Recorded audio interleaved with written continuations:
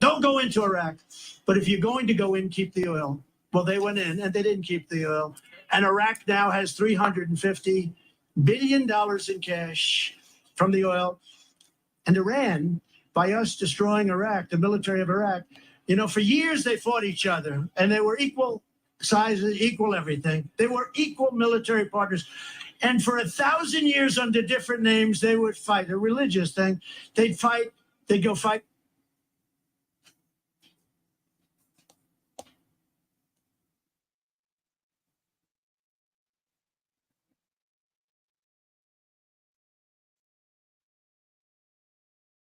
It's a weaponized deal for the Democrats to hit their political opponent. For Joe Biden, the worst president in the history of the United States. He's destroying our country. He's letting millions of people from jails, from prisons, from insane asylums, from mental institutions, drug dealers pour in. Venezuela, if you look at their crime statistics, they've gone down 72% in crime because they're releasing all their criminals into our country because of this horrible precedent that we have. And then they have a protest of Robert De Niro yesterday as a fool. He's a broken down fool standing out there. He got maggot. He got maggot yesterday. He got being done something. But I just want to say it's a very unfair trial. It should have never happened. If it was going to happen, it should have happened 7 years ago. As you know, Bragg didn't want to bring it. The Southern District didn't bring it. The FEC didn't bring it. This judge didn't even let us use the #1 election attorney. He's making the rules. He doesn't know anything about elections. He doesn't know anything about voting and vote counts. He doesn't know anything about this stuff. That's not his profession. We had the leading election expert in the country, Brad Smith, ready to testify. Wouldn't let him do it.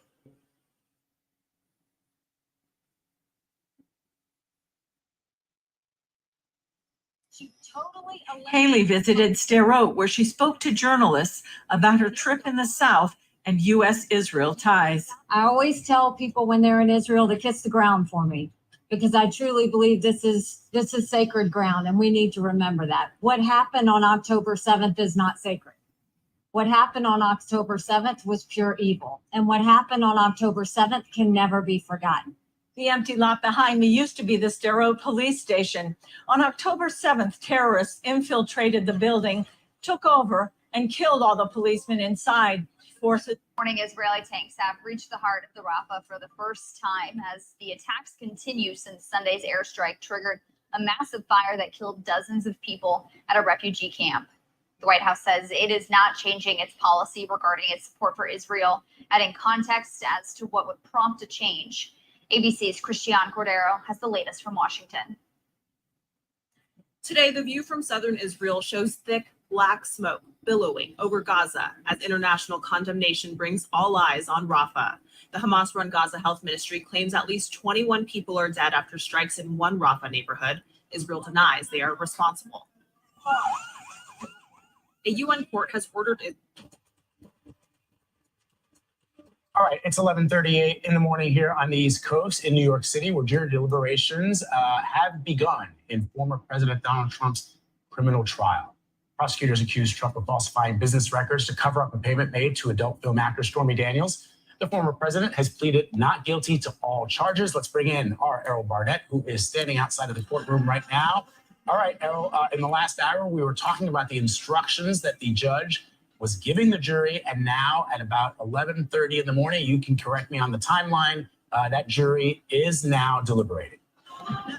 That's exactly right, Flat. At this moment, those 12 jurors, those New Yorkers, those peers of Donald Trump are inside the deliberation room in the state courthouse you see behind me, but they will slowly and meticulously walk through the 34 felony counts that Trump faces and decide his innocence or guilt. Now, they have the option at any time as they speak to each other to request for a jury. So what did the Democrats do? They brought out a celebrity. Yesterday, Robert De Niro joined the Biden campaign for a press conference outside of the courtroom, along with Joe Biden's senior spokesman and two police officers who were also CNN contributors from January 6th. And here is the circus coming to town. And yes, that is Robert De Niro there, looking about as lost as old Joe, wearing a COVID mask. Okay, at the end of May, what is almost June, what is unofficially summer now that Memorial Day has passed, of 2024, when he is outside. And he repeated New York Governor Kathy Hochul's new term for us that she calls Trump supporters, because Robert De Niro is that unoriginal to come up with any insults on his own. But this city is pretty accommodating. We make room for clowns.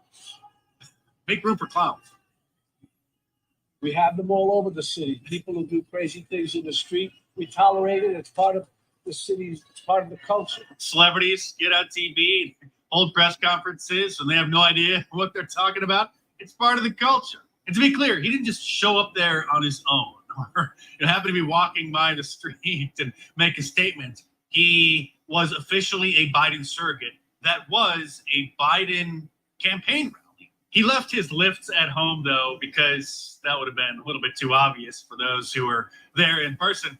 He does wear them on his movie sets, though, because he's such a little man. He feels embarrassed about being so short standing next to other actors. And so he wears his 3-inch lifts during scenes. I'll spare you his rambling nonsense, but this is how delusional he is these days.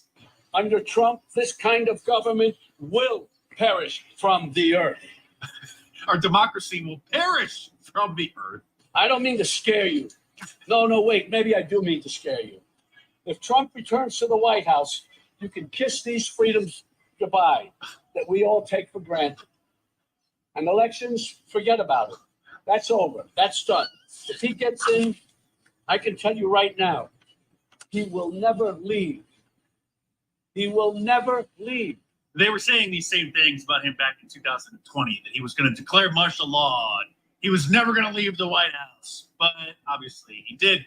The one place he hasn't left is Robert De Niro's head, where he will live rent-free for eternity. His press conference didn't go very well, though, because he was being heckled by Trump supporters, and that got Grandpa very upset. You are gangsters. You are gangsters. You are.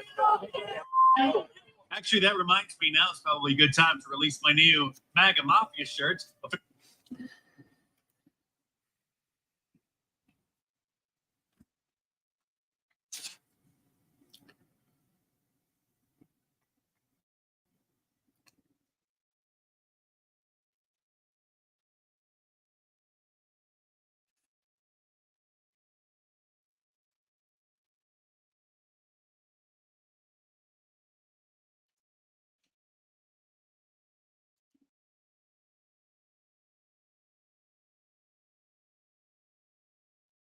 Morning, everybody. I'll try to get ham on, anytime you want.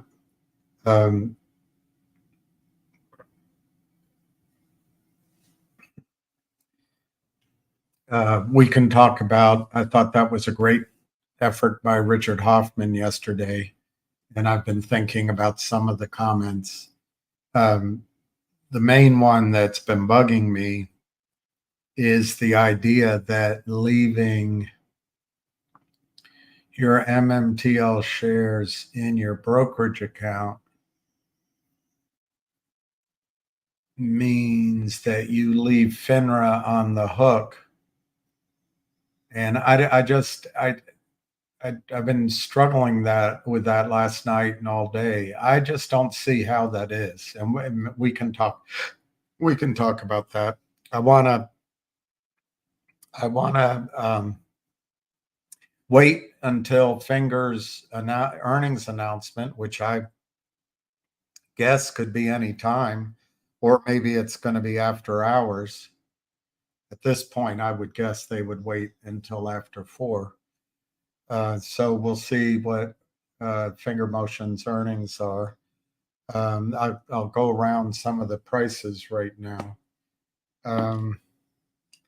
We can talk about how I think the stock market today doesn't reflect real values, particularly when you look at NVIDIA at 62 times earnings. That's out of whack.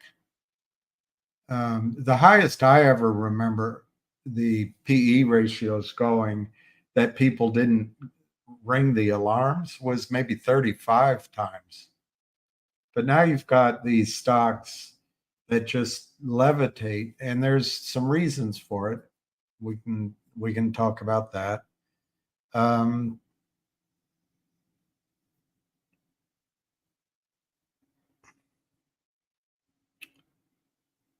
And yeah, the other thing is for those of you who expressed interest in the tiny market cap gold company, which could become, enormous. Now's the time. The documents are ready. I sent them out to some of you, people who responded and gave me definite numbers of interest. Several people gave, possibly. I didn't have the documents sent out. They're coming from the company because the company is the one seeking the investment, not me. But the time is now. We can talk about it, but let's save that. I'll find out who's there. There's a number of people. I sent the email out to about 40 people, my email, a week ago. I only got about, I'd say, 15 indications of interest that were strong. That's fine. I mean, I'm not pressuring anybody, but the company is raising right now sort of interim financing of around 250,000, mini, and maybe 500,000 maxi, but they could cut it off at any time. And so I think this week is the time to do it. Maybe next week, but I wouldn't wait because there's a lot of investors already in the company. And as this offering goes around, they could come fill it out in a heartbeat. The other thing is the company is seeking $5 million to build out their plant, and that's ongoing. That could happen anytime, and then this offering would be shut. So I know I'm an investor in the company. I'm going to try to do something in this round if I have money. Maybe I'll check with that guy on Twitter, see if I'm down to my last $15 in my checking account before I make a decision. Anyway, we can talk about that. Let's go through some of the prices. I'll look at some of your questions, and then we will bring Ham on for his high octane presentation. Wow, the company I can't talk about is up 22 cents. It's in the green. How about that? How about that? GME is down $2 at $21. Oh, William was wrong about that. Look,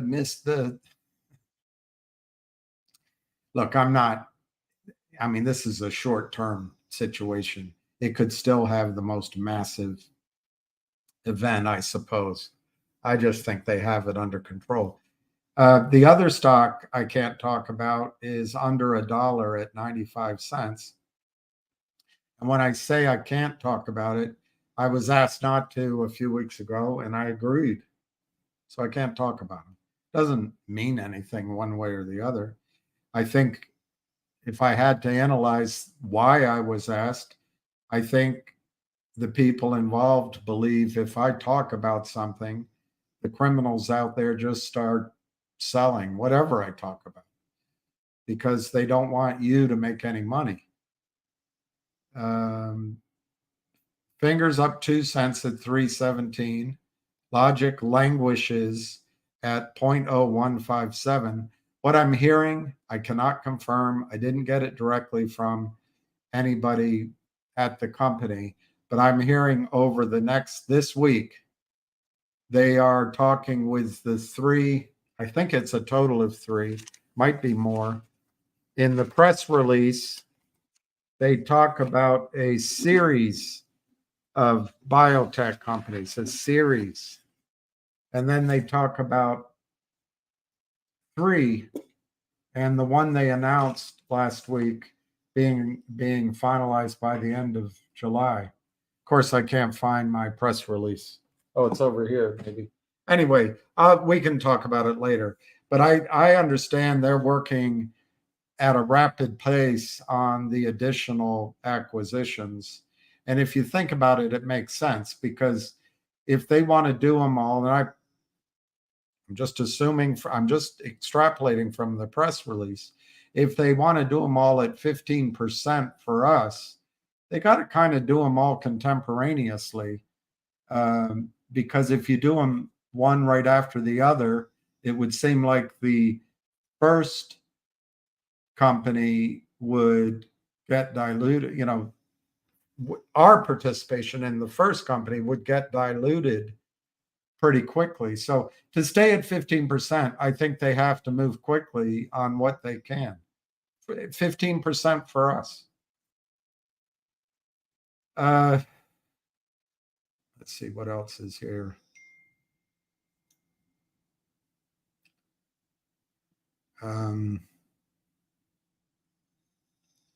Let's look at DJT for KYP. We'll look at DJT. That's up actually $1.32, 51.25. This one, it was red. Yeah, it's red today. RCRT 179. Let's get Chevron into our heads. Chevron, $156. High on the year, 171. Low on the year, 139. Dividend, do they have a dividend? They do, but it doesn't say here what it is. What is their dividend? Market cap, 293 billion. Does it make sense? The earnings per share are almost $11 a share. NVIDIA is trading at 62 times earnings. My little cheat sheet here does not give me the PE ratio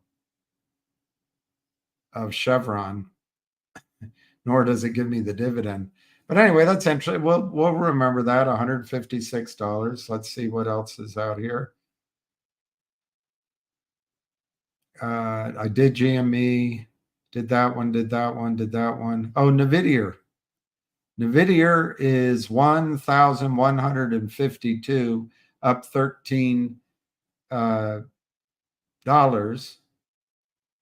And let's just, for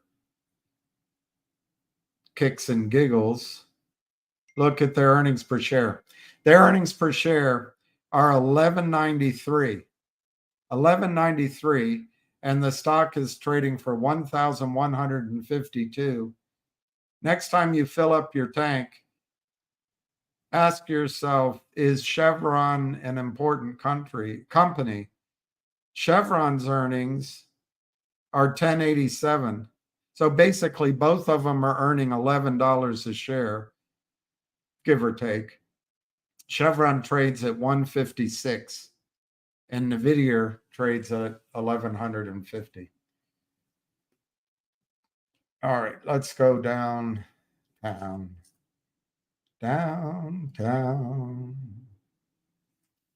Okay, let me get a pad of paper to keep that, Marty. I sent it out, but you know what somebody told me? I used blind copy on my email, and I might have screwed it up, but people got it, but maybe not everything went out. So I'll keep a list right now as people now tell me. I'm going to go through everybody tonight. And what I need in your email is your name, address, phone number, and how much you would do. The documents will be sent to you with that amount in it. You can always change your mind, but if you give me a definite amount, I can reserve it, and then we're in like Flynn. If you give me a wobbly amount, it's hard to reserve potentially, possibly something like that. But once you sign it, you got to wire the money. If you change your idea, change your amount, you can change it. You can do all or none of it. But I think they will shut it down. Just to go, Marty, to go over the numbers in my mind on this, because I talked to somebody this morning. They're making this offer at 4 cents a share. Now, the risk is that we could find out, oh gosh, it's going to be another year where you got to raise more money. That's always a risk in all of these. So it is speculative. But your 4 cents could go to zero, I suppose. I don't think it's going to, because there is a residual value in the amount of gold they can recover. Whilst small, it's enough to interest a buyer at a price better than what we're paying. So anyway, but we have to acknowledge, and like I say, I'm going to try to do it with you guys. But I've just got to figure out how to do that. We have to acknowledge that downside risk. But what I think is going to happen, they're going to raise the $5 million to build out the pilot plant. So if they go to production, let's say by the end of the year, first quarter, one of the cleanest paths is just to sell the company. If they sell the company for a low end value of gold in the ground, $100 an ounce, on a mid-range target for how much gold is there, they'll sell it over $4 a share.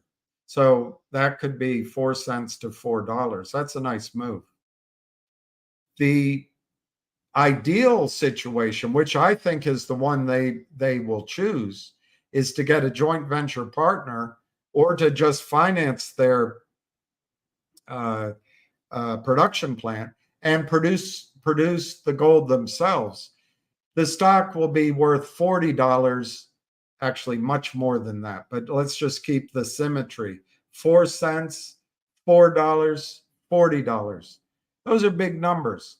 Now so the one risk is it could be, oh gosh, we tried it, didn't work, we need more time. I personally don't think that's going to happen. I know the metallurgist, the guy doing it, but we have to acknowledge that. So risk reward, 4 cents maybe involves a whole lot of time and eventually being worth something less than 4 cents, maybe all the way down to zero. I don't see that happening, but we have to acknowledge that.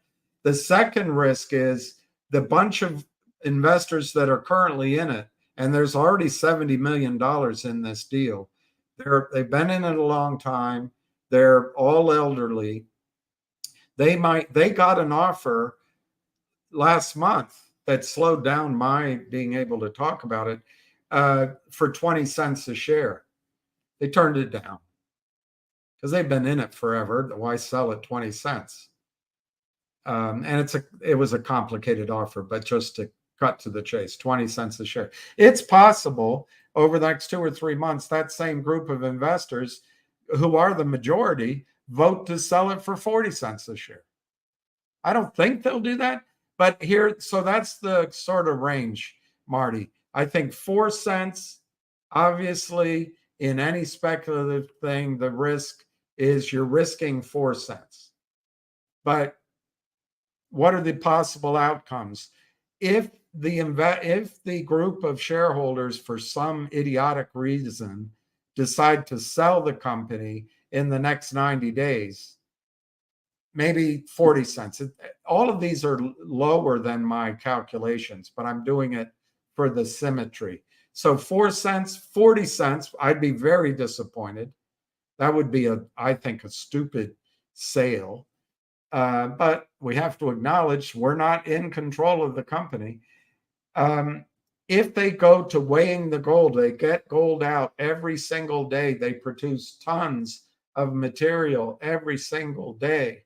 They could just sell the company. To Barrick Gold or Newmont Mining are the most obvious candidates. And if they sold it at $100 an ounce of gold in the ground, like I say, that's $4 a share. They could sell it at $250, $300, $400 an ounce, but just using a low range.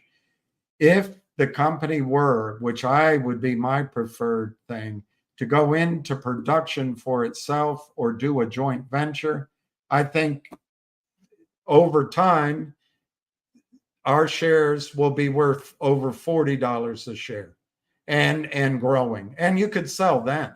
Once you get a big, a thing that's producing a lot every day, you could get a much higher sales price. That's the way I would do it. So 4 cents at risk in return for probably 3 outcomes potentially. And we can't control any of them. We have to be big boys and girls. 4 cents can go up 10x to 40 cents. It can go up 100x to $4, or it can go up 1,000x to $40. And there's all sorts of variables, and I'm being very simplistic, but we're risking the 4 cents. And if we've done this with all these other shares. I believe this will be will start trading again, and you might be able to sell out.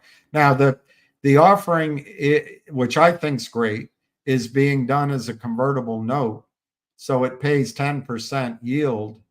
It matures, I think, in a year. I forgot to look that up, but you always have the right to convert the note into the shares. That's the document. So I can just tell you, it is 10x, at least 10x cheaper than I paid for any shares I own, any of them. I think when I say I've invested $250,000, it may be as high as 350 or 400,000 in the company. I did sell some of my shares in the open market at a loss before it stopped trading, but I think I'm in for it at least $250,000. I know the company. This is something I understand completely, and I think it's a great opportunity, which you would never see. It doesn't mean it doesn't have risk, but you would never see this deal ever. You would never see it. It's essentially a private placement, even though it's a quasi-public company that you just never would see. And that's why I think it's a great opportunity to participate. If you're interested, send your email to Fair and Balanced. My last name, fairandbalanced@gmail. I will, if you give your name, number, and address and a definitive indication of interest, I will have documents sent to you today or first thing in the morning. If you give kind of, well, I'm not really sure, I might be able to do this. I'm not going to have the company send the documents until either maybe we talk or you come to a definitive number. But I wish I had all the money that I lost in finger options back when I did that interview down at the SEC. I wish I had my vocal money. Hell, I wish I had my GTII money, but I don't. but I'm going to try to participate in this round. I didn't do the calculation.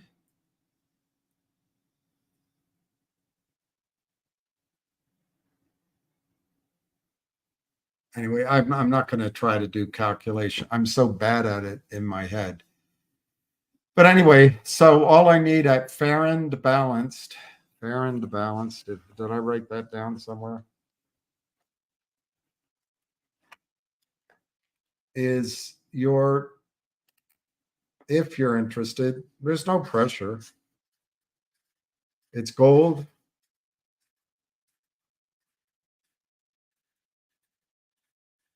The shorts aren't in it. That's great news. That's one benefit of not trading. So this is going to be illiquid until the company sells or starts trading again. Fair and balanced at Gmail. Fair and balanced at Gmail. Fair and balanced at Gmail. If you're interested, now is the time. I'm going to get everything over to them tonight because my spidey sense is telling me they're going to have a big buyer for the big part of the funding soon, and then they'll say no, we don't need any more money, and so we're kind of taking advantage of the fact that the company needs a bridge amount of capital to keep the lights on, to keep the permits alive, keep the claims alive, and be able to exist for probably at least 2 years if nothing happens. So it puts the company in a position of strength. And that's why they're willing to offer what I think is an amazingly attractive valuation and offering for some risk capital. You shouldn't put more in it. I mean, if you end up waiting for years, which I don't think is going to happen, but in your head, just make sure it's something that you could wait 2 years or 3 years instead of. I believe the timeline is they will have the pilot plant completed and in production by the third quarter, maybe the fourth quarter, and then have gold being produced every single day in the fourth quarter, maybe the first quarter. And then all the risk is gone. The valuations leap, and it just becomes a story. You'll go, I can't believe I was lucky enough to be in it. But there's the risk. There is, as in any early stage mining company, this is invisible gold, just like Barrick produces at and Newmont at Gold Strike in Nevada. This is in Nevada. But it has one characteristic, which is the gold particles. They're so tiny. Many of them could fit in the width of your hair, but they also have a coating on it. They're refractory. So it's taken years to come up with a process that can remove the gold particles, get them in a concentrated amount, and simultaneously get the coating off so that you produce gold. And in a standard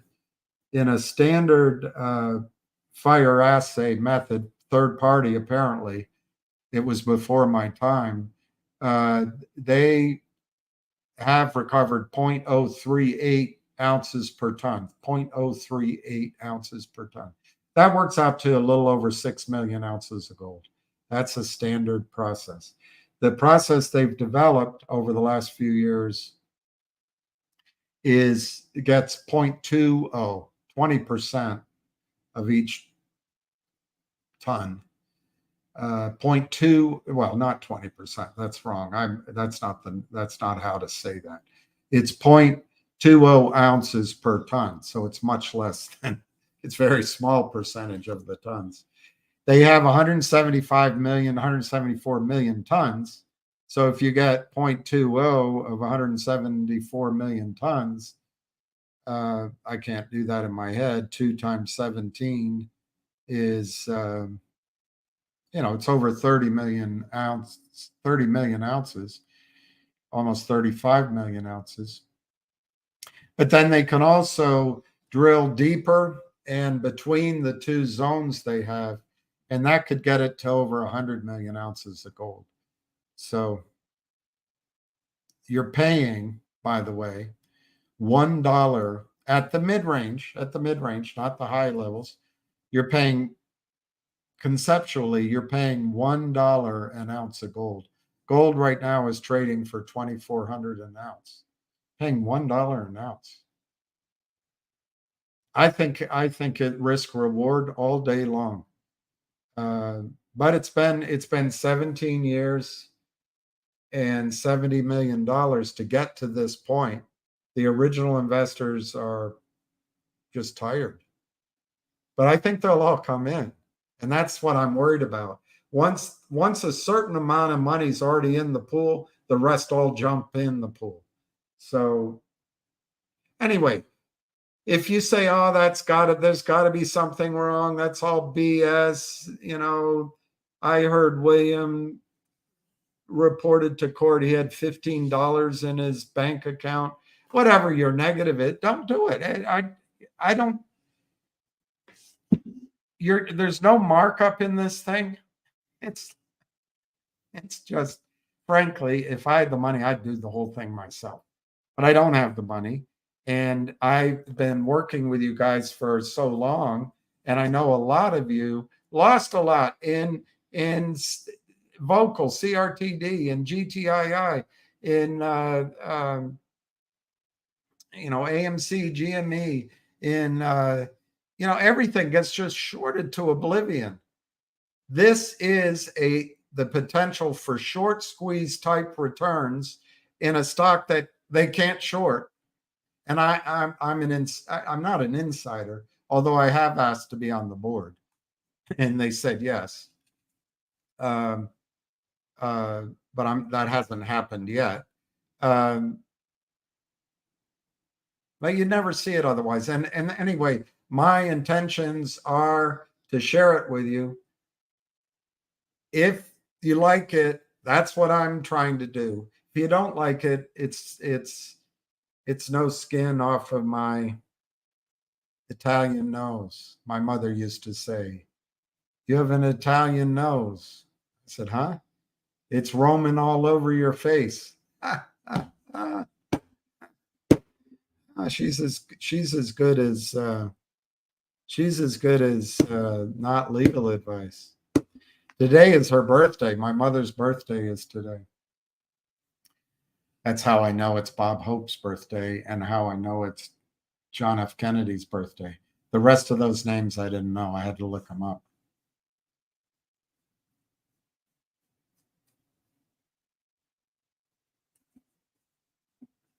All right, let's go. Jennifer, I don't know if I saw your email. Let me write your name down. No, I don't think I did. So let me write Jennifer down. I will send an email with a list of people who are indicating interest that I have to follow up with. Clint Eastwood. I guess in all this confusion, I don't rightly know myself. But seeing how this is a magnum something or other and can blow your head clean off, I think the question you have to ask yourself is, do I feel lucky? Well, do you, punk? Oh, Mr. Harry, you're not going to like my answer. Hey, BM Pro. Willie Vans, thank you. Willie Van Spronson. I hope it made you money getting a shout out. Let's see what somebody's saying. I'm not going to.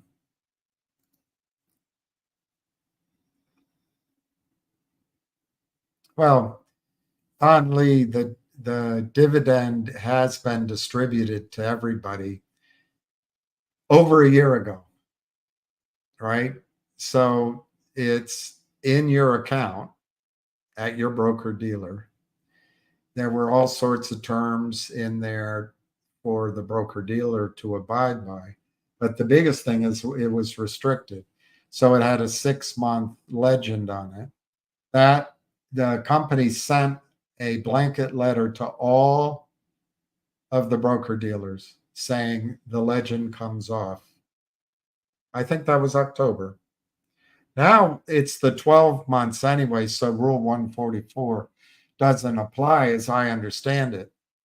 And I can't speak to what's happening to your dividend. I can speak with what's happening to mine.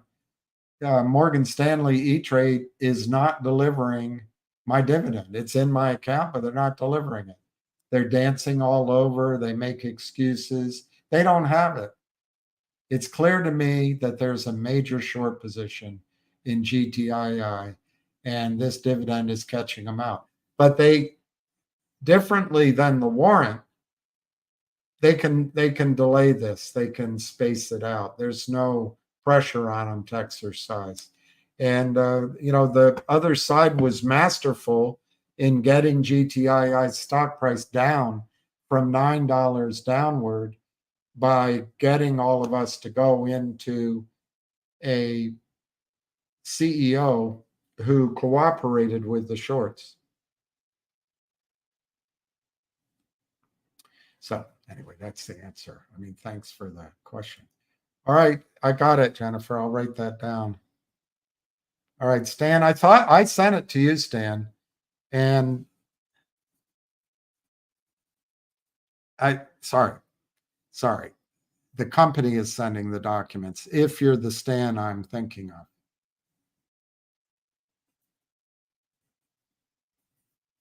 JVE.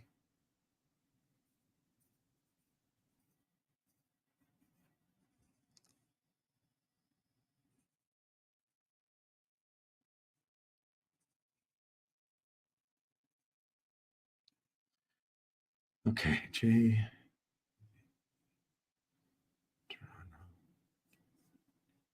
Okay, I hope I'm gonna, you know what, I'll take a picture of that.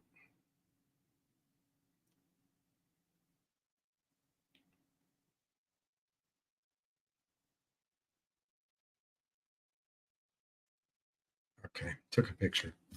All right. What is the CAT system I'm hearing about? Well, you can Google it. It's called the Certified Audit Trail. And in its simplest form, it's a way that Wall Street and the regulators can keep track of every trade. Well, guess what? They can do that already. So the real issue is, should that data in a level playing field market be made available to the public on a regular basis? You know, every night, every morning, maybe they'll get it to some other level. The Wall Street industry is making a full court press that says this violates their privacy and it violates their proprietary trading. Their proprietary trading is just stealing. That's all it is. Stealing, cheating, lying, hiring Gibson Dunn or other high-priced attorneys, capturing the regulators and donating to Ann Wagner and putting a quasi pretty face from Carlyle in charge of NASDAQ. That's their business model.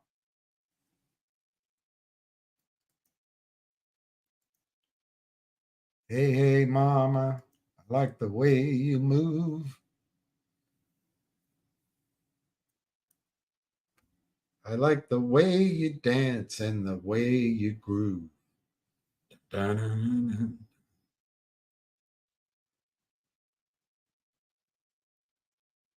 Hey, hey, mom, I like the way you groove. Nope, the earnings aren't out yet that I see, Pilot, but they're coming. I think they're coming today. Eddie Eagle, I think they're coming today. My understanding from him on his call today to everybody is that the company filed their earnings statements with the SEC today, and that the SEC has to post them. Once it's posted, the company will put out its press release. But don't get excited, Eddie. I think they're going to be good earnings. I think it's going to be, whatever. I don't know. I'm making it up. Billions in revenue. But I think it's going to be good. When we look at it, we go, wow, hey, great. We're on the right track. But Jeff Lind is going to just sell. And they're going to try to get us to believe that the stock sucks. And William, he's a complete idiot, and he's a washed up loser, and he ran out of money once in his life. They found out one time I did. I can tell you, I've been down and out plenty of times in my life.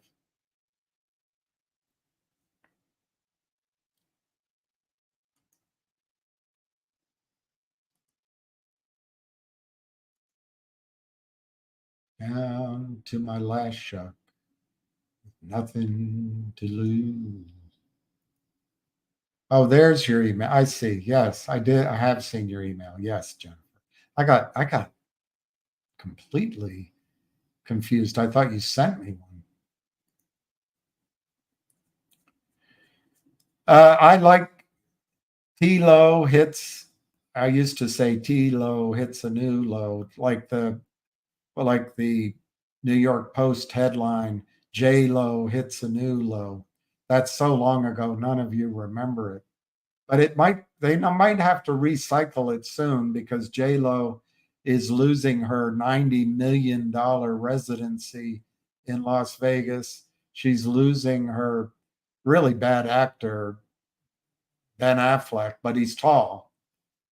And as my mother told me when I was younger, honey, tall matters.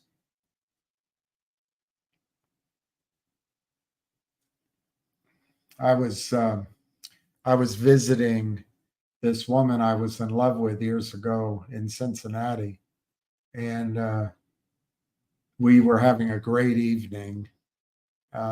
We either started or ended up or whatever at her place, but we're going out to listen to music, and we were having some Basil Hayden and talking, and had some music on, and beautiful downtown loft. It was great. And, I was just full of all excitement, glad to be there, enjoying it. And the door, there's a knock on the door. And this married man shows up with two little boys. And he says, is the lady of the house in? I said, yeah, sure. Yeah, they came in. He came in. He started really grilling me with questions, some of which I was like, this is totally inappropriate. And then we're talking about my friend, and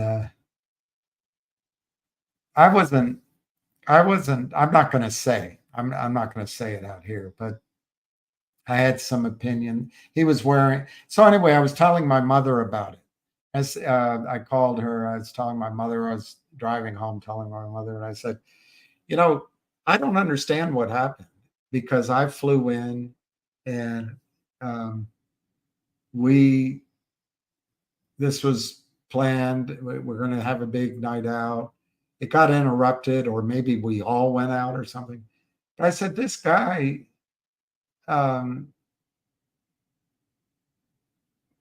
he shows up with kids. He's married. He's tall, blonde. I don't remember if he was blonde, but and he's wearing trainers. And I just don't understand what happened and what I should do about it. And mother said, honey, tall matters. So that was the advice I got from my mother.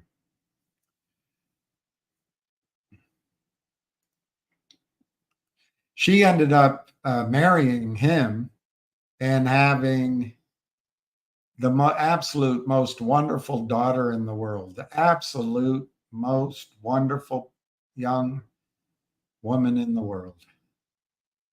So God has his plans, you know.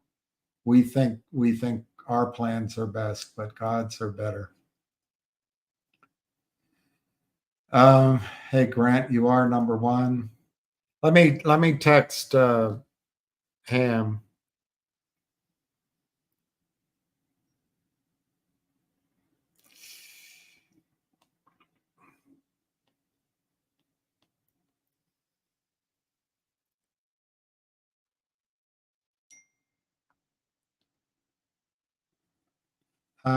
Well, and when he calls in, if he calls in, I'll put him on so you don't have to hear my cornball stories.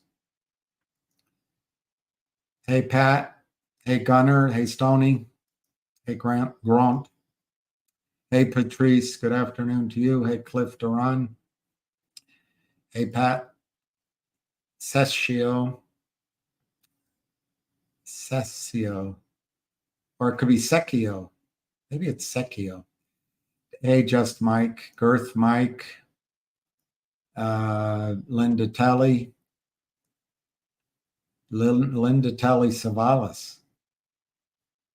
My dad was once, I think it was in Eastern Europe somewhere, but my dad was invited to some event, or it's the other way around. He hosted an event and Telly Savalas was invited. And he told me that when Telly Savalas walked in the room, every woman swooned. Every woman loved Telly Savalas. Anyway, hi, Linda. John Morales, how are you? Aloha. I did see the Chase Bank explosion on on Kristen Shaughnessy's X on her Twitter feed. Hey, holder. Hey, Dave. Orange Man Van. Orange is the new black.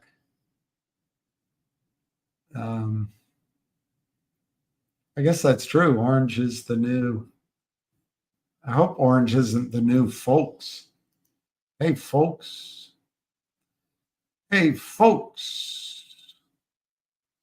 All you have to do, folks, hey, Van Hang, all you have to do, there's nothing to worry about with Fukushima Daiichi's 3 explosions.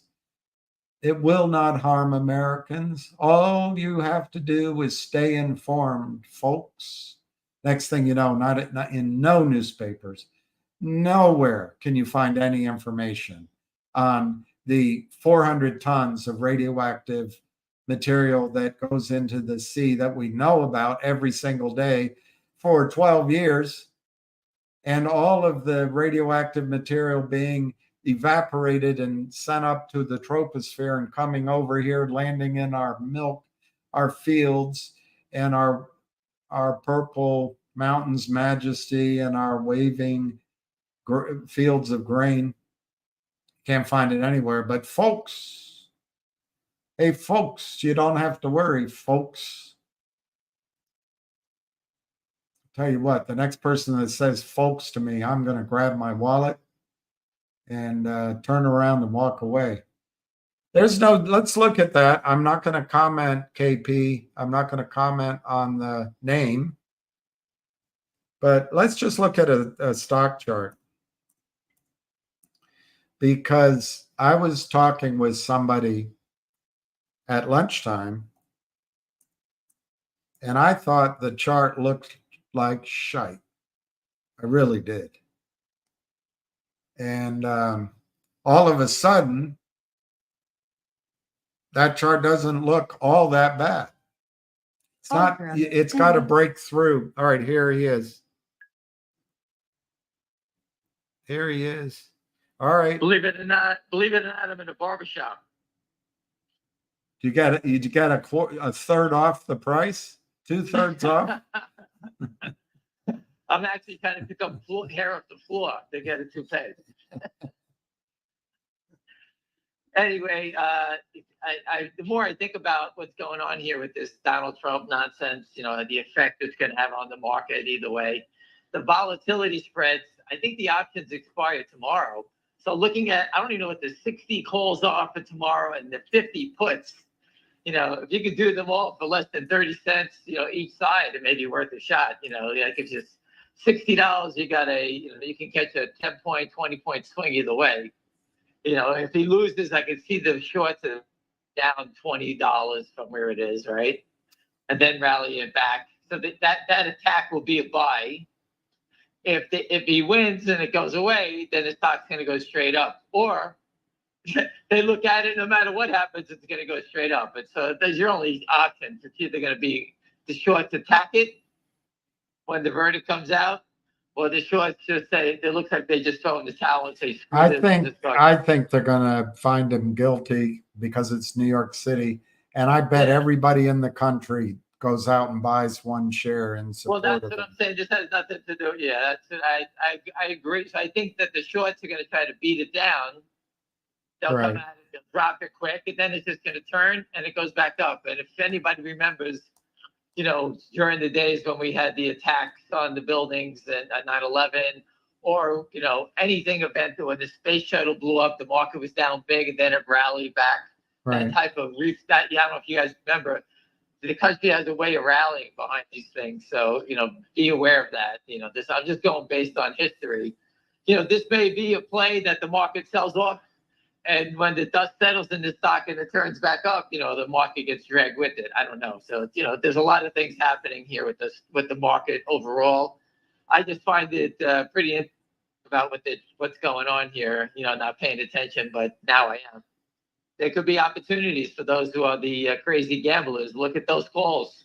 Look at puts, maybe by 1 and 1. I don't know what they are. No idea. But they expired to Friday, excuse me.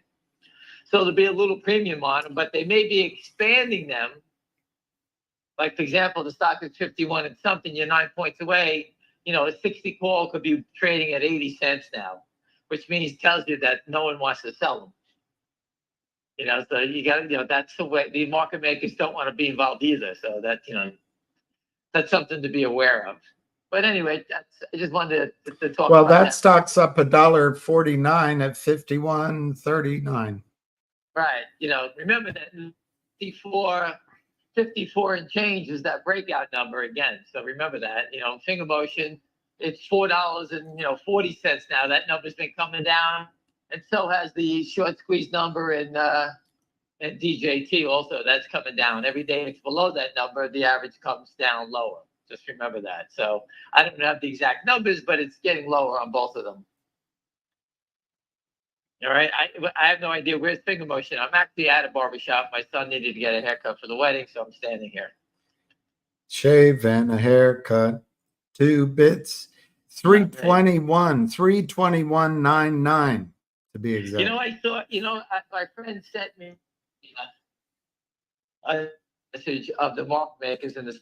I know GSCO is a market maker. They're offering at $3.30.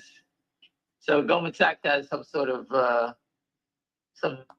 market maker on our stock. GSCO is Goldman Sachs' symbol. Well, I see 5 on the bid and 1 on the offer, 320 by 322. Right. I'm just saying they were at 330. They were offering at 330. I don't know if that's Goldman's symbol or they sold it. Remember, E-Trade sold their symbol, ETRD. Somebody, you know, these guys, the symbols that used to represent the big firms have been acquired by these decent scoundrels because they think they make people feel at ease or maybe think they're more powerful than they are. Like whoever bought GSCO symbol, yeah, that's a pretty powerful symbol for anybody who's been in the business for a long time as a market maker. So I don't know. I have the actual photo. I'll send it to you so you can take a look at it. This was a few minutes ago. So anyway, but the earnings are not out yet. I thought they'd be out. No, they're not. I'll look while you're talking, but they're not. I would guess they're going to wait till 4:00 now. Well, Wouldn't they you? don't. From what I gathered, the company has nothing to do with it. They filed it with the SEC. That's what the IR guys say. And where it goes from there. Once the SEC accepts the filing, it comes out. Well, I don't know. I'm just looking for that text from the guy. I just can't find it right now. If any is on your call, earlier today, I heard from a broker that someone had a client, and the client is notorious is good friends with Jeff Easton, and he's been buying the stock. I don't know how. Repeat that because you kind of faded in and out. I think a bug flew in my throat.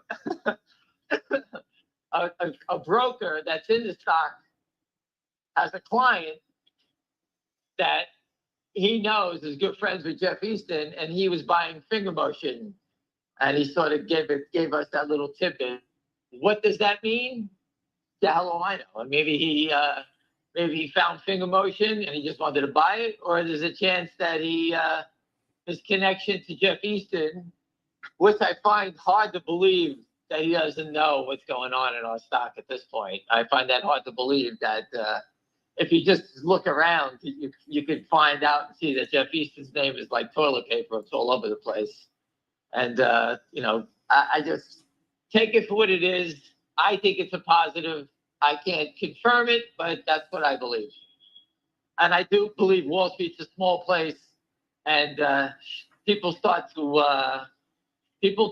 and when there's money to be made, these guys would kill their own mothers to run in front of it. So just think about that. Short sellers, when they know a short's in trouble, they'll do anything to get in front of it to make money for themselves. So, most of us would do the same thing, but these guys are even more. They would kill their friends, their mother, anybody to make money. That's how devious these guys are.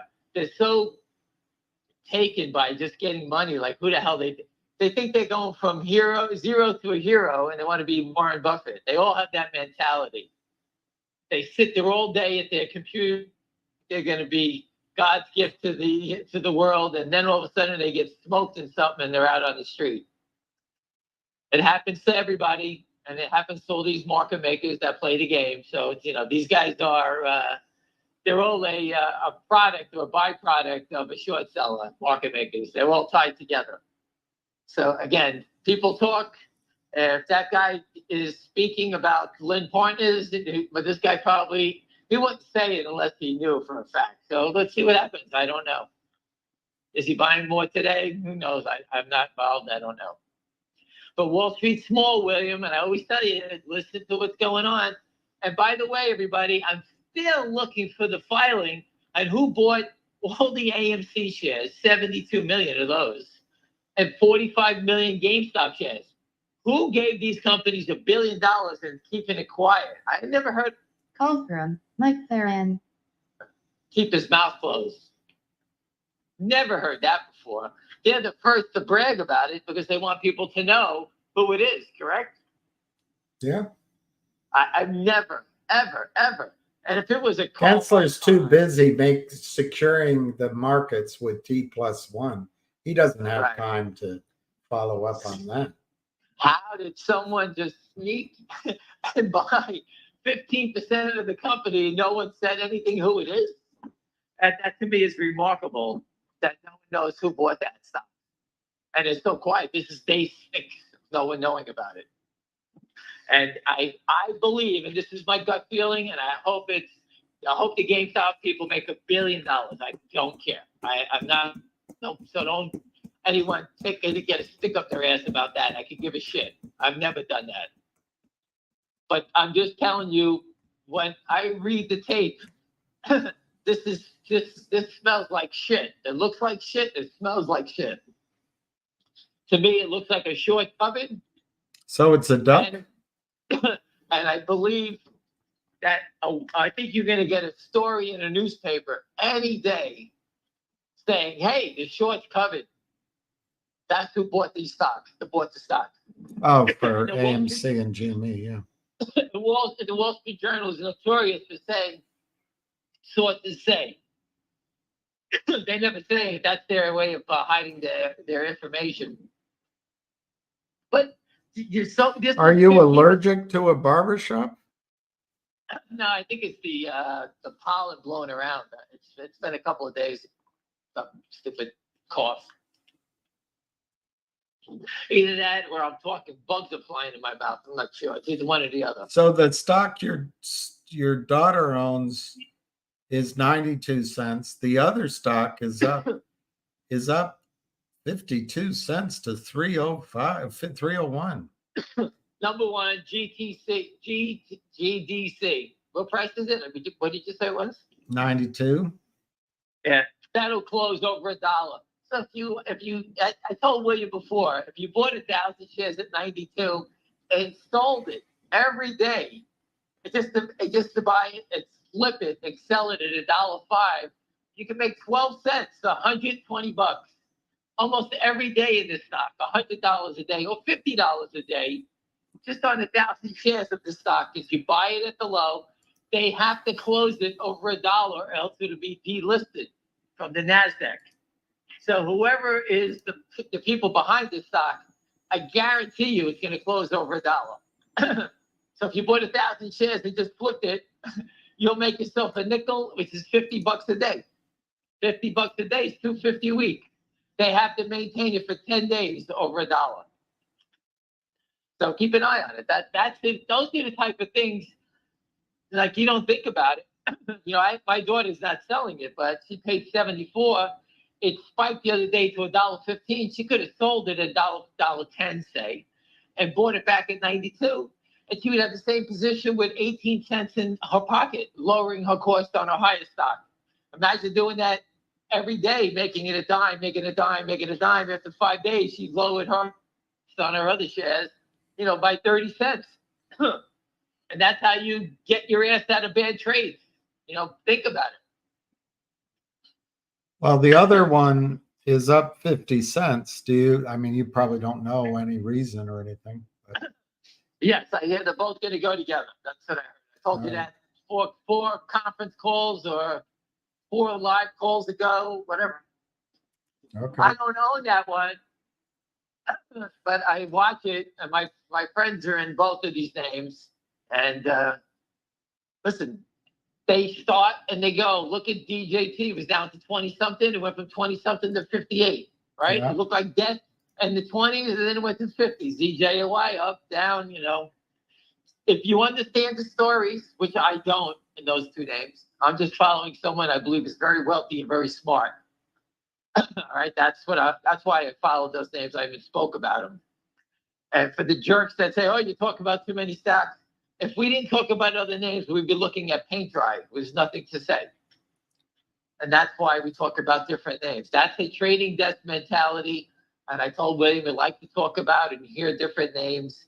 I don't have to own them all. I can't afford to own them all. Nobody can afford to own them all. But it's ideas, and you get to watch it, figure it out, and learn and educate yourself. If you want to be a market participant, which I'm sure a lot of people are trying to get the feel for it, I've given you 50 little different hints on how to make money. Do it yourself. You have to study it, figure it out. I don't remember everything we talk about, but if we talk about it, there's a hint in there about what to look at.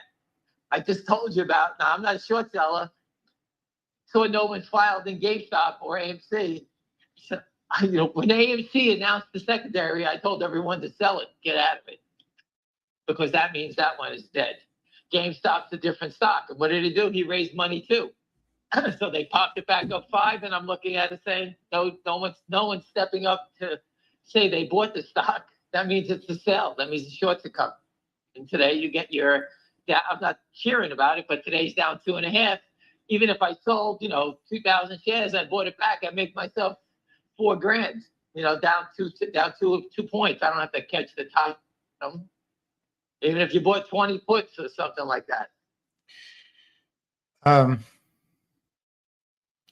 Nicole's asking, how does Finger benefit from Univest Do they buy the shares of Finger directly to make it go up a lot, or How does FingerMotion benefit from Univest? yeah, basically, will they cause it to squeeze or what? I don't know. I don't know much how they operate. I couldn't tell you. They have a history of squeezing stocks, that I could tell you. I don't know how, I'm not sitting at a table with them telling us what to do. Just let's see what they do in ZJYL and GDC. They're around those two names. I don't know what they do, but we can figure it out at that point, right? Listen, they didn't sign up to go with FingerMotion to sit here and just twiddle their thumbs, right? They're here to make money, right? I don't know what the grand plan is with them. Maybe they're making an introduction. Maybe they're the ones that are introducing them to all these big contracts they're supposedly getting. They just announced the one with the charge-up stations. Maybe there's other ones that these guys are doing. Maybe it's a business relationship like that. They're paying for their introduction. Maybe that's it. I don't know. But they did make them do a big self-registration, which means that when the stock goes crazy, right, which like everyone else expects, they are ready to sell the shares at any price. They don't have to announce it like GameStop or AMC because it's all filed and ready to go. That's why you do those registration statements, because it's already prepared. If the stock goes, they could just sell it, boom, boom, boom, and never have to speak to anybody, and it's done. This guy says they're not letting DJT go past 52 today. Yeah, I know. I thought it hit it before. Hey, listen, just look at the GDC, for example. What's the big deal if the stock goes past $1, correct? Right. They're trying to hold it below $1 so that the company gets delisted. That's all that's going on there. The short on more shares below $1 to hold it down at $1 so that the company gets delisted from the NASDAQ. Think how crooked, how fraudulent that is. The merits, the company's being deleted because of short sellers, and that is a trick. And that is a trick by the shorts to try to get companies or shareholders to give up on a particular stock. Is when they get to be delisted. That's an old trick. Because the company has to come out with a press release saying, hey, we've been delisted. And the people on this call, I'm sure, have been in stocks, and they sit there, oh, no, that means the end of the world. We're being delisted. And now you know what happens and why they do it. That's just another trick in the book and how to rob you. Do you have any thoughts on TLO? I know the guy that owns the whole thing, and we know what it does. And like yourself, I can't believe that they're trying to hold the stock down that could extend your life. And it's only trick. Out of the gate, we all get to see it in real time. We all got to see the manipulation out of the gate. My friends own it, and they own it at $6, $7. We own some at $9, not a lot. But I'm looking at it saying, how could you not cheer this on? It's just like we're all gonna die. Don't you want to extend your life? I don't get it. And those guys didn't go public without having some proof or something what they're doing. They're not just guessing. And all the studies were done at Johns Hopkins, and I think that, like what William said, is he did the interview with the people. I mean, what else can we say? I don't check on it every day, but I think they were on national TV this weekend or something like that. Or they don't have to go on national TV. Just go out there and scream at the SEC. Put a truck in front of the SEC. It's better than telling your story, I think, right? Right.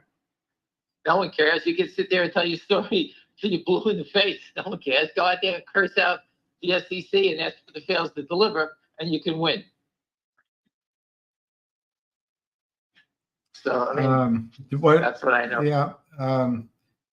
I just was reading they're updating. I guess Trump doesn't think he's going to be found not guilty. Oh, well. Listen, the whole thing is stupid. We have, idiots trying to attack the political opponent. I don't give a shit who it is. You're not supposed to do that, but they are, and it's very obvious. So, they're just pushing the country to a civil war. And you know what? I'd rather be on the side with the people that are fighters. So I know I'm on the right side. You can pick your own side. I know the side that I'm going with. That's not. Let's leave that off for everyone else. I'm here to kill shorts. I don't give a shit about everything else. Do you have any comments on the CAT system controversy? The CAT system is being put in place along with T+1. I told you the SEC's turning the valve slowly. I've been here 24 years. They're turning the valve slowly. And they are going to catch these guys. We want it done yesterday. For the people that have been here for 2 weeks, a year, 2 years, I understand you want it done faster. We don't control it. It's your government that's doing this, not us. These guys should be all in jail already. Look at the people in these foreign countries now are getting caught by South Korea. They're indicting them. They're putting these guys in jail. How do you not put savvy management, who is, the reason I say about him, because in his SEC complaint, naked short selling scheme. I don't know about you. He sounds like he was robbing a bank. To me, that's a scheme. This guy was creating something to commit fraud and steal people. I mean, I don't understand it. I don't know. I told you before, Ivan Boesky was a client of mine. He just passed away, and he specialized in inside information. He had all the scoop. He knew what was going on with the bankers and everything. He had all the inside information. He went to jail for inside information. If we only knew naked short selling was a crime that you can't get punished for, I'm sure everybody would have done that. That's a high level guy. And we didn't know anything about it. He went to jail for insider trading. People go to get arrested all the time for insider trading. Naked short selling, these guys are stealing millions a day and no one says anything about it. And it's all fraudulent. They all know it's illegal. How the SEC or the DOJ is not prosecuting these people is, but I believe it's coming. I think the DOJ and the FBI is going to prosecute these people shortly. Everybody knows they're bad. And like I said before, William, on that little stupid call I had, even my daughter said it. They make movies. They made a movie about naked short selling. I think everyone doesn't know about it. I didn't making movies about it.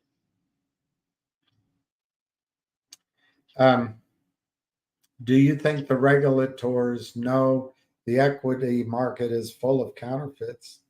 Yeah. And they can't do anything about it because the U.S. financial system would collapse. I agree on that. That's why they're doing the CAT, and that's why they're doing the T+1 to take more and more risk out of it. And that is a way to get these short sellers to cover. William, I put up a story before, that guy, William Hang, whatever his name is. Wong. Bill Wong. I forget who was it, Credit Suisse maybe? I forgot. It took him a month to sell out his portfolio, a month, and that's on the long side. On the short side, the naked short side, it's going to take 8 minutes, because once you start buying, you have to go as fast as you can because everyone else is going to front run you. All right, liquidating a position is very different. Even though they ran it down, they pushed it down. Not everybody can participate, but everyone can participate in buying the stock and running in front of it. So it's very different. I posted that before.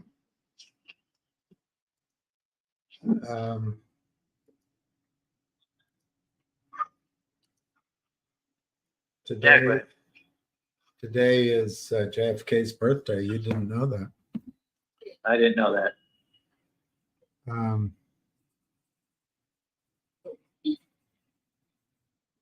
Yeah, shoot away. We asked already about Tilo. Okay. Hey, Nunya. Saigon. Somebody's here from Saigon. Wow, you're in from Saigon. Ham almost visited Saigon. Well, Singapore. Hold on a second. Saigon and Taiwan. Wow. That's pretty exciting. I'm in DC. Is China thinking about invading Taiwan? William, I'm sorry, we're just leaving the barbershop, so we're all good. Hey, they say Trump was found guilty. I don't believe that. Let me look. That would be big news. What are you doing? Really? Did they kick you out because you don't have any hair? You're loitering in a barber shop? No, they didn't find him guilty. I think you must be jumping the gun there. Wait, no one cares. No one cares. What are you kidding? Well, I think it's a big deal. I think it's. I said, but no, it's just gonna enrage everybody else, and that's the way it goes. And that's the funny thing. Naked short selling, well, you have a great audience, people come and listen. But how do all the other people in the United States don't say anything? It's just amazing. You're good. Go on. They don't say anything. How people are not standing up and screaming about it. And screaming about their investments being robbed. But it's okay, let them all get robbed. I don't care. I know. That's just how it goes.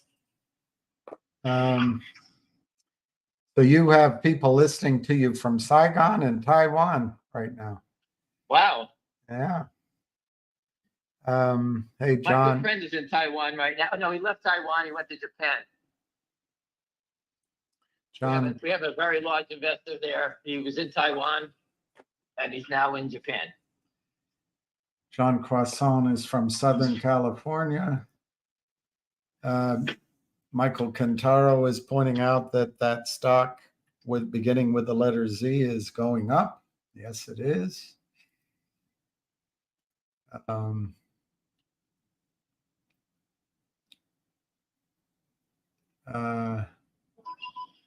If you look at it, you're learning that you can buy stocks on dips. On a hot name, they come back, right? That's true, particularly if they're in play, which is what I would If say. you look at it, I look at it this way. Let's say the ZJYL. It's very hard to pick the bottom. And when you want to buy a stock, when you want to buy and it pulls back, you buy 200 more and 200, and maybe you were able to get the bottom today, whatever that is. What was the bottom today? 250 to 40. On that stock, let me look. 249 was the close. The low was 232. So imagine buying 200 shares here, and now you can make yourself almost $1 in it. You can sell it. If it pulls back, you're a buy. If not, you're long. Instead of 800 shares, you own 600 shares. You lower your cost. So don't get mad at me. Go ahead. Sorry, I interrupted you. I thought you were done. What am I going to get mad for? There's nothing you could say unless you make fun of Jameis Winston or Florida State football. Other than that, I couldn't give a shit what you say. I bet Jameis Winston has hair on the top of his head. Did you answer, Tilo? This guy's saying I never answered, so it's my brain. I don't know. Did you talk about Tilo already? About 4 minutes. All right. 4 Okay. minutes, yeah. All right. Okay. Yahoo says finger earnings today. Yeah, I'd say after the close. It looks like what's happening. Kit Kidder. Orchestrate again. I was always told public companies send the information to the SEC. The SEC approves it, and it comes out as soon as it's filed. The public company can put out a press release. That's how it works. That's how I thought it worked. Well, they're going to have all night to build up their firepower to sell it down so that whatever's announced comes across as bad. Their crack research team will have all night to study it. We used to make fun of that. Some of the news came out in FingerMotion, and they get a deal, a revenue deal with a Chinese company who we couldn't even pronounce their name. And they were selling the stock down. We don't even know what the hell they did. And we follow the company. We're like, how could they decipher what it is? We can't even figure it out. And they're selling it down 20 seconds after the news comes out. So Kit Kitteridge says the real shortened finger is about to cave in. That's the one that I keep an eye on. Because he's 100% tied to the naked short. There's no one in their right mind would be paying a fee to short a $3 stock that potentially has a huge naked short here that could be exposed. You'll get vaporized over nothing. It doesn't make any sense. The most they can make is 2 million shares at $3 is $6 million. The most they can lose is infinite. You have to be insane to do that. And nobody in the planet would do that unless it's tied to the criminal. Fingers flat right now. This Giaba is saying that Ryan Cohen spent time with Carl Icahn last year. I don't know the import, but I'm letting you know that in case you care. Ryan Cohen? That's the guy from GameStop, right? Right. He spent time with Carl Icahn? That's what it says. But last year, not. Carl Icahn, he's got a foot and a half in the grave. He's pretty old now. But he's if you look at his history, he helped kill the guy in Persian Square in Herbalife. He crushed the short in that stock. So Carl Icahn doesn't like to dabble in, if you can get to him. Because the shorts went after him. So I would think if it was Carl Icahn, he would have bought the secondary. He would have announced it already. And the stock would have been $50 again. But, if Carl Icahn did buy it, the street would know about it already. Fingers actually in the red. It's down a penny at 314. It's always negative. Hurry up, sell it. Down 2 cents, 313. Nobody's selling it that knows the story. It's just the criminals. This guy, he says it seems easier to make money by shorting and destroying American companies rather than investing in businesses. So for the gentleman who just said that, I posted 1,000 times.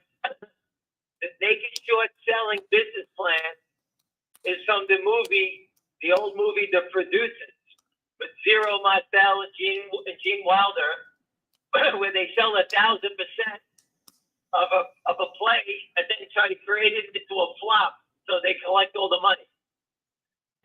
It's easier to make more money with a flop than a hit. So this is exactly the business plan of the naked short selling. Because you raise 1,000% from your investors, but you don't have to return anything. That's correct. Might as well sell as much as you can. Right. All right. Another asker. Anything happening with T-Lo stock? I think we talked about that. Have you talked about your Washington trip? Yes, I had called. They got back to me, and they could not get me in today. I guess the hearing came up. They're trying to set me up for next week. It's out of my hands, but I have the connection there, so we're going back and forth. They told me today, and then they said no. So hopefully that's why they got me before I started driving. Have you heard about ORGN? I'm wondering if that's Orogenesis. Let me look what company that is. It used to be ORG. ORGN stock is Origin Materials. But Kit says they don't need money, and they'll be cash flow positive next year. And they get the shit kicked out too. It's $1.17. Been as high as 5, low as 44 cents. Anyway, I don't know anything about it, but Well, listen, tell the people what's the symbol. Do your homework on it. You just got to lead on it, and you can figure it out yourself. Listen, I don't know the symbol. I don't know the company, but whoever just told us the symbol is giving you he's actually usually pretty good.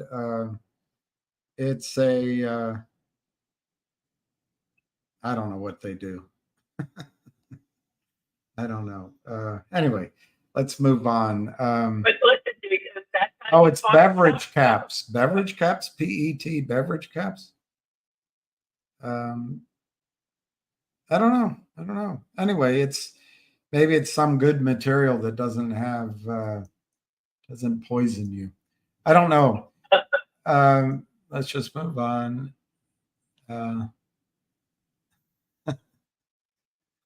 Goomba. One guy's calling you Goomba. He is That's calling one thing I'm not. you a Goomba. I don't even know what a Goomba is. It's a term for a greaseball guinea.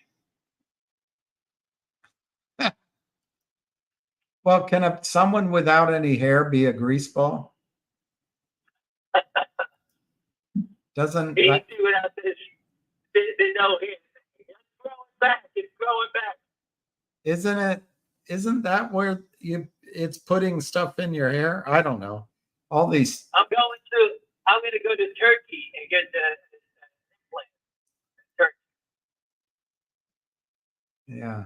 William, I'm going to get my hair to look like Tiny Tim's. Remember them? I remember Tiny Tim. We're going to tiptoe through the tulips with you, me. Even he was a superstar. He married that little girl. I can almost remember her name. This guy's saying, yeah, I agree with that. Let's not.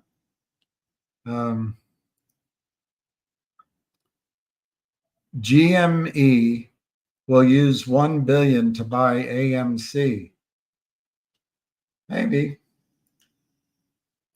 Tell the CTO, Ryan Cohen, to take his money and just go buy Apple Computer and buy a little bit every day and become just a holder like Warren Buffett. And William, let me just address that because I posted it this morning. The best business plan in the world is squeezing a short. Ryan Cohen, GameStop has raised $2 billion with no business, and it raised $2 billion. You tell me another business that can raise that type of money with no business. So this gentleman from Texas says he missed the news on Finger. You twittered something. You heard something. I think that must be your the fact that the associate of Jeffrey Easton. He's talking about the broker that has a client that's friends with Jeff Easton who bought the stock. That's all we know about it. Yeah. Well, we know the guy's an alcoholic and he wanted to buy. He heard the stock on the street and he bought it. I have no idea.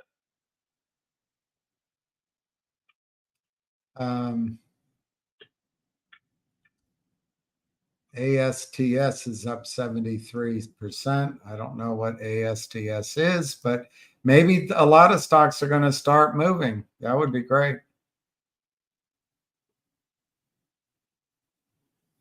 Well, look at it this way, William. Let's say you're a small fry naked short seller, and you know the rules are coming down against you. Like if it's Indian, whatever that stock that guy just said, some 70%. You're going to start seeing smaller naked short sellers throwing the towel because they don't want to get busted. The bigger ones, or the middle of the road guys like the Lynn Martin, who are so deep in it, they can't get out now. There's no way out. They're trapped for life. So it's a very different situation. Again, it's like the kamikaze. The way these guys have to die is to kill themselves. So Miles is asking, do you think Finger is going to do a 1-2 punch to the shorts, earnings, then Univest? Is something else cooking? I would say yes. And does it seem like Look, they announced the dividend. The SEC has to approve it. Yes, it seems like it's taking a while, but it's not in their hands. My opinion is that this is my opinion. I don't know anything. I think you're going to see the earnings. I think you're going to see the dividends, and I think that the knockout punch is right behind it all. Yeah, that makes sense to me. I mean, the reason it makes sense to me, Miles, just from the interview I did months ago, and then another interview, and then we were all up there. There's so many things that could have been announced over the last weeks or months that haven't. I'm not saying I know what they are, but they've got to have bunched up by now. I mean, they've got to come 1, 2, 3, 4 in a row. Seems to me. Listen, the company is well aware of the security. They closed Finger down 2 cents. And then after the market, it's trading up 5 cents. No, it's down 2 cents. Well, let me see. Maybe that's extended hours. It's at 2 cents. Let me get the closed down 2 cents. It closed down 2 cents at 3.13, and now it's down another 2 cents at 3.11. Bravo. Everybody wants. You know what the funny thing is? The volume, William, is 300,000 a day. I don't even know where the volume is coming from every day. Neither does Gary Gensler. But when he gets T+1, he'll know. I do believe that there's a lot of watching and crossing back and forth. And I think 70% of the volume we're seeing now is fake. Every day. I'm looking for the earnings. And the cross volume is the buy more settlement side. You've got a listener in from Spain. You're a worldwide phenomenon.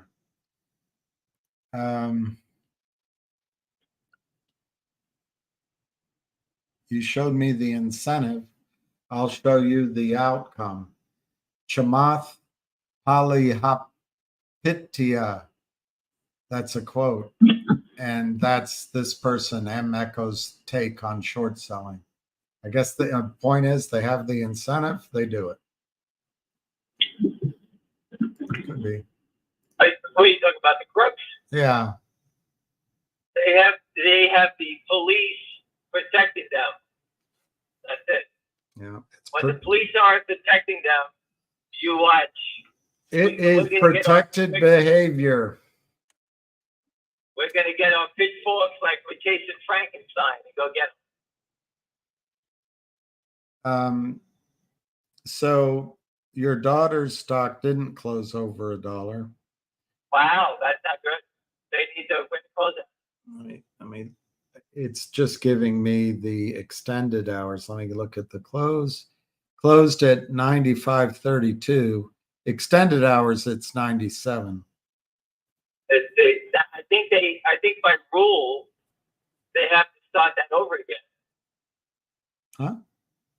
I think by rule they have to start the clock over again. They need 10 consecutive days. Oh, for $1. Yeah, I think it is consecutive. I don't think it's 10 days. I think you're right.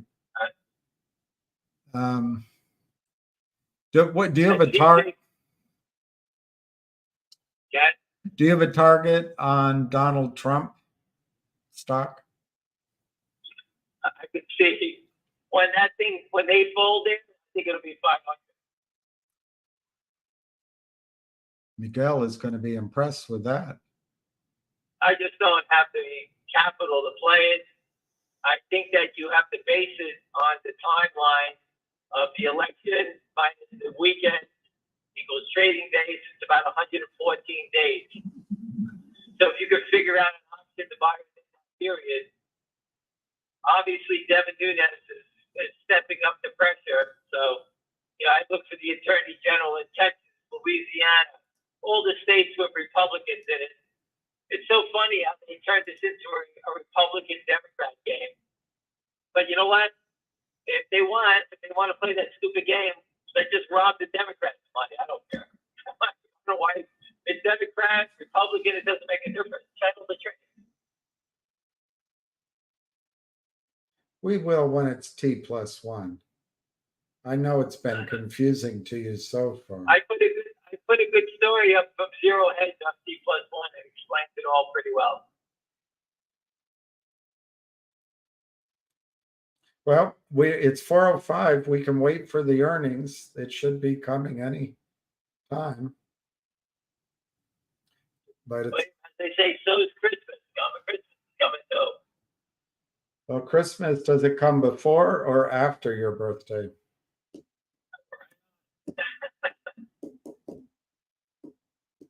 I always believed, for some strange reason, I was chosen to do this for some crazy reason. I don't know why. You were born in a manger. I was born to do this. I could have walked away 100 times. But when I see my friends start to pass away, and they all were there fighting with me, one by one, they were dying, and I said, all right, I got to keep going. And that's what it is. It is kind of down to that, isn't it? Because I just saw there's a woman that did her. you're going to have to meet your mother up in heaven, and she's going to say, son, what did you do to make money? My mother used to, William, we grew up and we were all in the same room. And me and my younger brother slept in the bottom bunk. My older brother was above us. My sister next to us took my hand and the dog in the same room. And my mother used to come in and yell at us to go to bed. And she used to hit us with the wooden hanger. And my younger brother was always on the outside, so he got whacked the most. But she used to break the hangers on us. She used to break the wooden hangers on us. Whenever trouble we were starting, she would break the hangers on us. Well, William, she figured it out that if she used the wire hanger, and trust me, when she started whacking us with the wire hanger, It didn't break. It didn't break. The prisoners got in line real quick. You got a viewer from Portugal. Portugal. I hope Portugal is still okay. I always heard great things about it. There's a lot of climbing to get to the hotels, to the beach, or something like that. That's all I know. I think it's a great place to go, and and your money goes a long way there. That's all I know.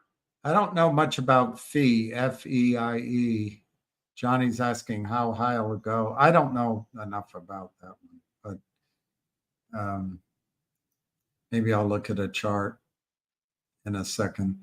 It doesn't matter though. Listen, just William, I keep trying to tell people, tell William your stock, give him what you feel, whether it's earnings or revenue or whatever you think you have or understand, and we can start paying attention to it. We don't know all the symbols. I'm not here to tell you every stupid thought in my head. Let's hear what you got to say. Someone on this call has got the lottery ticket and they're right on the tip of their tongue, but they're afraid to say it. I don't know. They may have the next GameStop. I don't know. Well, don't be afraid. We're not going to buy it. Kitteridge is talking about the warrants in Finger being $7. So once that all correlates with Univest and everything else, the stock starts staying above $7. And that's what I think is going to be pressure on the prime brokers. The shorting, they've been able to keep it in the 2, the 3, the 4, the 5. But once they can't get it down below 7, for example, and it's 7, 8, 9, 10 all the time, they got a lot of stock out there. They have to pay the cost to carry it. And that's when the covering comes in. This is all going to be very quick when it goes. You got. Yeah, they're not going to have the luxury of trying to hold it down. Once it starts to go, it's going to be over quick. You got an audience in Scotland, in Aberdeen, Scotland, and in Jawohl, Germany. And another person. I don't know how those countries are. I don't know how those countries are dealing with the migrant problem, but I see it on Twitter all the time. If it's that bad, I was going to go to a game, and I refuse to go because I see you know, the riot starting to pick up, but I don't want to have my fingers in a riot in the country I know nothing about. So I see Germany's getting pretty hostile. I see France, you know, Italy, they're all starting to get crazy. And I see it in Ireland, in these small towns. Number one, I don't understand who would want to go to Ireland from a warm climate to Ireland to live. I just don't, you know. It's the luck of the Irish. The luck of the Irish. I just Still can't no earnings imagine. out, right? Imagine losing the Irish brogue and it turns into something else. But hey, life is life and not fade away.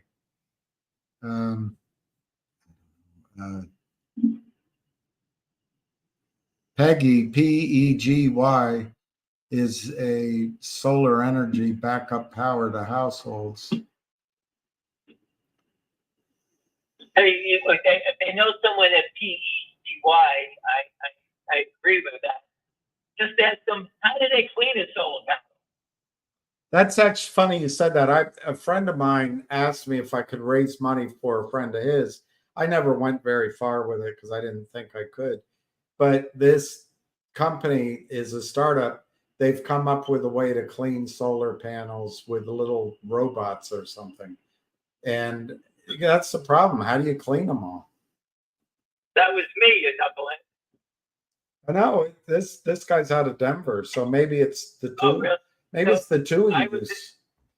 I learned how to do that. And First Solar had a guy named Eddie Bug. Eddie Bug was in charge of the cleaning of the solar panels. And they have no idea. It's these, Wall Street has this dirty little secret about unsettled trades. The solar industry has no idea how to clean solar panels. Maybe it was you, and I was introducing it to the guy in Denver. Maybe that's what it was. Yeah.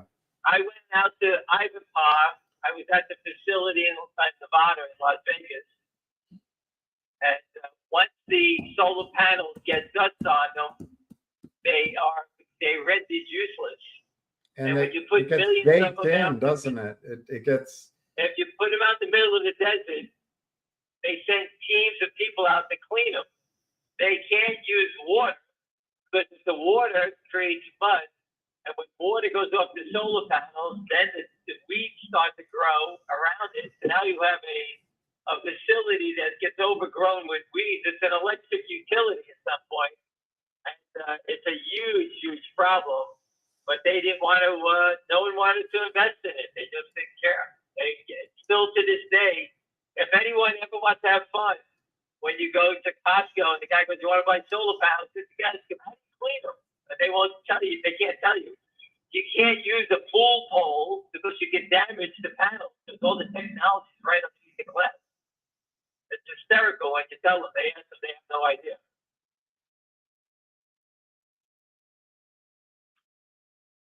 My friend is the third in command at Cisco. He's brilliant, and he developed a robot to do it.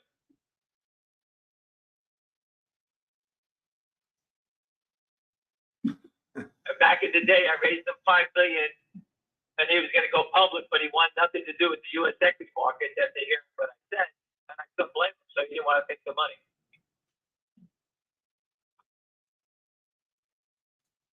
Well, at 4:13, there's no update regarding earnings for Finger. Well, William, listen, I just got to drop my son off. Why don't you give me a call back as soon as you see it, all right? I live at your command. Thank you, Ed. All right. Bye. Call 100. All right, everybody. Yeah, I got my memory demo. It was his idea, and I was bringing it to a conference, trying to bring it to a conference in Denver. Maybe I am a washed up loser. So the French Open got rained out today, but Alcaraz got his match in, so he's going to get to relax. Djokovic won, but I'm not convinced that, I don't know. Not convinced. Anyway, I guess we can end it or we can keep going. It's 4:15. Let me see if there's anything on the finger earnings. No, nothing on the finger earnings. I could talk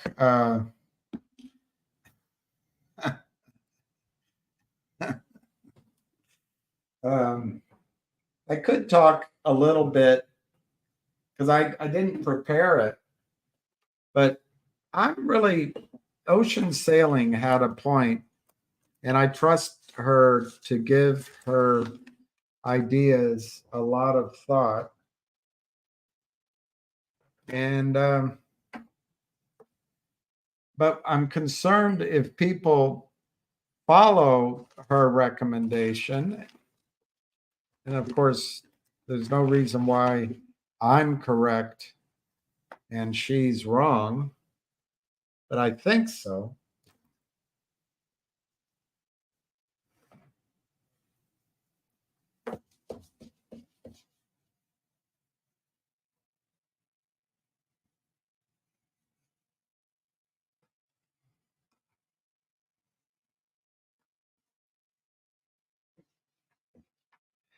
I think we could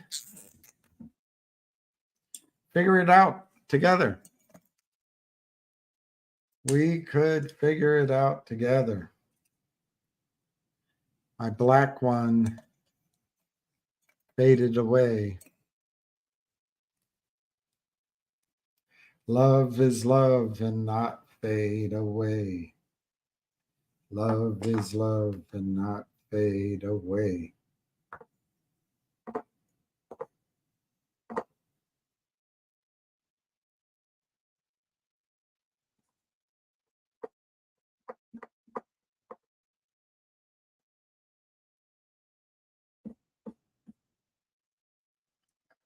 Let's put these side by side.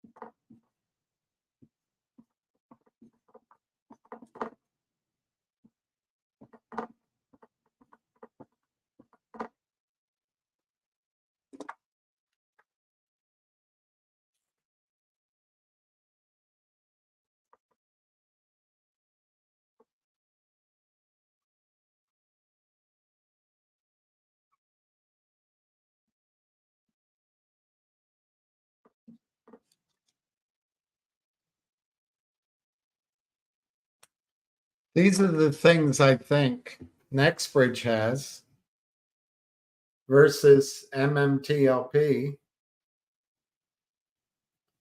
NextBridge has oil. You know, maybe it's 250 a share, maybe it's 1,000, maybe it's 50, but they have oil. They have the overriding royalty interests that you get if you move to the transfer agent. They have acreage, therefore growth. They have Greg McCabe in management. They have the Louisiana projects, and they have revenue. It's small right now, but it'll grow. MMTLP, no oil, no overrides, no acreage, no management, no other projects, no potential revenue. So what am I missing? What am I missing?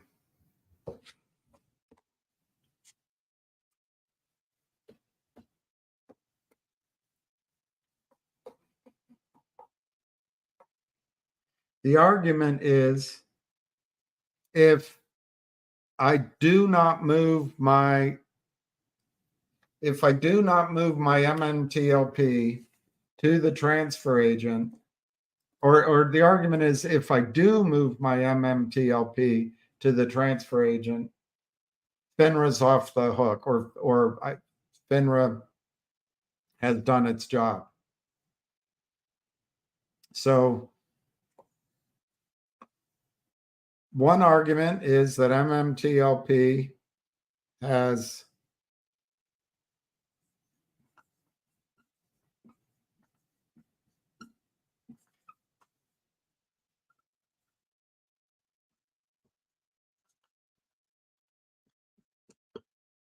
I don't know what to call it.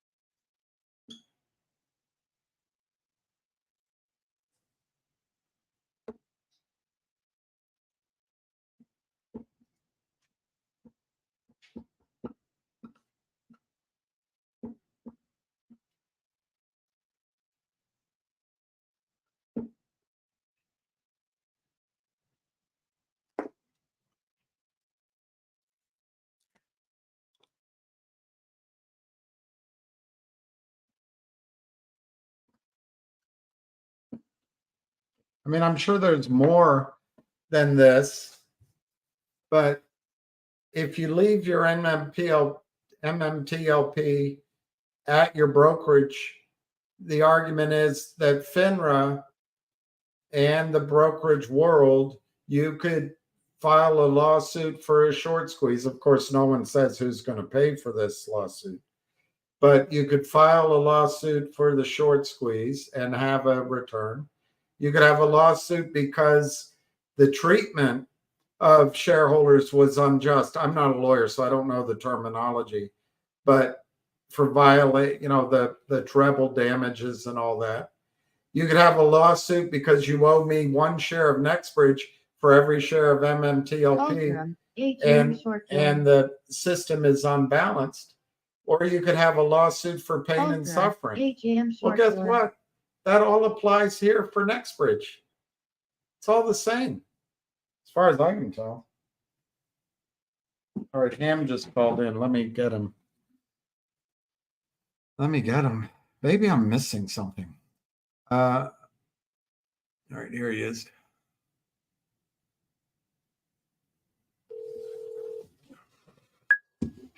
Yes, William, I'm back. All right, you were missed.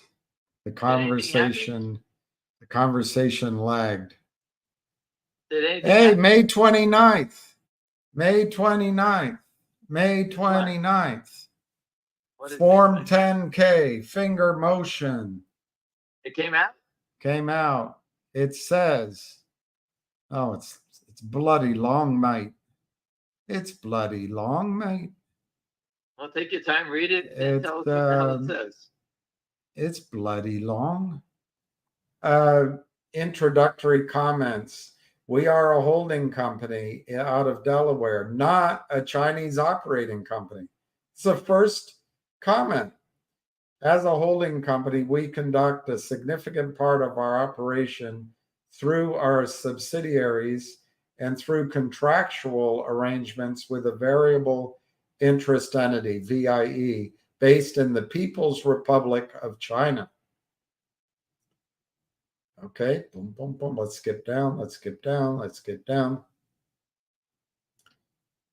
Let's skip all of that. Let's skip all of that. Transfer of cash or assets. We have never declared or paid dividends. That's cash they're talking about.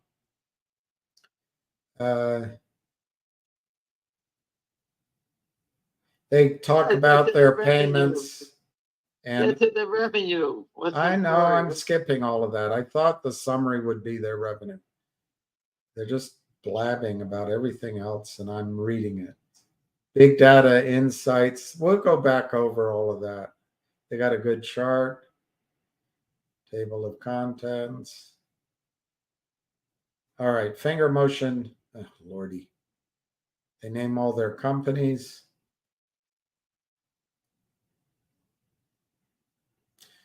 All right, maybe there's a press release included in this and I don't have to do this. See what it says. No, there is no press release in it. Let's see if I can go to their earnings. Management discussions. How about that? Management discussion. Overview.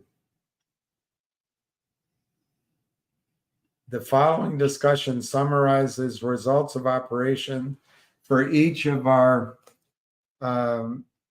fiscal years ended February 2024 and 2023. Mobile data company's current product. God.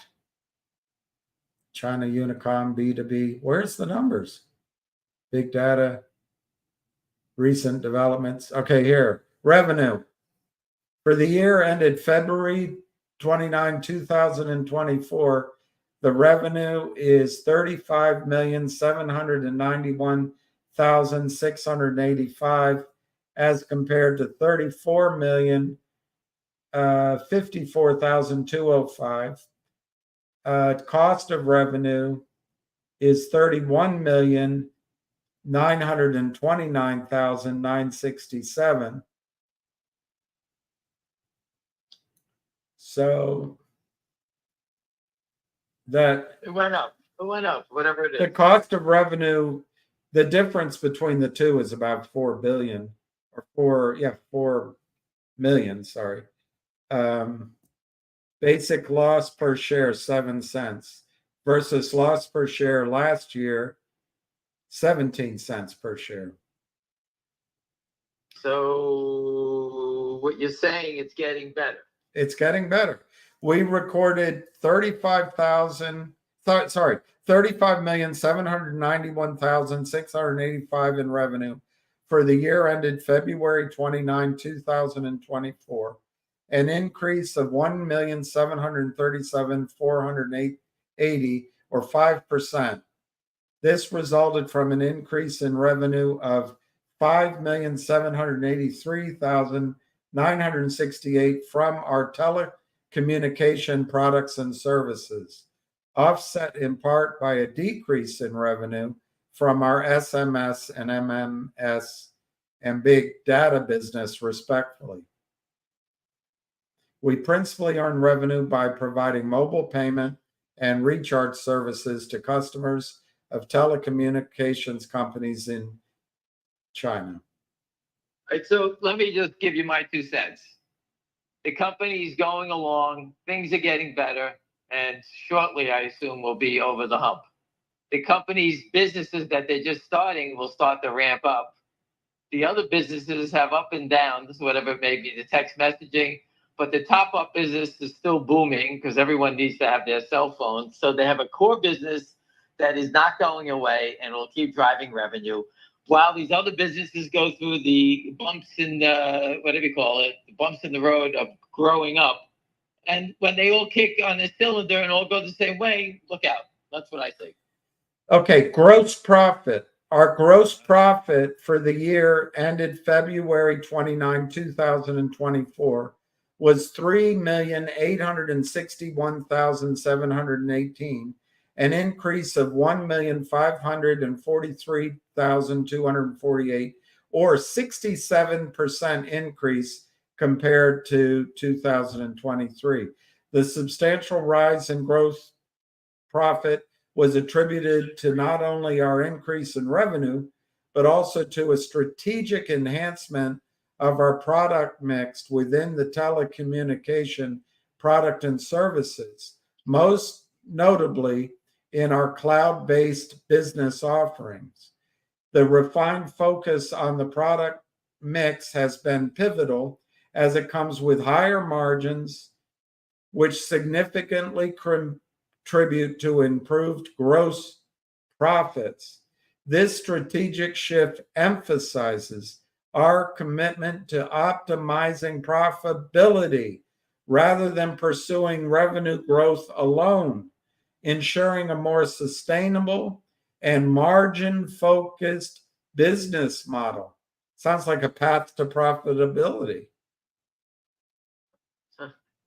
Again, I've never been concerned about what they're doing. They're in the biggest market in the world. The only concern that I have is that they have to go through the growing pains. You can't go from 0 to hero. For example, GameStop, they have the money, but they have no businesses. They have to go buy a business, correct? Right. So FingerMotion is growing the business by themselves. It's different. So again, buying a business, you need a lot of money to do it. GameStop has the money. Let's see what he does with it. FingerMotion is building the businesses that they want to be in. Very different. So, hey, listen, slow and steady wins the race. The short sellers cannot stop. Call from Peter Melvado. Jeff Easton has no contacts in the Chinese government to stop and get rid of anything these guys are doing. Because short sellers try to reach out and try to get the companies to lose deals and stuff like that. It ain't happening in China. So they have a big problem here. And now the biggest question, William, is the stock trading after markets. Gross profit, $3.8 million. Let me see how it's trading. I'm sure they're going to kill it, whatever they do. I'm just curious. I don't know. No, it's up 10 cents, 3.23. Wow. Up 10 cents. Just remember that somebody short 2,060,000 shares. That what is he standing here doing? Now I understand that the other guy, because he's trapped. But for what reason is this guy short 2 million shares? He can't get out. I don't know what he's doing. He's paying fees to carry this position. And let's say he's short at 350. Where's he going? I think he is getting covered by the washing of trades by the naked short. So they're trying to wiggle out of this trade. But again, to me, they're trapped. It's just a matter of what day it's going to go now. That's all. They don't say this is cash, but they say current assets are over 10 million. Of course, they've got other things offsetting that. No, what they do is they use the money so people understand. They need to have, this is from years ago, I learned this. They use whatever money they have to leave it in a trading account. What do I mean by trading account? The company goes out and buys minutes at 99 cents, let's say, and they sell it to you at $1. They have to keep doing that all day long. So you have to have money in your trading account. So they keep buying. When they sell the minutes, they buy them back. When they sell it, they buy it back. So they catch the spread between the telecom and the consumer. So if the consumer's buying $1 million worth of minutes at $1, they buy it back at 99 cents. And they make that spread of 1 penny. That's what the low margin business is. But it's a toll booth. And people need their cell phones. So they have to keep buying the minutes. So the more money that the company has, the more churning of the account they can do. You think about it. Higher frequency tradings, these hedge funds are doing what? They're going back and forth trying to just make a penny or half a penny at the end of the day on a billion shares. Well, FingerMotion is in that same business, only selling telephone minutes. In China, you have to buy your minutes to top up your cell phone. You don't get an AT&T bill. You have to go pay for it. If you run out of time, you can't use your phone. In China, you need your phone because there's no currency. Ta-da! So that's what FingerMotion. And FingerMotion is in the business where people are mandatory have to buy their cell phone minutes. And there you go. And for those who don't know the story, going back way back in time, FingerMotion was granted this avenue to get into this business because Alibaba and Tencent both were doing it. They're the biggest. And they both got caught with their hand in the cookie jar. And you say, what does that mean? From what I gathered back in time is that Alibaba was buying $1 billion worth of minutes, okay, selling them to a rich Chinese businessman, and he was reselling them to the Chinese breaking even on them, but he was laundering his money out of China. That's how they were moving money out of China. And the Chinese government got wind of it, and that's why FingerMotion designed a system that is trusted, and as long as they stay within the white lines, as you might say, they can continue to make money. Is that understandable? Yeah, it was. It's now down 3 cents. Hurry, we read it. We don't even know what we're looking at, but we did it. There's no path to profitability. The new crappy Bera report launches. Right. Well, listen. When I get home, did the company put out a press release yet? I'm trying to find that. That's why I'm distracted. I'm trying to see if they put out a PR piece. Because they will highlight what they want us to see. I don't know what it is. Yeah, I'm not sure. I'm not sure I picked out what they would point out. Let's see. PR press releases. Nope. Let me just go to FingerMotion and see what's on their website.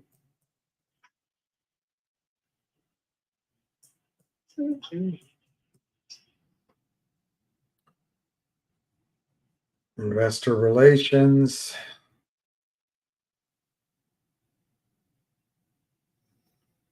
Press release.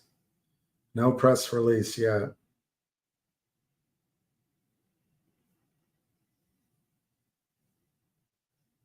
Well, they usually have a press release, something. The last one is FingerMotion entering into arrangements to facilitate widespread use of charging terminals for subscribers of the Daji app, providing operating over 400,000 charging terminals. It's so funny. I was at a gas station. I forget what it was called, the gas station, and they had 8 Tesla charging stations there. And I asked the guy pumping the gas, excuse me, what do they charge for that? And he said he thought it was like $15. So think about that. You pay $15 to charge it, and they charge it, I guess, in a half an hour. It fills you up, I guess, the electric charge. But $15. If FingerMotion is using their platform to their app, allowing you, and they get a piece of everything, every sale that's made. That's a pretty big business for free. Yeah. So now it's down 12 cents in the aftermarket to $2.95. Right. They're just trying to set a tone that they want to tell you it's bad. They're going to say, "Oh, there's no path to probability. Ugh, it's not profitable. Oh, it's come on. Amazon wasn't profitable forever. MasterCard wasn't." Go back and look at ROOT. William, pull that up. ROOT. Look at the news on their last earnings call. Tell me what you saw there. All right, I'm going to go to a different app. Take your time. Go look at that. Root. For anybody who's listening, go to Root, ROOT, and go look at their last earnings and what they said. That ignited a short squeeze from 7 to 100. Let's see. That wasn't yesterday. No. They announced first quarter and results. Is that it? Wow, wait, what is that? Root, the parent company of Root Insurance. All right, I got to click something. Huh. It's announcing a conference call. I don't know. Why don't you just fast forward to what you want me to find? I don't have it in front of me, but they said that their revenue was increasing, and instead of losing $1.50 a share, they lost $1 a share. They revenue beats by 55 million, shares up 16%, revenue of 254 million. It beats by 55 million. And let's see what the earnings are. It doesn't say here on this particular summary. That's a Seeking Alpha summary.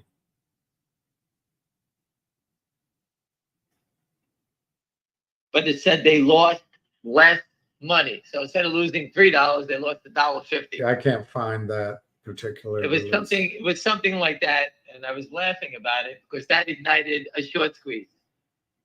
Now remember, to get to that point, which you just heard, where the revenue started to increase, they already killed the stock from 26 down to $1. Right. So remember that, and they reversed it. So FingerMotion has survived all those attacks, and now they're at the point where they're going to turn into the black, and now they're going to get hammered. And that's it. So- That's what it is. Ugh, not profitable. Wait another 3 months. That's what they want you all to think.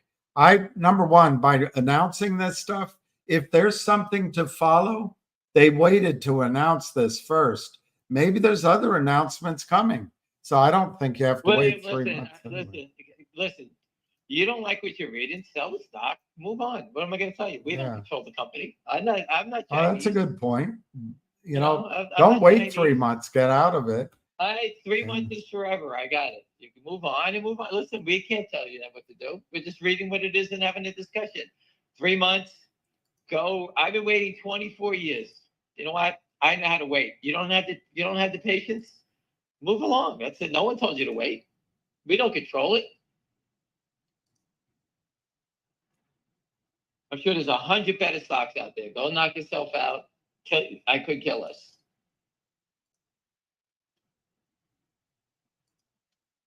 Yeah, it's the 10K. Maybe it doesn't include the first quarter. That's an interesting point. Listen, I'm not here. Listen, we can't dissect this. I'm not an accountant. But from what you told me, the company is losing less money. They're getting to profitability. Who knows why it slowed down? I have no idea. Maybe the economy slowed. I have no idea. But the company didn't go from losing 20 cents. They went from losing 17 cents to a loss of 5 cents. Is that what you said? Something like that? Yeah. So It's a loss of 7 cents instead of a loss of 17 cents. Right. So it was 10 cents better. So what was the negative thing there? Nothing. If the stock was 20, I would sit there and say, well, I would have concern because there's room to play for the shorts. There's no room here. Where are they going? They're selling it, marking it down on 100 shares in the aftermarket. So the man who said that he's got to wait 3 more months gets nervous, and that's what they want him to do. So congratulations. Do what you have to do. We're not doing it.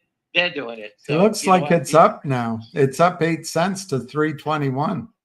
So there you go. Now you don't have to wait 3 months. Now it's the other way. All right. Yeah. Listen, it's a scam. I keep trying to tell you, everything you're seeing is a complete scam. And it's not us. I don't have a trading platform. I'm not short selling anything. I'm in a car talking to you on a conference call, listening to what you're telling me. I don't even see the numbers. I don't even see anything. So before this disappears from my quote list, NVIDIA makes, I forget, but something like $11 a share in earnings. It's either slightly higher, slightly lower. And Chevron makes $11 a share in earnings. Guess what Chevron trades for? 20 times earnings. I don't know that answer, but it trades for $156. NVIDIA trades for $1,139. Which is a better?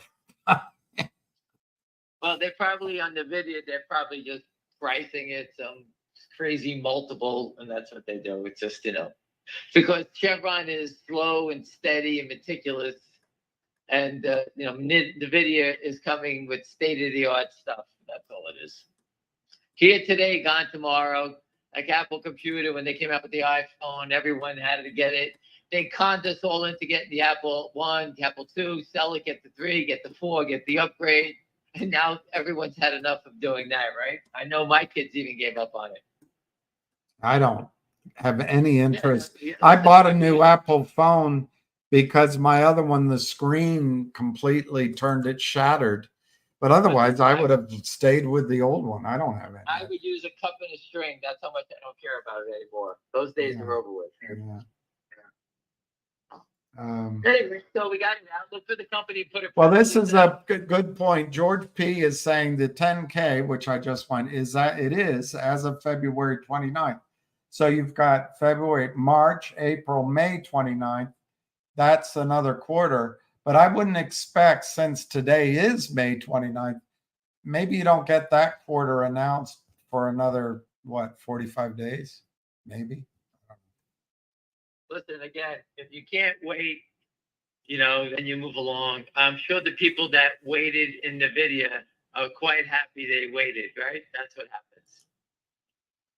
We don't know which is going to be the next NVIDIA. We don't know what's going to be the next GameStop. FingerMotion has a company that's doing business and growing and has a huge short by Jeff Easton, and that's the problem. There you go. Settle the trades, and trust me, nobody will be crying here. I can tell you that. Waiting is the hardest part. William said it the best. Retail, we get in early. They allow us to get in early because we have the patience to wait. We get that. That's our expense. That's our arbitrage. We have to get in early. The big guys, they can. I paid William, for the guy who's moaning. No. I paid $287, December 31st, 2018, for FingerMotion. It was just a little business that had signs of big time growth potential. It's what, May the 24th of 2024, and I'm up almost 20 cents on my investment. 20 cents. The company is now doing 35 million in revenue, almost to profitability, and I'm up 12 cents. What's the point investing in a market when you pick something out that started out as nothing and now is a major player and I don't get rewarded for it? That's what naked short selling does. It demoralizes us. It's not demoralizing me because I figured it out. I'm not demoralized about it. But when it does go, I'll get my return. So if I've been here 5 years, let's say 10 or 20% a year, you know what? When it does go, I'm going to make back 100%. All right. But you know what? I expect a lot more. And that's what I'm waiting for. All right. All right. There's no more questions. And all right. So if you see the company put out a press release, just flat. let's look again right now. But they'll be able to tell us a lot more than we could tell. I don't know. I'm not a financial analyst, so all I know is that if you had a loss of 17 cents and now the loss is 7 cents, I think that's good. I don't know. Let's see. It would be on latest news. No, they haven't. They didn't. Oh, they put out their latest earnings report, but they didn't even update that. So they haven't released it on their website. I go to Yahoo, which is sometimes the quickest place to see things sometimes.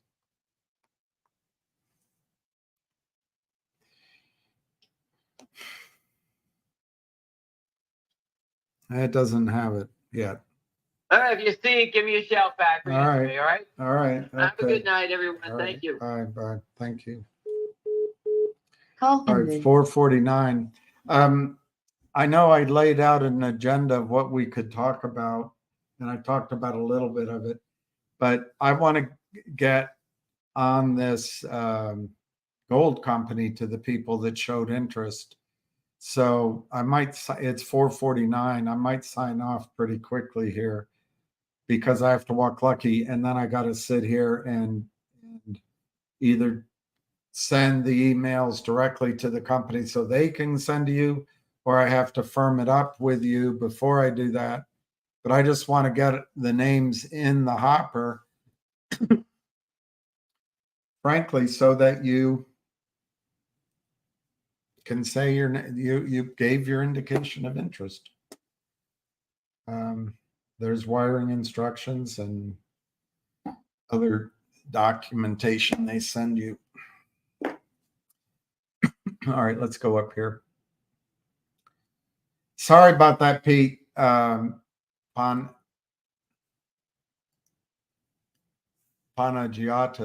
I wasn't trying to pick on you. I was just saying that's to him that's one reaction, which is a reaction. No kidding. I go through it all the time. Oh God, I gotta wait again. That's how I feel, for example, about Logic.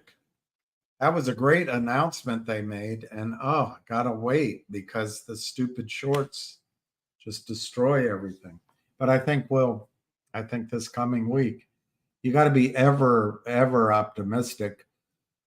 But boy, it can wear you down.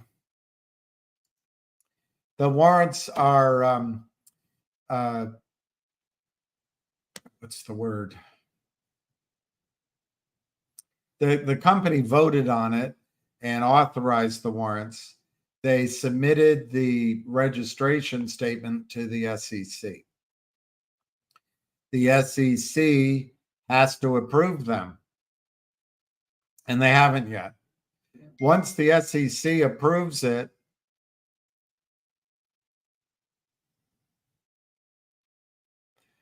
and this is I'm not an expert, but I believe that the notice period has to be 10 days before they can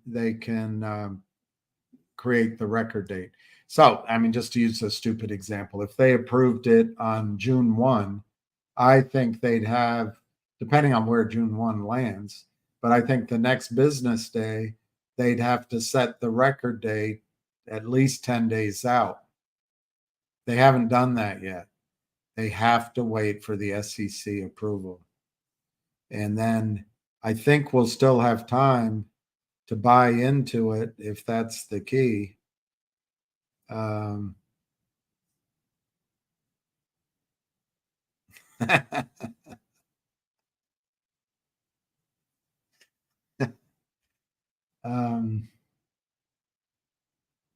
So hopefully we'll get the SEC will approve it. But they only have 4,000 or 5,000 employees, and they don't enforce settlement. They don't trouble themselves with enforcing the rules. So they just don't have enough time to review everything.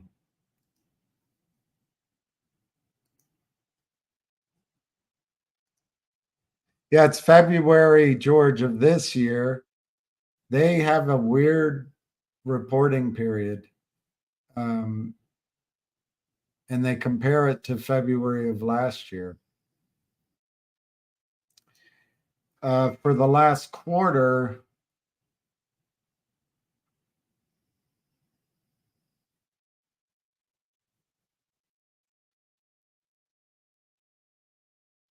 yeah, I guess we do. I didn't see any quarterly report in there, but I guess by definition, when you do the annual report, I don't know, you're right. You're right.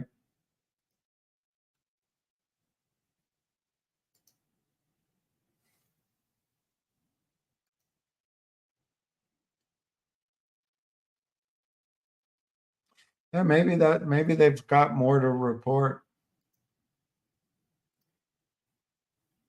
I didn't ask him that. I do know from talking to him that he's not that interested in it as a long-term play. But next time we'll get his words rather than my interpretation of what he's told me, because I shouldn't put words in his mouth.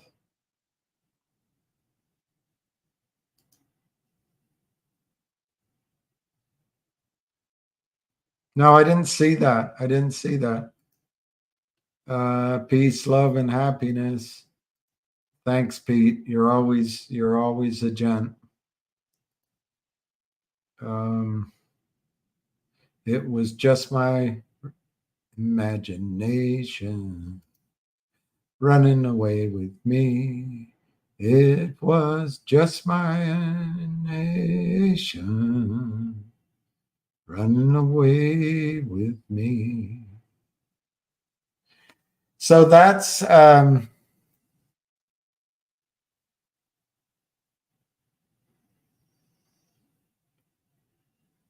I didn't see the quarterly numbers, but that's amazing. Positive 3%, Kit. That's what we're looking for.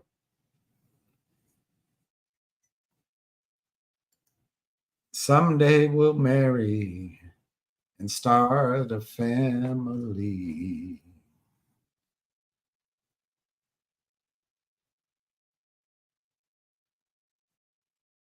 Let's see if there's any press release.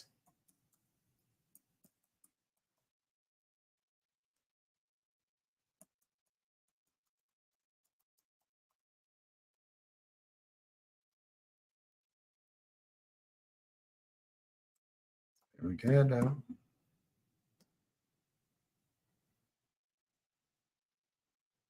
And watch her as she passes by. And I think to myself, I'm such a luck to have a girl like her is a dream come true. Out of all the girls in the world, she loves me true.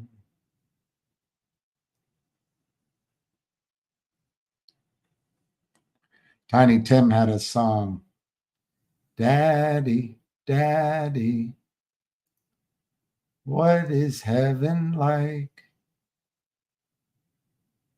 Do we go by car or ride my bike?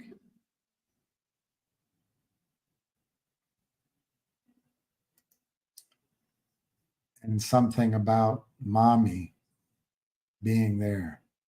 Heaven, my son, is a beautiful place where there's a smile on everyone's face.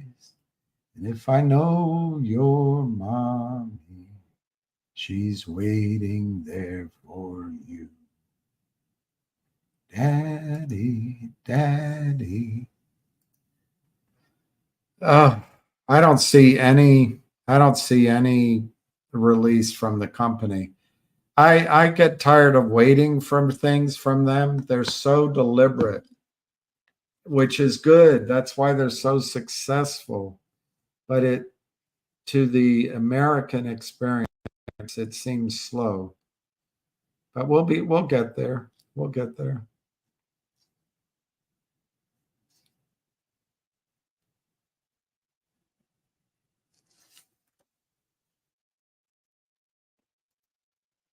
See, this guy is pretty smart. It was running -10, subtract the -7, it's plus 0.03. That's pretty good.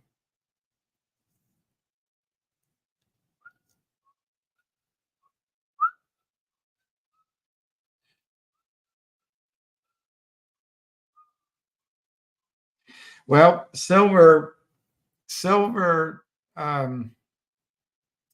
is unfortunately doubled since I first mentioned it.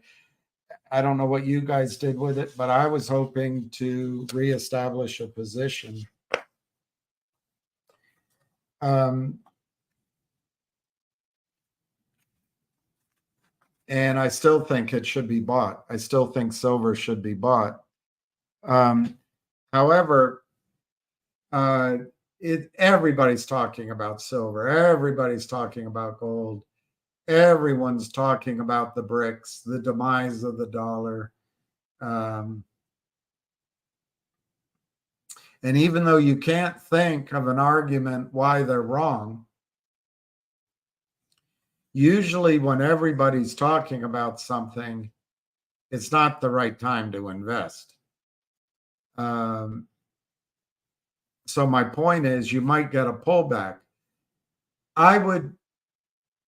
If I suddenly had some money, I would try to buy my 100% position in silver, realizing that it could come back to $25, even hit 21 or 22. And I think they'll do that. Silver is one of the most manipulated markets in the world. It's like Adina Friedman's NASDAQ or Cromwell, the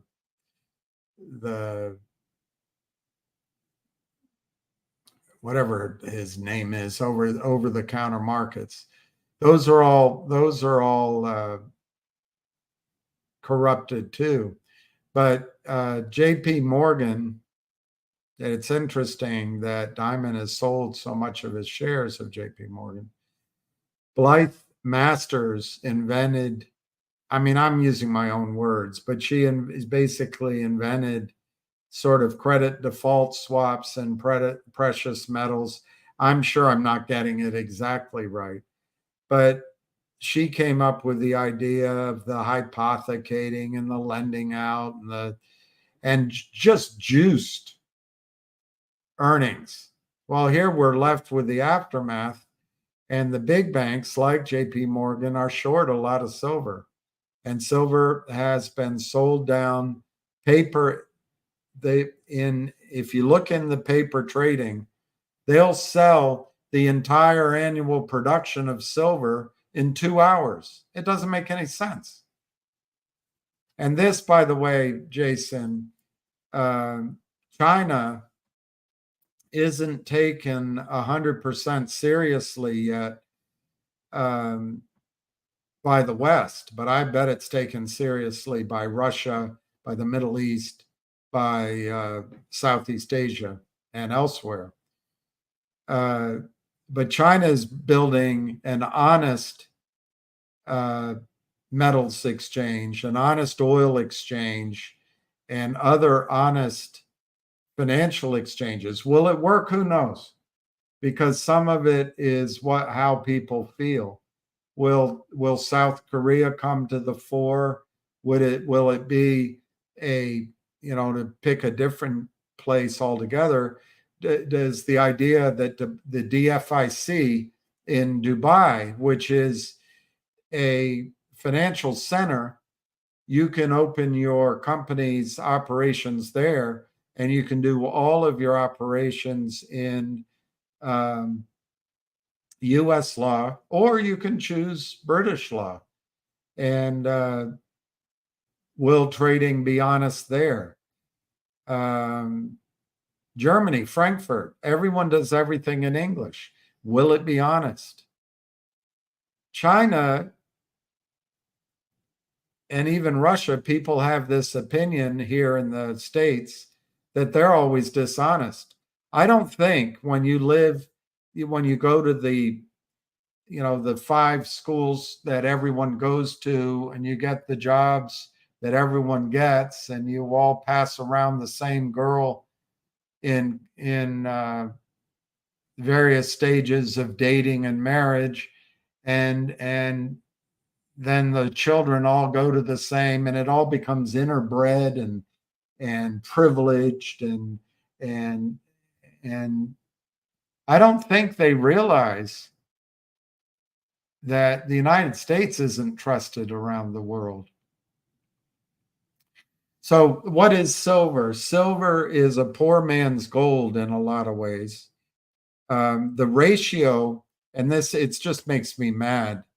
For example, when my house was liquidated, that I didn't get some part of just flipping it and negotiating with people, some part of the $600,000 or $800,000 left on the table. Why? Because I would have, and now it just sounds like words, but my gosh, if you had been around me, I studied gold and silver for years and peak oil, and I would talk about it all the time. And anyway, you don't know me, but I'm just telling you, I would have I would have purchased silver. Instead, all the profits were transferred to this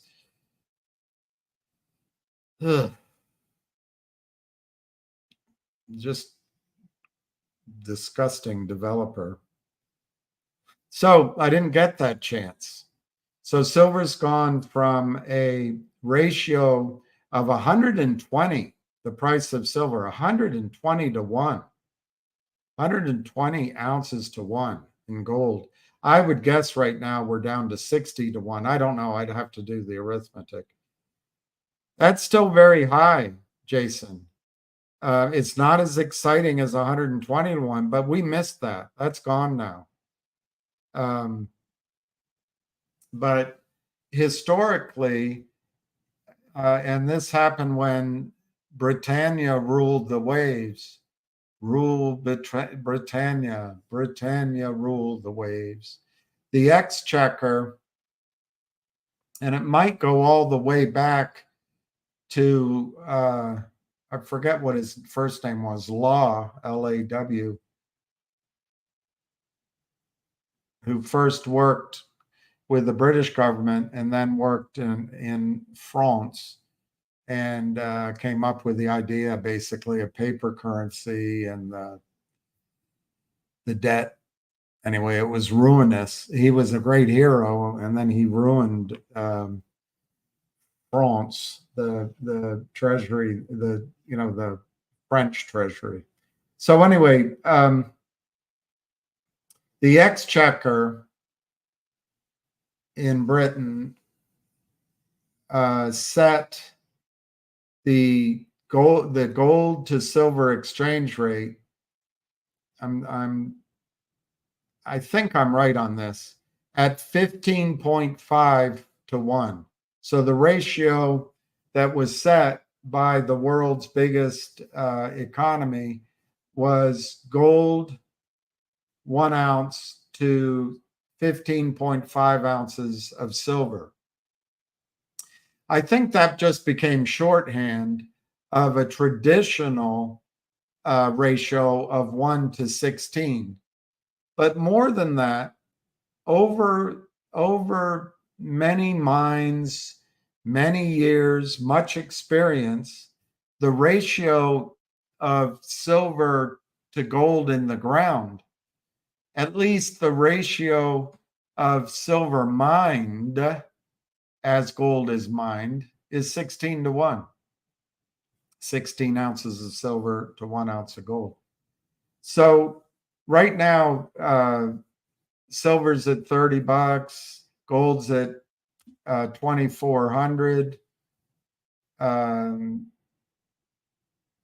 That's maybe it's 80 to 1 now is the ratio. I don't know. I'm doing it in my head instead of 121. My prediction, Jason, it's not hard to predict, but I think silver will go back to the 16 to 1, 15.5 to 1 level as the great unwinding occurs. The gold is making new highs. Now, if you adjust it for inflation, I don't know. But in real term, gold in dollar terms is making new highs.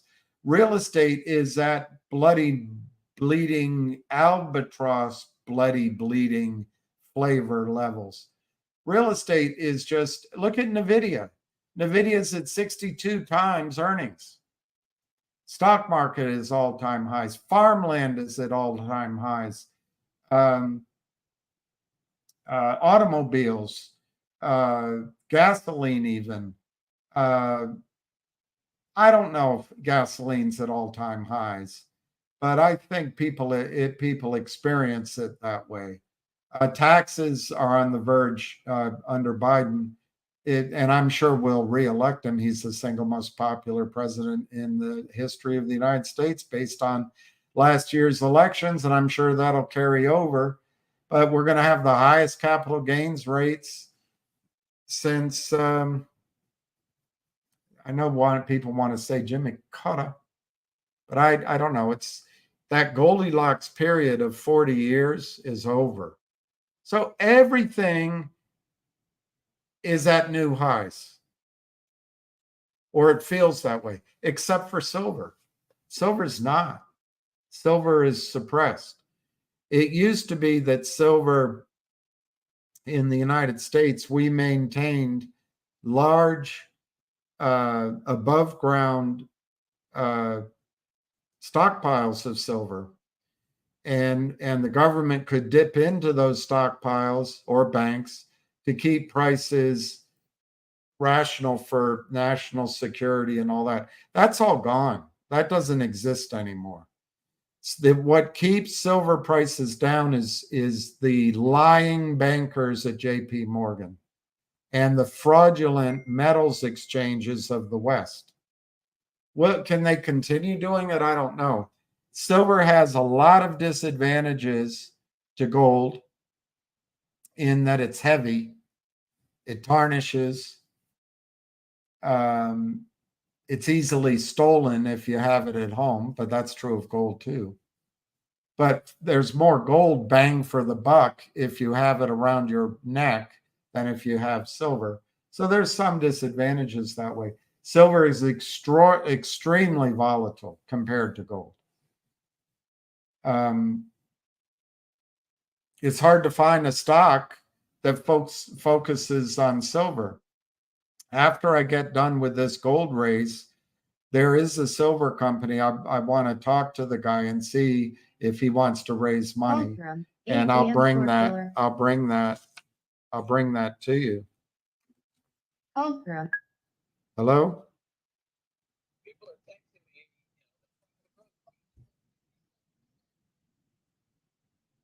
Yeah. We just read that here.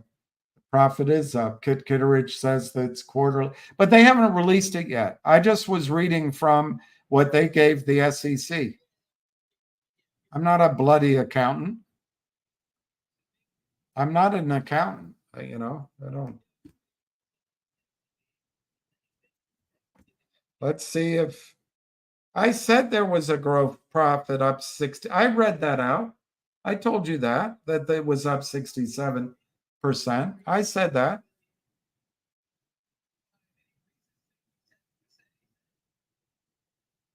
That loss is cut in half. Yes, I said all that. I believe it or not, I read it. It's there, but it was a lot. I was reading a lot of it, and it was boring, but it's there. It's the gross profit is.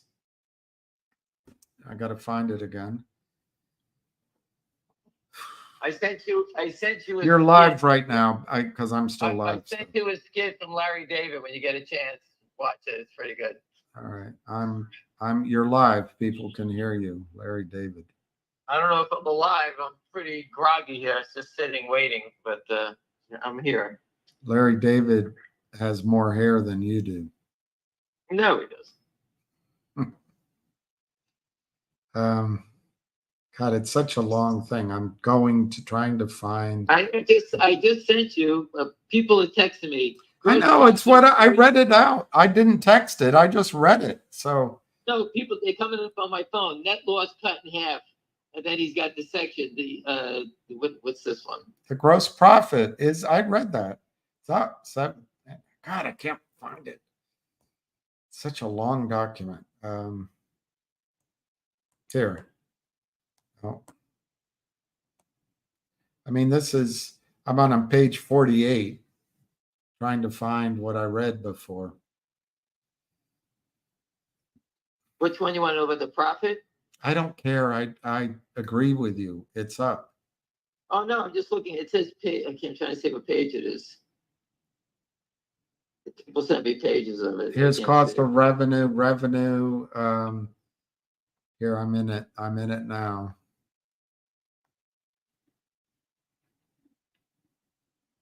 I can see. And the company hasn't put out a press release yet? Not that I see. Let me look again, but let me do this first. If you want me to read it like I read it before, I'll find it. No, No. I'm just people. People are texting it to me. Gross and profit is up. Say it. I thought it was 67% is what they said. Maybe it was 70%, but it's right here. Just gotta Yeah. find So it. I mean, so the gross profit is up 67%. It didn't say the gross loss was up 67%. Yeah, I read exactly. I read that out. Yeah. Listen, Gross profit was 3.86 million versus 2.3 million last year. And in the summary, they give the percentage change. The loss per share was 7 cents instead of 17 cents. Yeah, so that's cut in half. And the gross profit went up by 1,543,000, an increase of 67%. Yeah, it's great. So We did say that. And no, I'm just saying, so I look at it, and you guys can make your own decision. Again, this is me and William just bullshit back and forth. This is how companies start. This is the company that's been from a zero for 5 years, and now it's really taking off. There it is. And Lynn Partners is trapped. I found it. It's on page 49, and I read it. Gross profit. Okay. Our gross profit for the year ended February 29, 2024 was 3,861,718, an increase of 1,543,248, or 67% compared to year ended 2023. So what else? And then they go on to describe, you remember me reading this.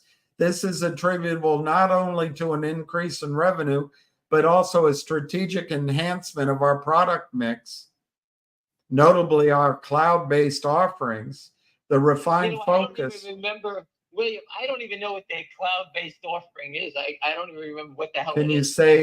can you say data? Can you say, is that another word for it? Can you say spying? Can you say collection of information? Is that what they call it? They call it cloud-based. I don't remember anything like that. So I guess that is the data business. Okay, now you got me straight. All right. I would guess. I don't know. I have no idea. But maybe some of these other applications now are all cloud-based instead of their own apps. And that all it has to keep doing is collectively is moving the boulder forward. Excuse me. They just did the app business for the charge up for the cars, the electric cars. So that business is just taking off. They signed the deal, they're in the business, and they don't even have to build anything. So that should start to ramp up. The cell phone business is a hard one because they have to build out places to repair the cell phones. So that could take a little longer to ramp up, but everything's in place.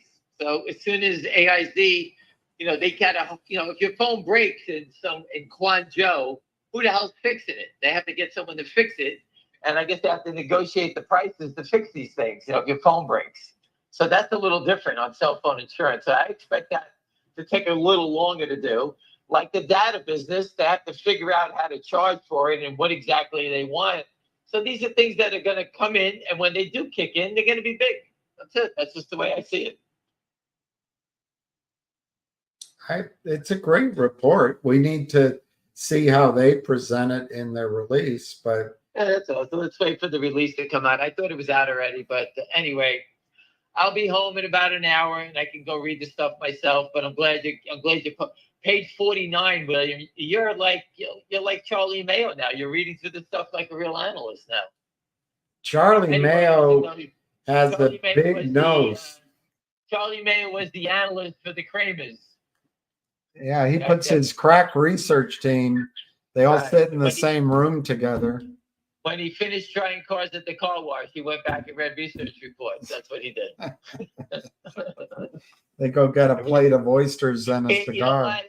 The funny thing about people is that they look at us like fools because we did not make them money. And we were exposing the crime. We've done everything we tried. We've done everything. And you know what? It's the SEC and the depository trust, it's their job to settle these transactions and all these names. Jeffrey Lynn of Lynn, Jeffrey Easton of Lynn Capital, he's going to be exposed next. It's so blatantly obvious what he does. The stories all pointed to him. Now, he could be hiding it in another LLC, but yesterday we discussed with Richard Hoffman, these guys are so comfortable in what they've done all these years of robbing. I think that they made the mistake and got too comfortable, and it'll be easy for the regulators to figure out their crime scene, is what I think. These are guys who thought they were the next Goldman Sachs. And, Oh, yeah. The other thing they're going to find stop out, they think they're so protected by whoever their clients are that Brigham Gibson done. Whoever's protecting them is going to flush them down the toilet to protect their own rear ends. Right. Well, that's what I think that exactly that. But again, their wire transfers, their phone records, benchmark, all is going to be tied together pretty easy. And that's what I'm going to present to Jim Jordan and his team, how they did it in Root, how they're doing it at DJT, and how they're doing it in FingerMotion. And I'll go down to FingerMotion because it's the smallest of the bunch and the easiest to spot and to understand and to learn. So that's my game plan when I go down there, is that I'm going to show them fraud in slow motion versus high speed fraud, which is very hard to see if you're not used to it. That's what I'm going to do. Anyway, William, I'm out of gas talking, and everyone have a great night, and we'll see you later. Thank you. All right, bye. Call So, ended. Jason, I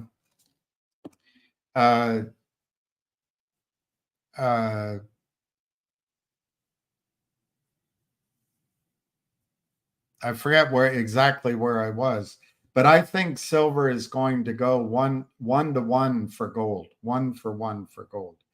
And I think gold, depending on who you believe, who you listen to, but I think there's no doubt that gold is going to go up. I read to you the other day, and I know I did it live instead of a separate video, but in my mind had remembered that Jim Rickards used $10,000 as his number for gold. And lo and behold, as I was reading it the other day in this book, which I thought was brand new, but it's actually 4 or 5 years old. That's how time has passed for me. But he said, it is possible to calculate the implied gold price basically in a new sort of Bretton Woods.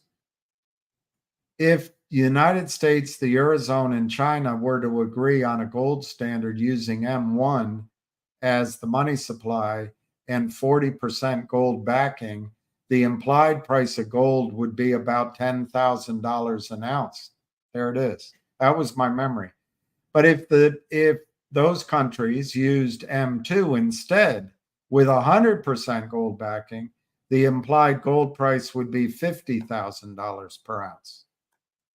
I think that brackets your range, your target for gold in dollar terms.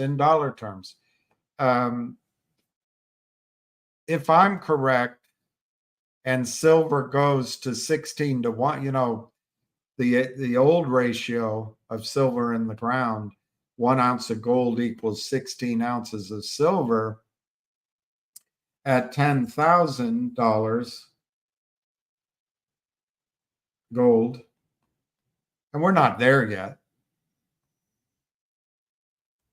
You're talking about $625 an ounce for silver. If it goes 1-for-1, you're talking about $10,000 ounce of silver. That's my opinion of the extremes that silver is going to experience. So I think you're very early in the cycle on silver. I expect it to be volatile. I expect them being JP Morgan and the rest to get at some point, there'll be a sharp downturn, both in gold and silver prices. They'll have some reason for it. Trump got elected, or you know, Putin declared peace, or I don't know, they'll come up with some reason, but it's all manipulation. The best way to buy silver, in my judgment, is, if you don't have a lot of silver, is to keep your mouth shut about it. Don't tell anybody, because they'll steal it from you. If we go into a dystopian civil duress, they'll steal it from you. So just keep your mouth cut. But I would say the junk silver is the best place to start, because it sells out the quickest. It runs out the more quickly. Don't open the bags. Don't open anything if you buy silver. Don't, just leave it as it is. Throw it in the behind your, your high school yearbooks or wherever. And if silver goes up, when you comes to sell it and you want to get the high price, you can call into the buyer and just overnight a sealed package, and they'll get that transaction done in 48 hours.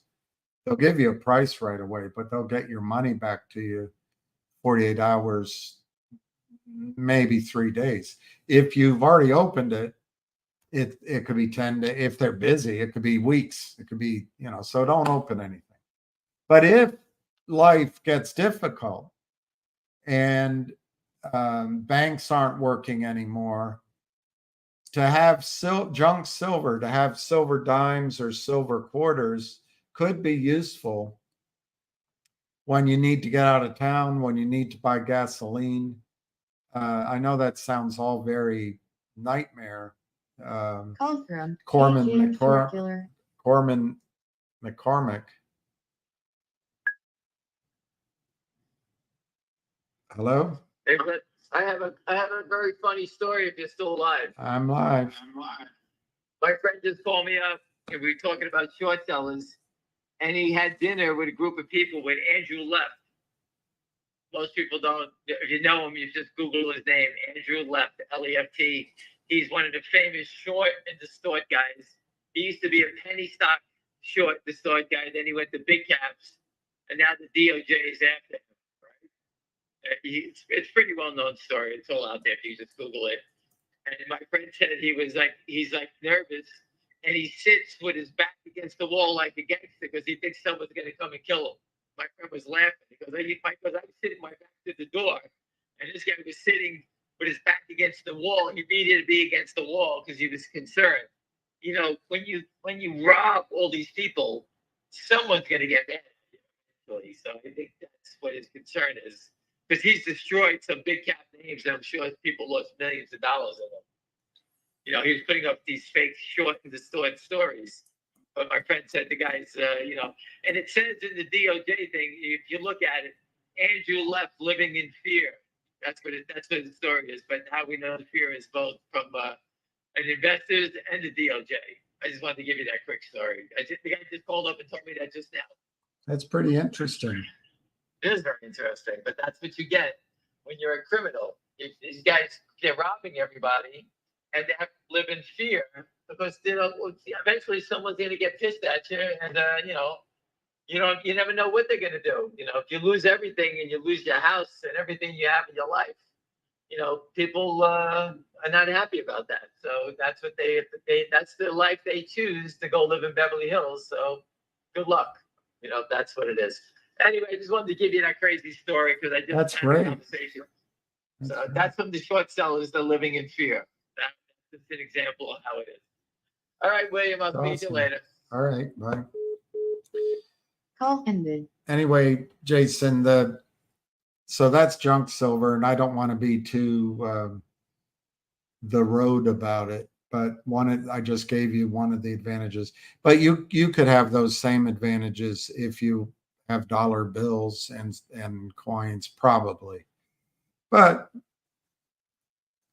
let me put it another way. If you have a bar of silver and there's riots in the streets and you're trying to fill your car with a full tank of gas and you're trying to get the heck out of Dodge, there's not going to be any change for that bar of silver. You're going to have to leave the whole bar. So that's why smaller things like chunk silver. The other thing, the next step would be U.S. Silver dollars. There's all sorts of things all over the world, and there's different items. But U.S. silver dollars would be the next if you want to own physical. Why?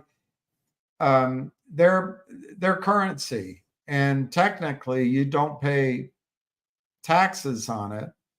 But seek advice from an accountant.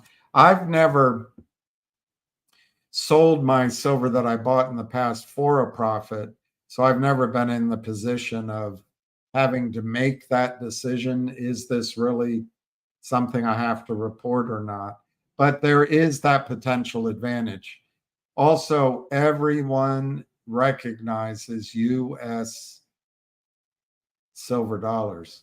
Now, the Chinese, somebody in China, they counterfeit them. So you gotta go through a reputable dealer, and don't open anything. If you need to open one, buy an extra one so you can play with it, but the rest, don't open them. The other way to buy physical silver is the Sprott Asset Physical Silver Trust. The symbol is PSLV, I believe. Let me just confirm that.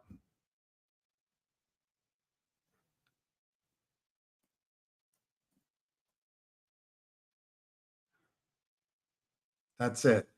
Paul, Sam, Larry, Victor. It's 1074. When I started talking about it with you guys, it was $8. And of course, I've never been correct in any calls. I'm a washed up loser. But the advantage of Sprott Physical Silver Trust is he really has the silver. If you trade silver ETFs or gold ETFs, you'll be able to make money trading them. But if everything goes bust, they don't have it. It's all paper, it's all fake. I think ETFs do that with stocks too, but not Sprott Physical Silver Trust. Anyway, he also has a gold trust. And then finally, if you feel like you've missed out on buying because the prices are going up, this, for example, this gold company that many people are interested in, I'm giving the name out when I email, but it is, you go to the miners, and if you can't accumulate enough silver ounces, you can go to the miners to accumulate your ounces that you own derivatively through the stock that you own. And in the case, for example, in the case of this gold, potential gold mining operation, they are raising money to prove out their pilot plant. So there's room to say that everything could be situation normal, all effed up. But I don't think so. But I mean, that's why it's so cheap. But you can buy right now, if what I've been told by the company and its largest investor is true, and of course, we need time. We need 6 months, 9 months for them to prove it up. But you can buy gold at $1 an ounce. So you can accumulate a lot of gold. It's hard to accumulate gold now. But through the mining shares, because no one in the West is buying mining shares yet, they're buying NVIDIA. But when somebody says, aha, we want to move to resources, you won't have time to move. The prices will go like a some bitch. So anyway, the company I just am in the middle of is a gold company. They do have something like 3 ounces of silver for every ounce of gold, but they just leave that out of the calculation. There is silver there. Just north of them in the Nevada is a 200 million ounce silver resource, which has half been recovered. There's still 100 million ounces of silver. So this is a really, the desert sands of Nevada are enormous resources for precious metals in the United States. So anyway, Jason, just because you're asking about silver, one of the better ways to get leverage is to buy mining shares. And you don't have to go down to the riskiest either. You could buy, there was a mining company called Silver Wheaton. I think it changed its name. I'm sure Stewie Griffin would say Wheaton.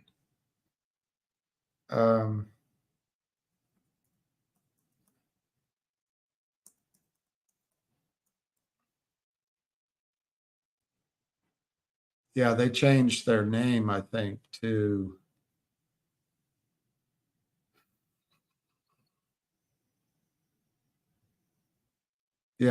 they changed it name to Wheaton Precious Metals. It's really expensive now. It's $56.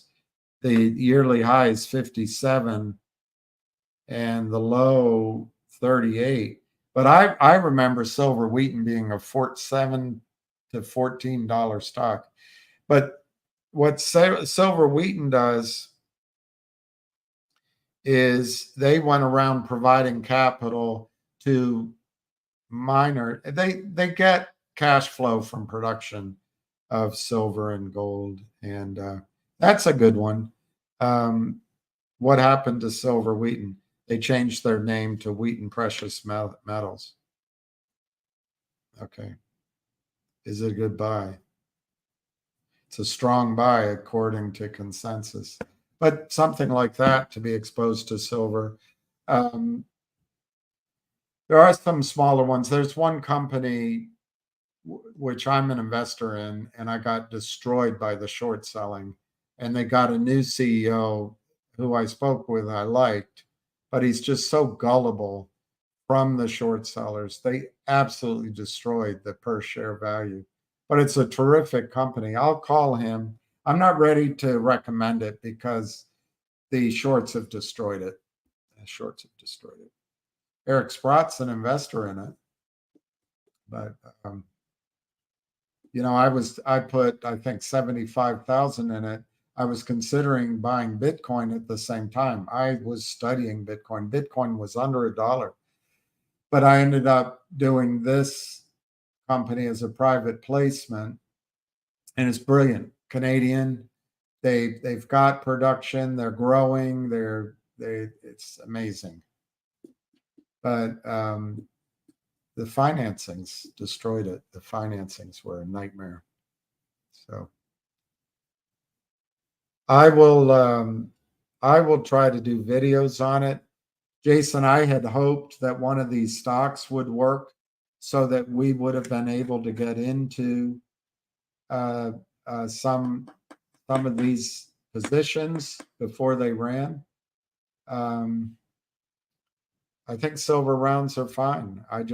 They don't excite me, but I don't have a problem with silver rounds. They don't get a premium, but I don't think the premium matters very much. If silver goes from $30 to $300, and right now, let's say what is it, a 0.9999? I can't remember. 3 nines or 4 nines. Australian kookaburra is trading at a premium to a silver round right now. Let's say it's trading at a $4 premium. or more. I don't know. I haven't looked, but they, the premiums can be quite significant compared to the silver round. So maybe you paid $35 for a kookaburra versus $30 for a silver round. That's a big difference. But I think by the time this runs, and it will at some point, a $5 difference per ounce or whatever it'll be then won't matter. So I agree with you. I think it's better if you don't own a lot of silver. It's better not to try to be, in love and be an artiste and pick the prettiest one. What's better right now is to accumulate ounces and hold on to them as best you can. Gold, same thing, but silver is the poor man's gold. It'll be volatile. But I think there will come a time in the future where silver you could buy an office building for 1,000 ounces of silver. I'm making it up, but the extremes in valuation is what I'm talking about. The only thing I see interrupting gold and silver prices going up and staying up, I mean, war helps that, but the only thing I see stopping it is the very real and frightening possibility of population collapse, which could come as we follow the science again. It could come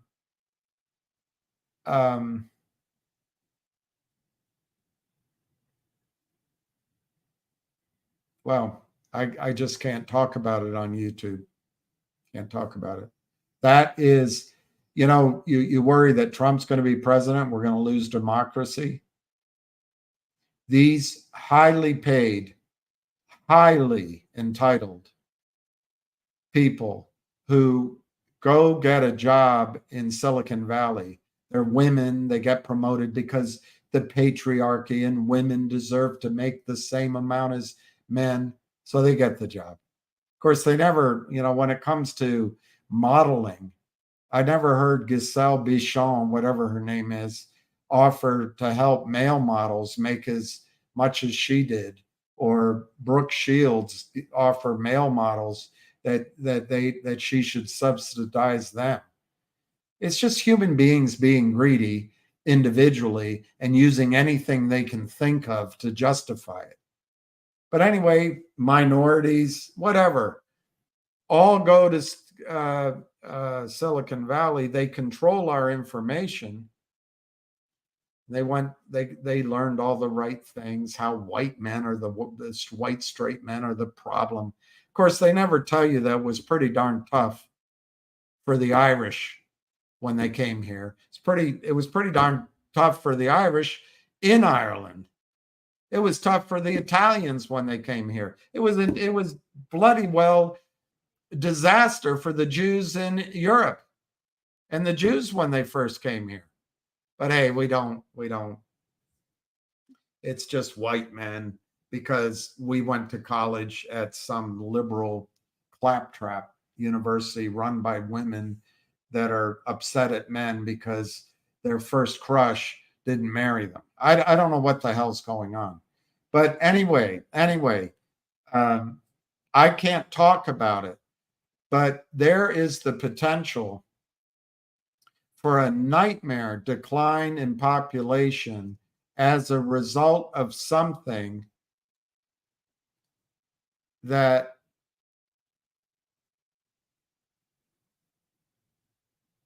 I'm not going to risk talking about it. There is also a risk of the effects, no one talks about it, of the Fukushima Daiichi radiation, which is a planet extinguishing event, and that could decline our population, particularly in the northern hemisphere. I'm not enough of a scientist to know when, but I do know there's a cover-up about it. There's other things. We could have a pandemic. We could have a war. So if population reduces, there's fewer people demanding this stuff. But having said that, there's 1 billion people in China that want gold and silver. There's 1 billion people in India that want gold and silver. In the Middle East, they want gold and silver. Southeast Asia and Africa. The only place where gold and silver is ridiculed is in North America, Australia, maybe Japan, I don't know, the UK and Europe. Well, if that population ever changes their mind, these prices are going to reprice with that. It's going to go boom, boom. Mate, this parrot wouldn't boom if you put 6 million volts through it.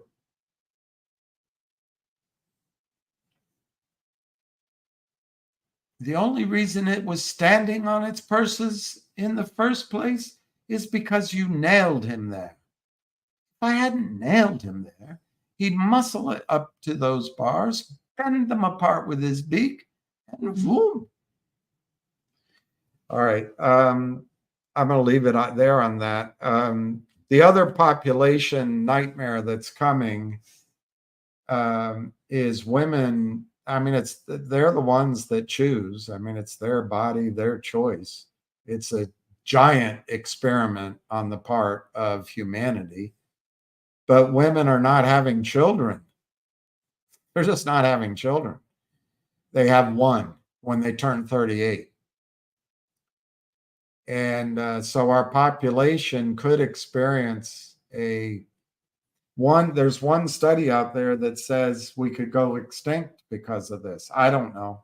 I read this stuff. I'm not a scientist, so I can't say. So anyway, that's the only caveat I give for demand in the resource space. Otherwise, as long as we have billions of people on the planet, silver is underpriced. And yes, I think silver rounds make a lot of sense. I just left it out because I was trying to be simple.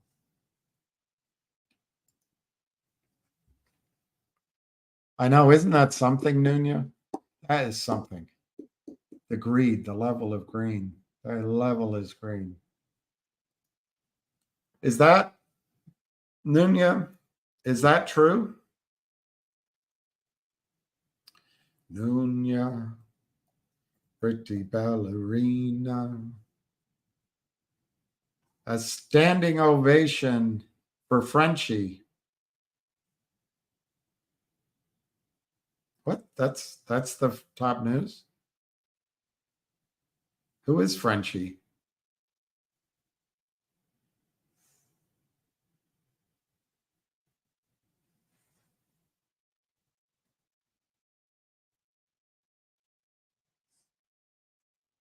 Jennifer Lopez. All right, let me go to the New York Post. Insult to injury.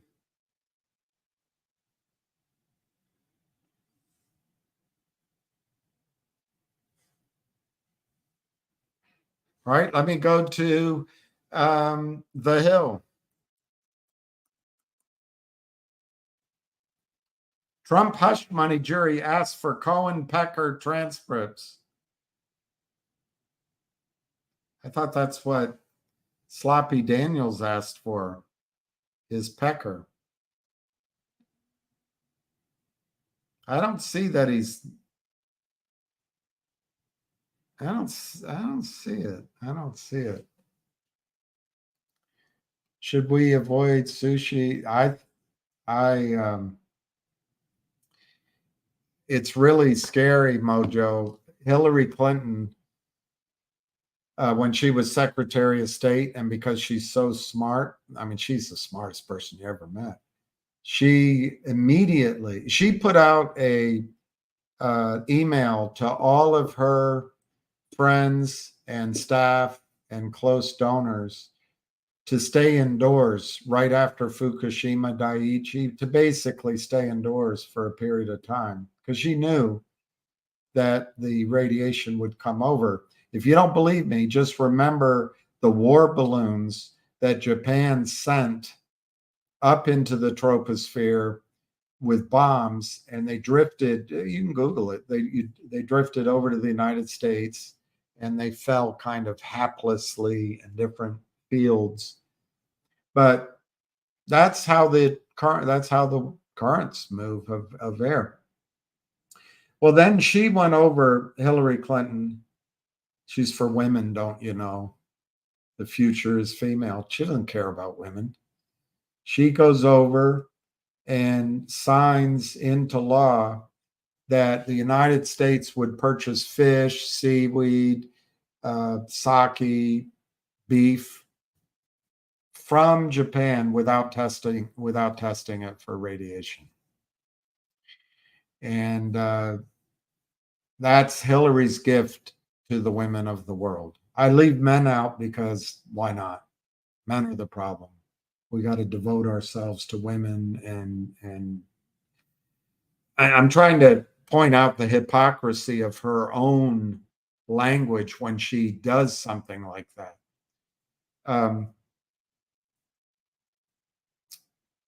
Helen Caldicott, Dr. Helen Caldicott, Australian. She used to speak out. She no longer does, that I see, but she used to speak out on the risks of Fukushima Daiichi. So did Kevin Camp with a K. So did a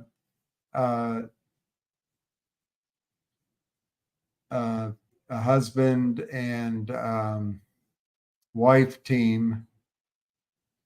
I think they're Fairwinds, but I'm forgetting their names right now. I can see the guy's face, but he became an apologist. And then there was a British doctor who did a lot of analysis of the what was happening on the playgrounds in Tokyo and the radiation in the air conditioners in Tokyo and in the cars. But he stopped too. His name was like Busby, Dr. Buzzy or Busby or something, a big, tall guy. He may have died. There's only one guy left, and he's courageous, but he's on the side of kooky, so probably no one will listen to him. I do, because I don't care how you look, how you present things. If you're trying to tell the truth, I'll listen. But Dr. Helen Caldicott said a few things over and over again. She worked on helping Ronald Reagan understand that Ronald Reagan had to meet with Gorbachev to bring down the level of nuclear warheads, for example. But she said the solution to pollution is not dilution in the case of radiation. When you dump radiation in the sea, it doesn't dilute because it's there for, if you have a half-life of 10 years, well, that means half of the radioactive power disappeared in 10 years. That remainder has a half-life of 10 years. And then that remainder has a half-life of 10 years. Then that remainder has a half-life of 10 years. It goes on and on and on. But a lot of this stuff out of the third reactor at Fukushima was MOXIE fuel. MOXIE. I forget right now what MOXIE stands for, but what it is the reprocessing of weapons grade waste, plutonium, other materials. So you reprocess it to use it as fuel in a reactor. That reprocessed material when that exploded and went into the atmosphere and the area and the fish and the sea, it put out isotopes, I guess is what they're called, of radiation that have never existed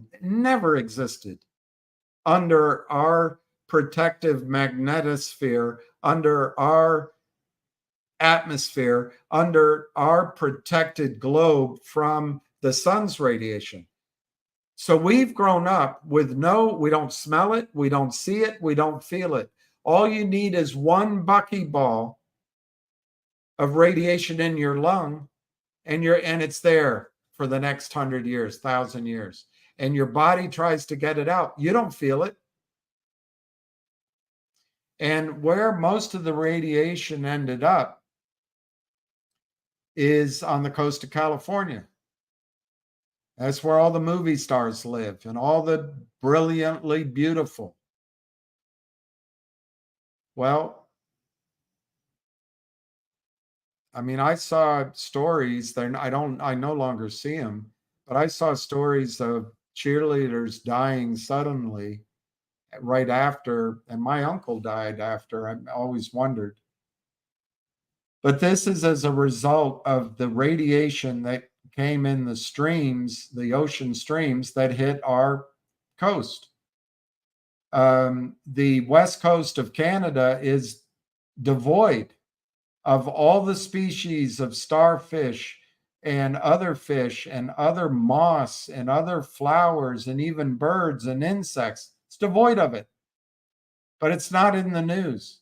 When Folks was president, he spent trillions of dollars to bail out the banksters. If he had put $1 trillion to help the Japanese, maybe we could have contained this. I think it was Bechtel, but what a US-based consulting firm did with Japan, they went to where Fukushima Daiichi is, in the Fukushima prefecture. The planet, nature, had built this rock wall, and Japan's an island. It was 80 or 90 feet, so the waves would crash into this huge wall. Coming down from the mountain was a river, an underground river. So what American genius and Japanese did, they brought the 80 feet or 90 feet down to sea level. They built 4 huge reactors on top of an underground river. And they built it on an earthquake zone, and almost by definition when you're in Japan. They then built in a backup electric system they put the generators on the ground level, and they had extension cords almost going to electric power. So when the tsunami hit, it wiped out not only Fukushima Daiichi, but it wiped out the backup generators. The poor Japanese workers there were running to their car to get car batteries, trying to get some electricity to keep the cores, the nuclear fuel, from melting down. They weren't successful because of the idiocy of planning capitalism to save money. The other thing they did when they built these nuclear reactors, they didn't start from scratch. To save money, they didn't start from scratch. They took the model that the United States was using, I think it was Westinghouse, but they were using in the back of submarines. So each of these reactors had a huge fuel pool, and where they heated the water, electricity is just boiling water and causing the turbine to run. So they just expanded the model they use in a submarine, and they stored, like a submarine, they stored the nuclear waste on top. Each of these reactors are 3 times the size of Chernobyl. Chernobyl was a 1/3, they estimate, meltdown. Chernobyl was on dry ground. Chernobyl, 150,000 men, 160,000 men, soldiers, went in for less than 1 minute apiece or 5 minutes to clean the material. And then they created a big sarcophagus, which they've replaced. It wasn't perfect. According to Helen Caldicott, you shouldn't eat anything from Turkey. You shouldn't eat tea from Turkey. You shouldn't eat food from Turkey, because all that material, all that waste, radioactive material, came there and down the rivers to Turkey. She says there's places in Europe you shouldn't eat the milk, the cheese, the food. There's places in the UK that you shouldn't eat, all from this Chernobyl disaster. But they got Chernobyl under control. It's still there 40 years later. It's still a disaster. People can't go around it. But as it compares to Fukushima Daiichi, they say Fukushima Daiichi is the worst accident since Chernobyl. No. Fukushima Daiichi is massively worse than Chernobyl.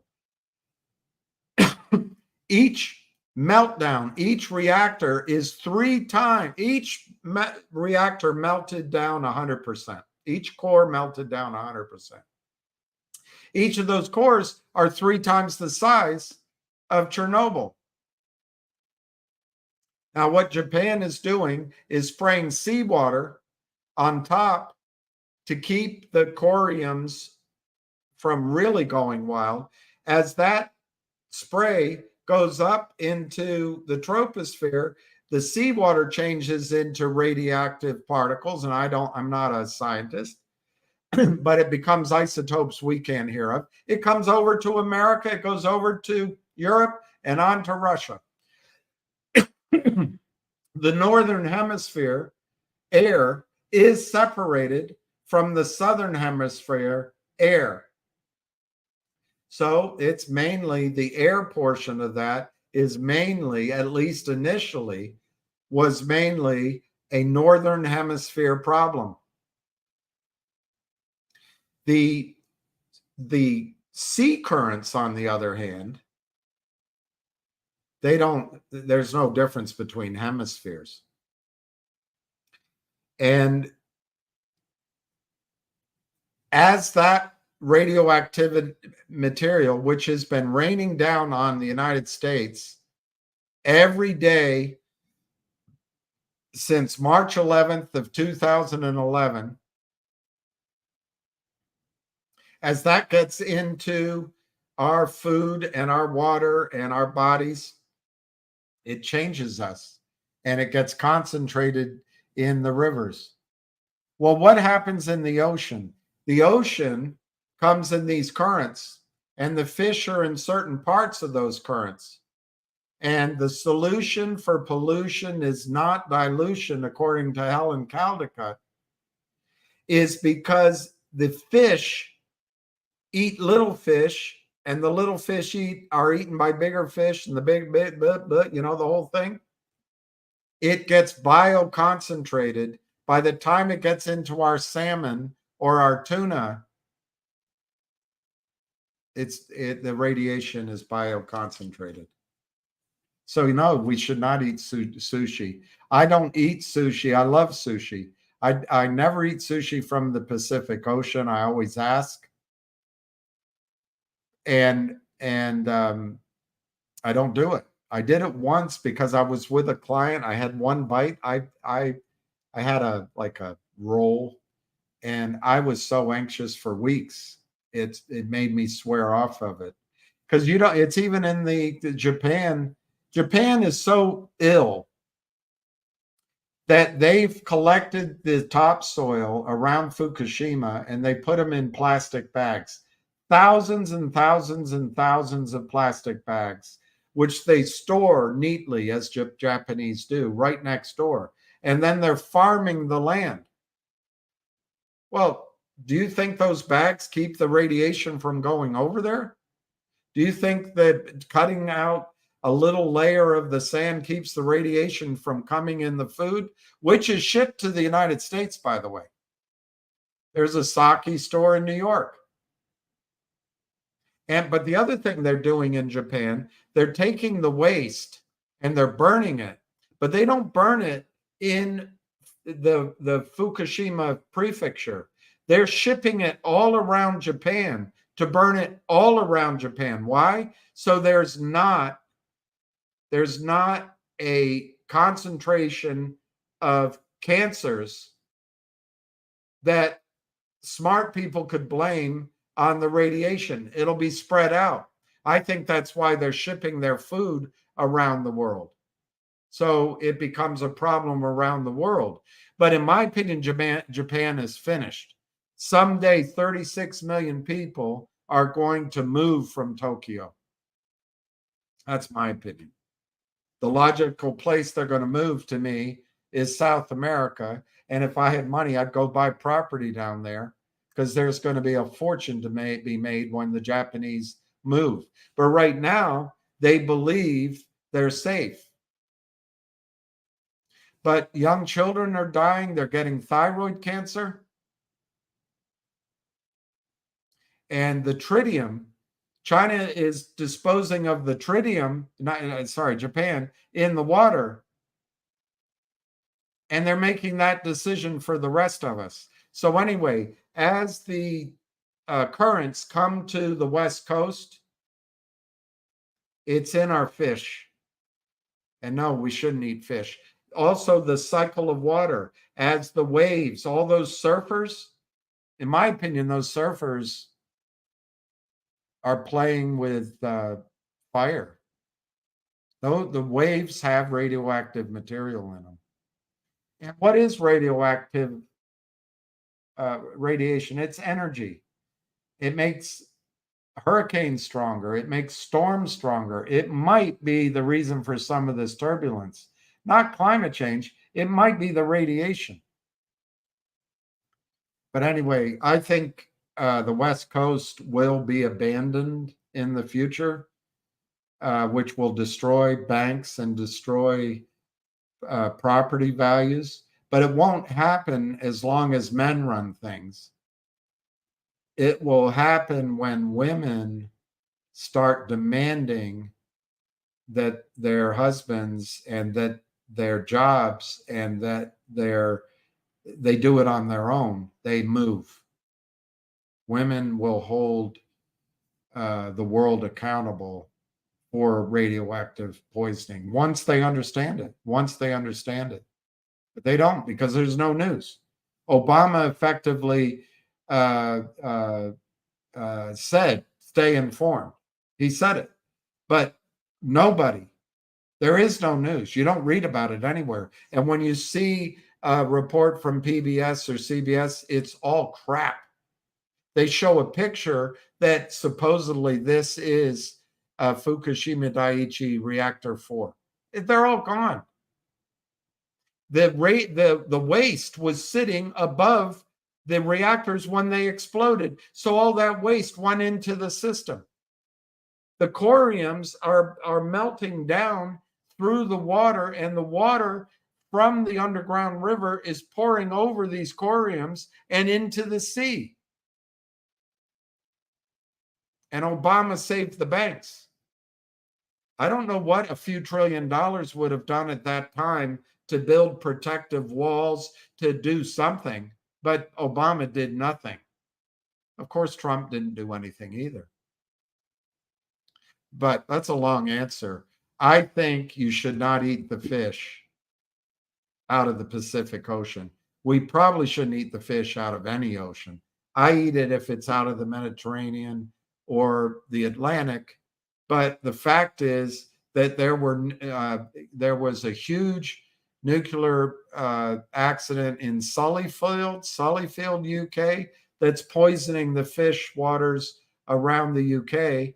We, as a country, used to dump our radioactive waste out in the Atlantic Ocean in barrels.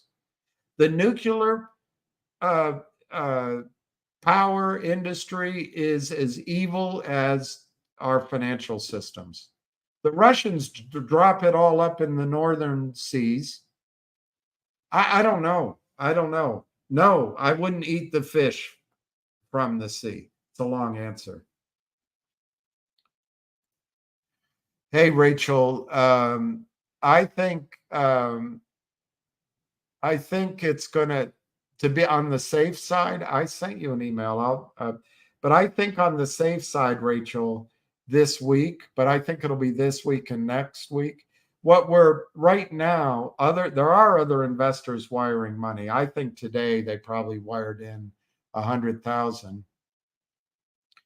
At some point, the company will have enough money and they'll say, you know what, that's good. And now we'll focus on the bigger raise. So I just want people to get, and I'll send the names in tonight. I want people to get their names in. I'll get them in.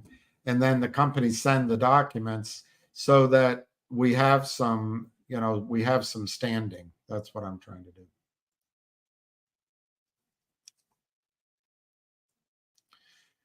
Oh, Mojo, I was friends in the sense of telephone calls and having met him twice. And I think I sat through one of his lectures, but I was friends with Matt Simmons. And Matt Simmons I think he died at age 63 in a hot tub, which makes no sense to me because that was his habit. He didn't smoke. He had he'd have a drink, but he was a wonderful man. He's a Republican, a banker, but he spoke out on that oil platform collapse. And the oil industry, BP, British Petroleum, treated the United States as if we were an African or Asian colony of 200 years ago. They bought up all the underwater submarines. To save money, they kept drilling without installing the proper safeguards. When that blew, the Horizon Deep or whatever it was, when it blew, and I think about it all the time, Mojo. Matt Simmons believed, and if he were alive today, he would still believe. They never capped that well. They never closed off that well. That well is still pouring oil into the Gulf of Mexico, and that he would do the analysis of what they'd allow us to see, and he'd say, this doesn't make any sense. They're showing this little area where the little oil's coming out. That makes no sense at all. And we didn't have the technology to shut that oil. That was a blowout. Anyway, he thinks it killed the Gulf of Mexico. And that's British Petroleum. I think they might have done something about him, which I'll leave to your imagination. I thought very highly of Matt Simmons, and I miss him to this day. Now, I've asked my oil friends that are much more intelligent than I am, and they think he was whacked out. He became crazy. I don't. But so I'll just to give you the other side, they believe they did cap the well. I don't believe they capped that well. And so what they did, Mojo, is they've sprayed the Gulf with this crap chemical, core exit, to break up the oil and to get the media to stop focusing on oil spills. And so when the oil came ashore, it didn't glob in oil, but it's in the birds, it's in the fish, it's in the plankton, it's in the crawfish and the crabs. British Petroleum destroyed the Gulf of Mexico so they could pay their dividend to their retirees at the UK. And I think it's a massive cover-up. I couldn't agree with you more. The tragedy of the resource of the Gulf of Mexico for its fisheries and everything else to be destroyed by core exit. And possibly, this is so long ago, I don't know if it's still true, but Matt Stimmons believed that there was a pool of oil in the bottom of the Gulf of Mexico, taller than the Washington Monument and bigger than covering, I forget which ones, something like Pennsylvania, New York, and Ohio, something like that, covering more than 3 states, 700 feet tall. And Mojo, I tell you, these things I just talked to you about, the context of gold and silver, the context of how important clean water is, the context of how important it is that we each act as our own central bank, and we're an island in all of this, how you can't trust the media, how you need precious metals, you need oil and gas, how you need all of this stuff. I didn't come on it yesterday, but I then, as I expressed it briefly yesterday, and I don't want to go back over it, I experienced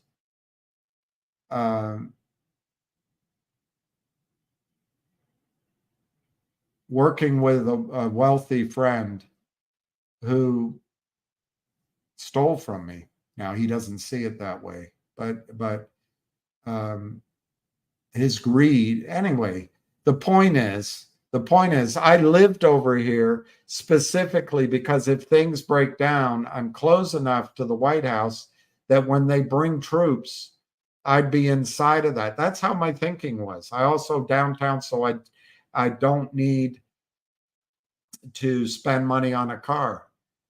But now, because of thoughtlessness, selfishness, and my own faults, I'm gonna blame it on myself. I don't have that big core of assets that I can step in and fight all this, and then make sure that I'm a safe place where my friends can come. I don't have that right now. I am trying to do the best I can with that knowledge. I was hoping some of these stocks would work. And then, for example, moving to Peru or moving to Argentina, things like this. But none of it's turned out yet. And I start wondering if the whole bloody elite system knows. I mean, they're not dumb. They've got to know. And we're not in that club. I don't know what's going on. But we can't give up. And knowledge prepares you. But yes, I am furious that they used core exit in the Gulf without even studying it. They didn't follow any science. They just did it to hide their crime. And that bastard, I forget his name, that approved scrimping on costs. Isn't capitalism wonderful? He destroyed the Gulf of Mexico. He destroyed the United States for his own pounds of profit. I forget his name right now, something H, and I think it's a Sir now. Logic is trading at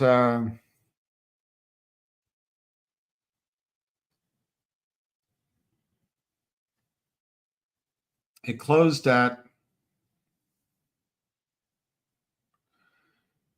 0.0165.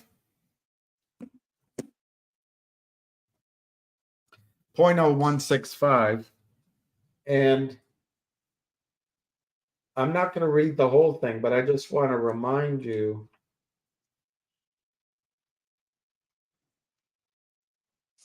I just want to remind you. Here's the documents they're going to send you.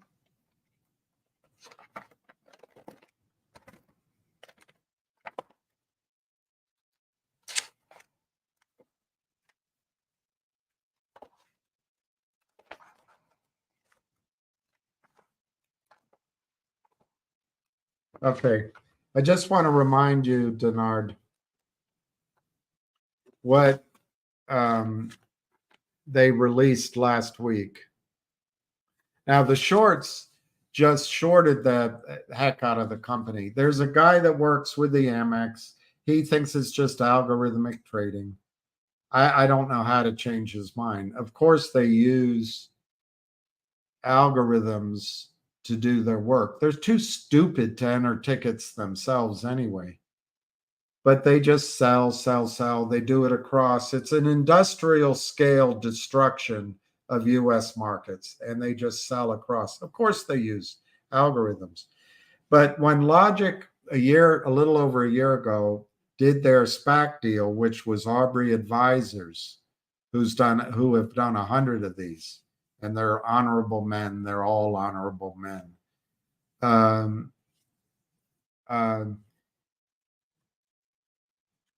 They put their assets into Collective Audience, and they announced that Logic would be a shell company who would reverse merger into a company.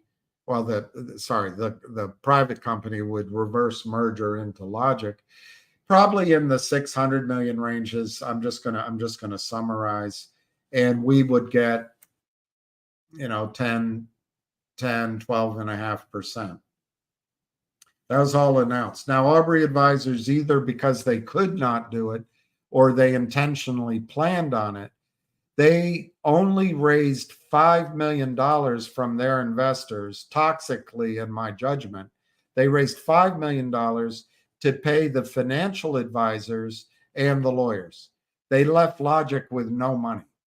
And frankly, they left CAUD with no money. Yet, the board, two of them are on the board at Collective, and they're really good guys. They're honorable. They're very good guys. So they must not have had the ability to raise more than $5 million. And they didn't have the foresight, even though they're investment wankers, to realize that two companies starting out need capital or they're going to be destroyed. And they've done this 100 times, or they did it on purpose. Leave it to you to decide. To me, there's tire tracks all over their back. I can see they had their fun.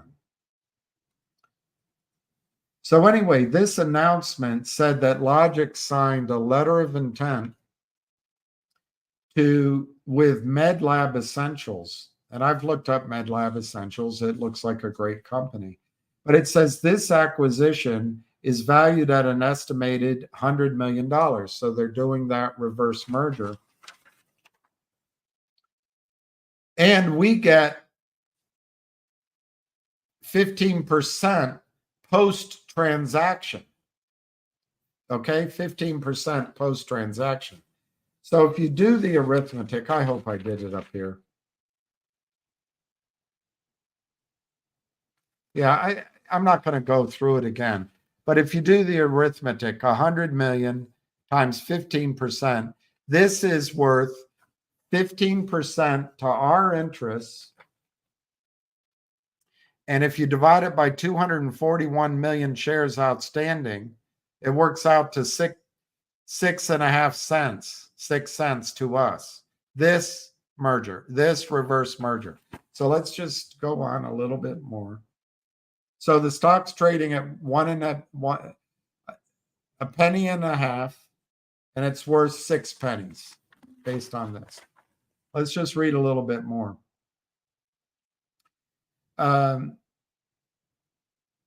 They are going to complete, this is the dangerous part. They are going to try to upgrade to NASDAQ, CBOE, or NYSE. I hope it's NYSE. Now, my friend on the Amex says, oh, you don't know they're better, and NASDAQ's fine. NASDAQ's literally a gold-plated abattoir compared to the wet market of the OTC markets. But it's just a finer way of slaughtering investors and CEOs under the toothsome smile of Adina Friedman. I hope they don't go in the NASDAQ, but we have to live with it. Finger's on NASDAQ. Is that great for Finger? It will be, but it's just, why do you need that? Just go to the NYSE. Get away from Adina Friedman. She has no talent, no ethics. She does not care about settlement. She does not care about CEOs. She does not care about investors on NASDAQ. She cares about Carlyle Group and the fact that she's the first woman in this position, and she wants to go back to Carlyle and be the woman, the boss woman on the board and all that. I'm so sick of it. Just show me as an individual. I don't care if you're a woman, a cow, or a man, or half a man, or a unicorn. Just do the job. But anyway, all right. So they're gonna uplist on the NASDAQ, CBOE, or New York Stock Exchange. Like I say, I hope it's the NYSE. So that's you can see a shade of risk there. The other shade of risk, they're going to complete a substantial capital raise in the third quarter of 2024 or sooner. So I see two risks there. We see, Denard, the criminals have done it to, I think it's some real short sellers. I think it's short selling left over from Ionic. I think it's short selling, frankly, from Polar, the biggest investor backing up the pretend investment bank of Aubrey Advisors. It's a big one. No kidding, it's a big one. But they just do the same thing that Lynn Partners does and Power Up Lending does, in my opinion. By the way, everything's my opinion. So Polar and one other hedge fund, and maybe Shadron Financial Advisors, they all shorted Logic to oblivion. They left it naked and forlorn in the rain, and then they just took pot shots at it. So I think they're the ones, after this was announced, just selling it down. Why did they do that, Denard? Because they want the COO, Daniel Vinegar of MedLab, to look at this and say, hey, wait a minute. We're valuing MedLab at 100 million. And the stock is now a penny and a half. So we have to renegotiate how many shares. That's what the criminals count on. That's their modus operandi. But here's the problem with that strategy on their part. This says the preliminary target is MedLab. The valuation is 100 million, with Logic shareholders poised to retain 15% post-transaction. So what I just said is real, and that's their strategy. But if you hear what that sentence says, regardless of price, regardless of share price, regardless, frankly, of dilution, we're going to get 15%. So it doesn't matter what they do. We get 15%. Now, I think, and I don't think Daniel Vineker is listening to me right now, but I think Daniel Vineker should go along with his own, this is his own valuation, and they should work with logic based on that valuation, because it's simple arithmetic, like I just did. You take the 100 million, 15%, divide it by the number of shares, 6 cents a share. It's very simple. You don't use what the criminals have done. You use what you believe in. And you ignore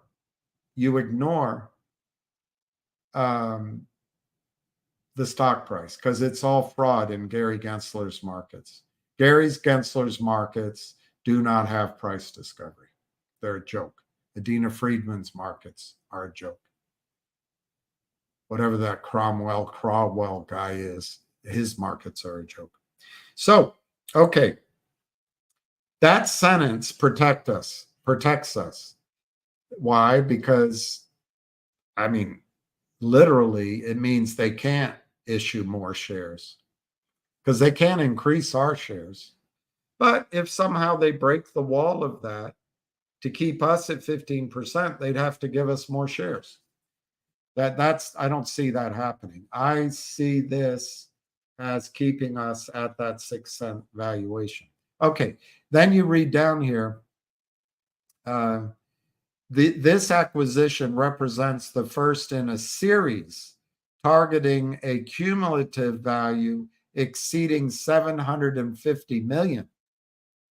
First in a series. A series is more than 3, I think. I guess the series could be 2. I don't know. But it's first in a series of acquisitions.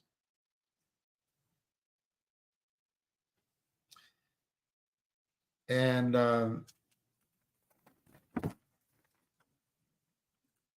then the last line, this acquisition here is the first of 3 biotech-focused companies, with the subsequent acquisitions already in the letter of intent stage. And this acquisition should be completed by the end of July. All right, so what are my 2 takeaways from that? I'm not going to do the arithmetic, but if you use 750 million over the series, and we get 15%, it works out to 45 cents a share. Okay, Denardo, works out to 45 cents a share. This one, although I'm not sure it says it here.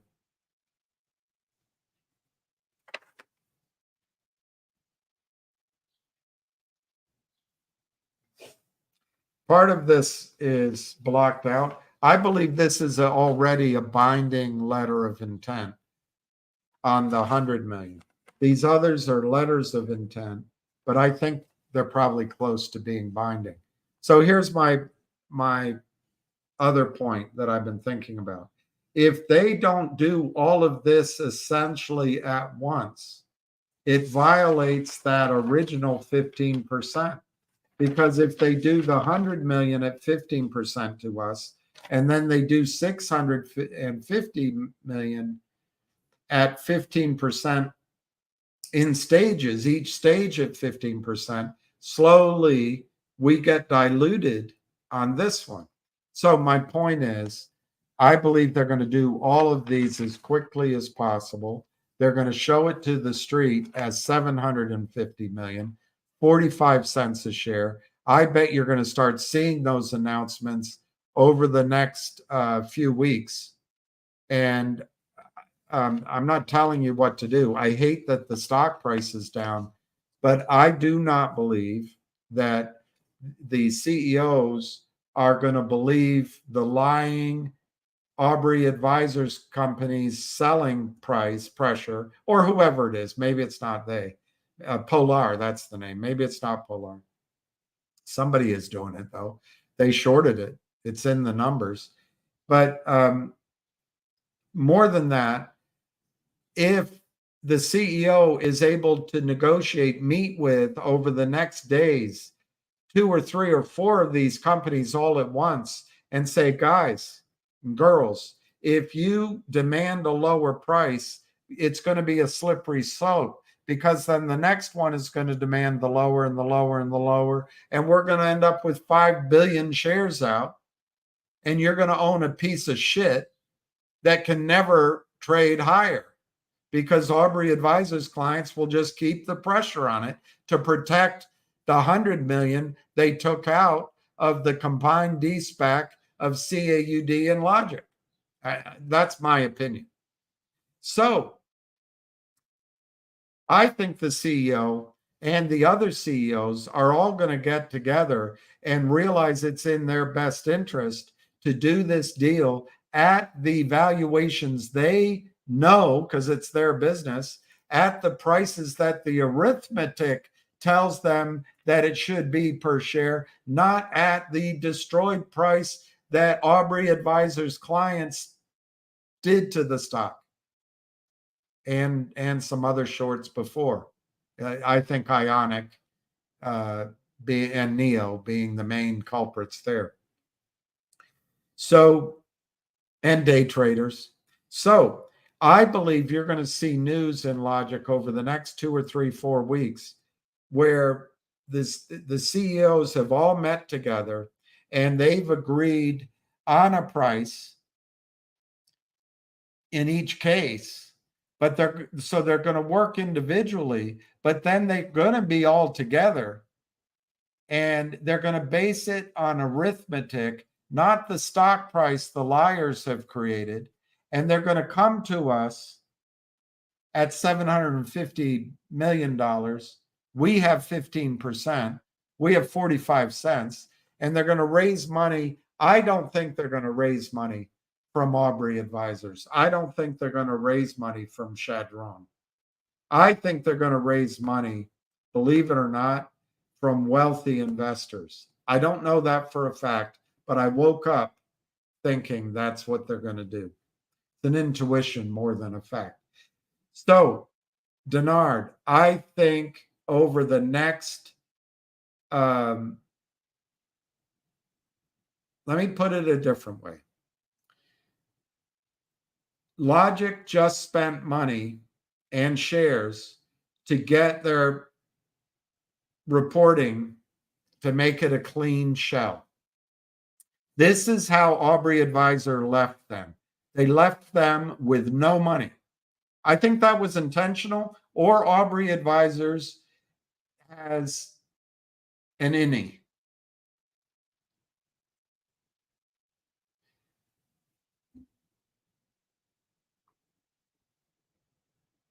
I think that Logic needs to get this done before this quarter is finished, because they're a clean shell now because they filed everything. If this goes past this quarter, they got to do more filings, more money, more nightmare. So I think all of this activity is going to happen June, July. And if a lot of it needs to settle, the way this first one reads, it says, this transaction is slated for completion by July 31, 2024. If the others need to be finished in this quarter, slated to complete by July 31, that means they're going to have to announce them in June or the beginning of July.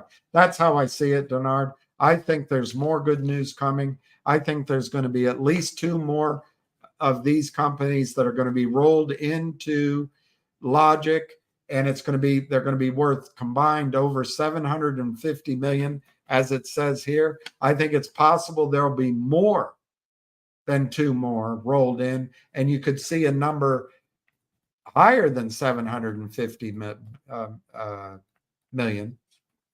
Maybe it goes over $1 billion. But at 750 million, 45 cents a share. I don't know. Should the stock be trading at $0.015? I don't think so. Should it be closer to 45 cents? I think it should be 45 cents. But should it be 10 cents, 5 cents, 15 cents? Let's say it goes to 15 cents. That's 10 times where it's trading right now. So there's a trade in logic. Right now, the criminals have it under control because management is in a quiet period. Management is negotiating with the other CEOs. The one risk is if the other CEOs demand to be paid in shares based on what the criminals have driven the price down to, ironically, that CEO will cause his own or her own demise because the share price will go down by much more for the next one. They will seller box it. It's time for these CEOs to understand that the people at Aubrey Advisors are either wolves in sheep's clothing, or their clients are, or their lawyers are, or Chadron Advisors are. Keep those people away. And I think they will. So I think you're going to summarize that very long explanation, I think over the next weeks, and let me say it's May, I'd say by the end of June, I think you're going to hear about 2 or 3 more roll-ups here. And I just don't see how the stock can stay at $0.015. I really don't. If the CEOs are smart. I think they are smart. And Brent's been through this. I don't know how many times he needs to be knocked on his head to realize that Wall Street's full of liars. So and I'm not saying that negatively. My point is, he's not going to be fooled. I don't think. The final thing I want to say, Denard, there could be a short squeeze. I don't expect it, but these roll-ups, that's my term. This Med Lab, the others that come in, a lot of the stock is held by insiders. They're private companies. By definition, they don't have public shareholders. So when this merger, these reverse mergers happen, they're going to be locked up in their stock. And Denard, this helps the criminals. The Aubrey Advisors knew this, or Polar. They talked logic into doing a 50-for-1 reverse split. So all that shorting they did downward, destroying, creating counterfeit shares. Yes, it was Aubrey Advisors or Polar or the other hedge fund or all three. It might have been Chadron. It's almost certainly was Ionic, and it certainly was the people at Neo, and it may be some day traders that did it with their own logic. But all of these shares that are given here are going to be restricted. So the 50, conceptually, the 50-to-1 reverse split, conceptually, assuming they don't listen to Aubrey Advisors,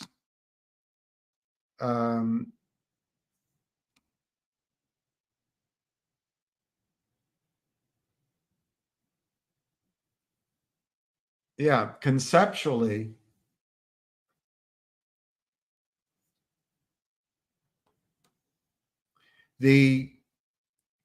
if they do all of this together, they get it 750,000, and they do the 1 for 50. The stock will be trading at $22.50 as it goes on the NASDAQ. Well, if it's trading at $22.50, that on the one hand, you're right. Oh, they could short it all down to one. That's not going to happen. Each of these companies, some of them are going to have cash, some of them are going to have revenue. They're all going to have institutional followers. There's going to be stories about health and the pipeline of drugs and treatments that is going to interest institutional buying. We're going to own 15% of this company. It's going to be $22.50. My point is, it's 45 cents a share to translate it back to pre-reverse. The people who shorted this stock down are going to either decide to lock in their profits or they're going to have to cover. And the only stock available is ours. So it might be that there's a little bit of a short squeeze. I don't know. We'll have to watch that. Now, how the 50-for-1 split, reverse split helps is they shorted probably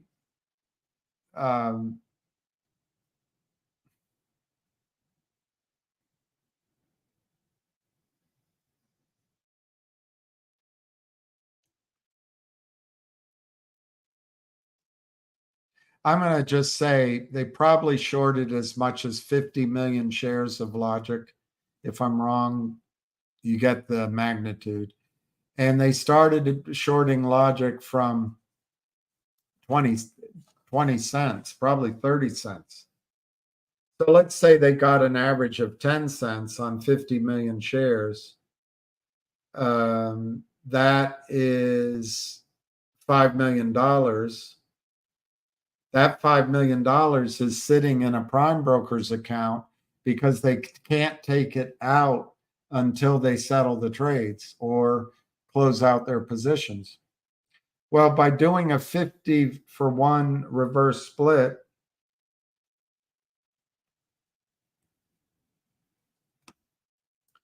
it's something like 98% of the requirements.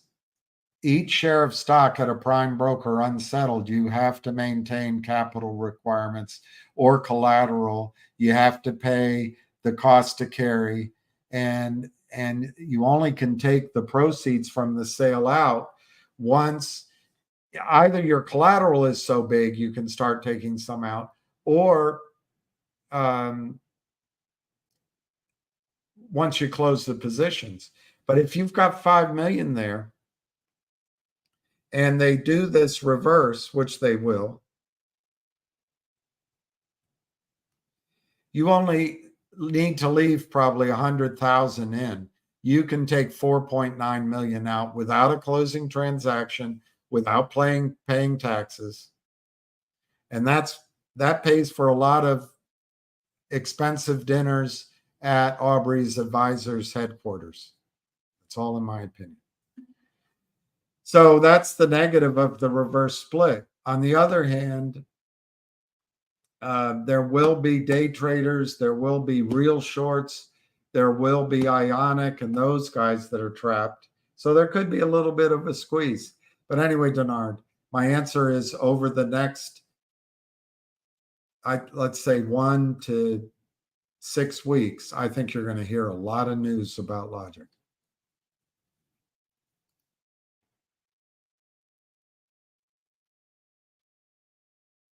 What's your she beast? What's your he doesn't have any patience. But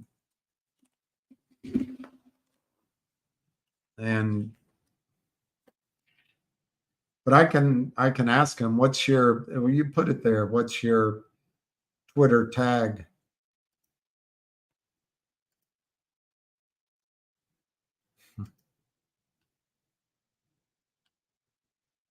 I know, it's unbelievable.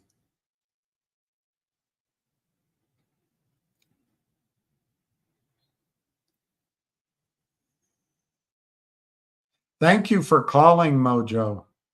That's amazing. I was speaking with Matt Simmons and I was talking with friends, my oil, and it was a lot like short selling. People can't admit such disasters and such dishonesty. They can't admit it.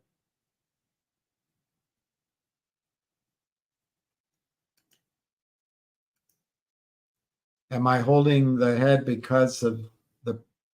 No, I was trying to see it. My cataract has gotten really bad, and I was trying to see if it said 1 penny or 1.6 or 1.5. I couldn't distinguish it. That's why I was doing it. Anyway.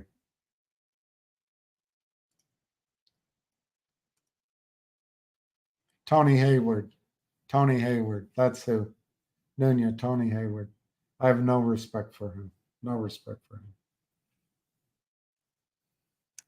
They treated us as, just a country with resources that they could steal, and then they could leave us with the disaster. And we pulled them out of World War I and World War II. All right. I think I've talked enough. It's 6:51. I've got 5 names to follow up. I'll check my emails. We're going to go walk my dog. Tonight, I'm going to make sure that to the people I can email, I follow up with each of you what I need. If you're interested in the gold deal, let me just show you it. Yeah, and it's no pressure. It really is no pressure. Doesn't.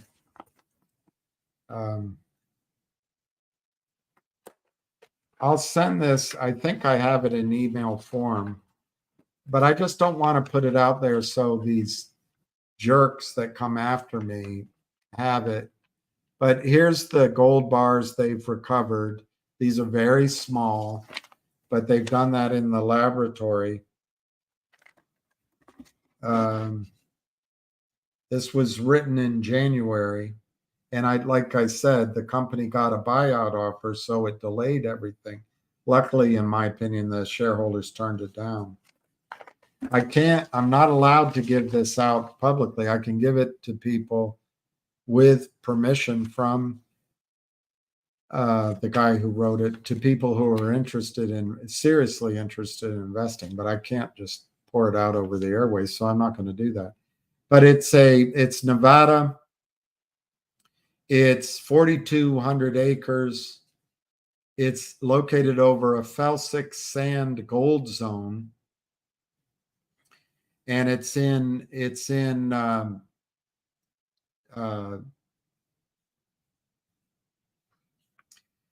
well,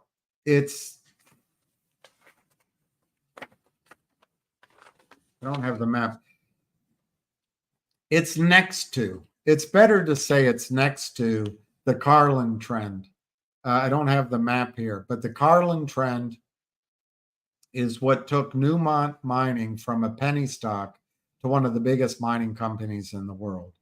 And the Carlin Trend is invisible gold. And it's where Barrick is. It's Barrick and Newmont. And okay, so this project's been going on from 2007 to 2022. I invested, I think it was 2009, I think. Might have been 10. When activities halted due to the COVID crisis, and that I'm reading something, YouTube, I'm not making a comment. And M6, a magnitude 6.5 earthquake that damaged everything. They continued to work on the process over the last 4 years. Initially, 6.6 million ounces of gold were discovered. The resource is 174 million tons, and originally using caustic fusion, they got 0.038 ounces per ton out of 37 200-foot drill holes. The grade was confirmed using standard testing, and I'm going to skip over that. I showed you some of the results. That was what they did originally. Then they tried to come up with this process to do better, and it's taken this long.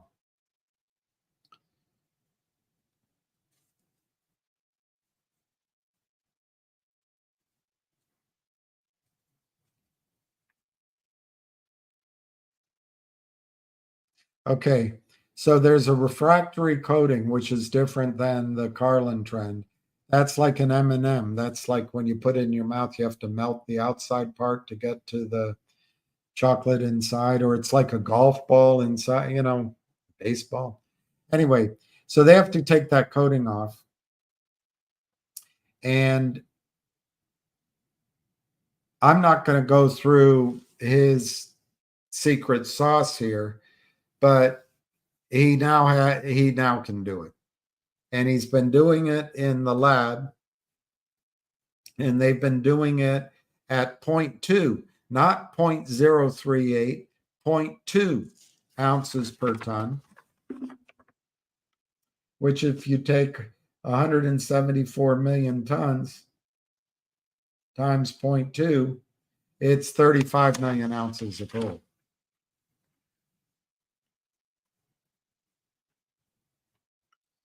Which is just enormous.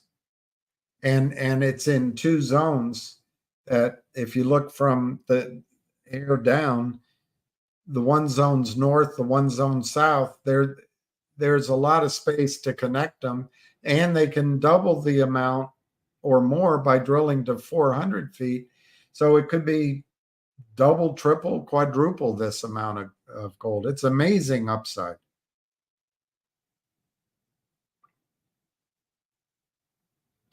It says here, all assay and resource calculations were done by independent geologists and engineers on chain of custody samples collected from the holes.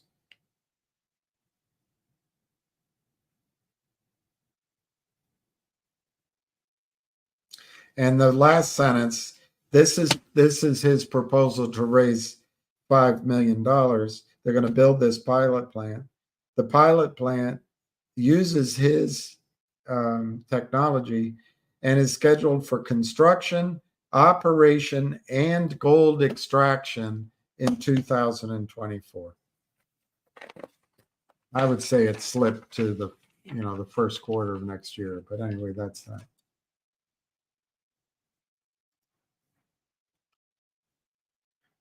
Precious metals. Well, actually, John, I have left out platinum. I'm not conversant in the ratios or the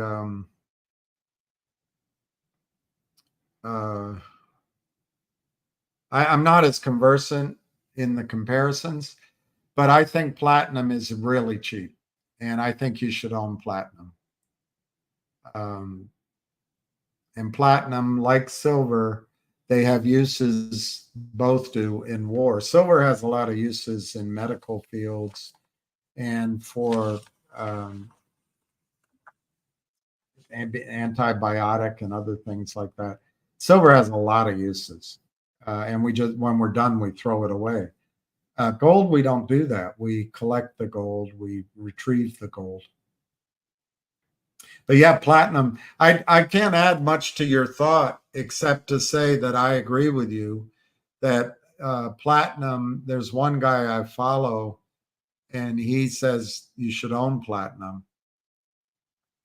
I don't know many platinum miners. I'm just not as, it's not in my head as much, but I agree with you completely. I think platinum is cheap. I believe it's suppressed, and I believe it should be bought. I don't think you only have to stick with precious metals.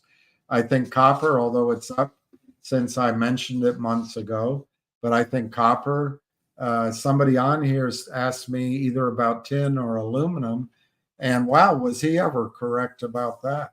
I think all metals, all materials we're going to experience shortages. I think we're going to have shortages in food. They're killing a bunch of chickens. They've been killing chickens and cows and tipping over trains in our farms. And they've been cutting supply lines. I don't know how much longer we are going to be able to live the way we've lived for the last 40 years. And while we worry about, my gosh, white men got all of this and it's time to even it all up, or whatever the hell's going on out there, the cost of everything's going to go up. Food security is going to go down. And there's going to be commodity spikes. We're going to have inflation you can't even believe. And unfortunately, I don't know that Trump can stop it. It might get so bad they have to have $2. There might be an international dollar to settle trades, and there might be a domestic dollar that we trade amongst ourselves. Our lifestyle's going down, and no one sees it. We're in some sort of la-la land where, like Superman or Prince Charming or the magic witch is going to come wave a wand and things are going to all redound to the great United States. We got to stop making these mistakes. And we've got to start planning ahead. I think all commodities are cheap. The cheapest one right now probably is clean water.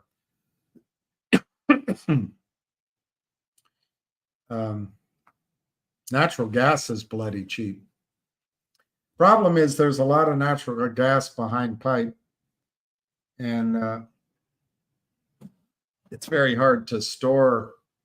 I mean, it's easy to store it up to a point, but after a point, it's hard to store, transport and store. So they just flare it, which is wasteful.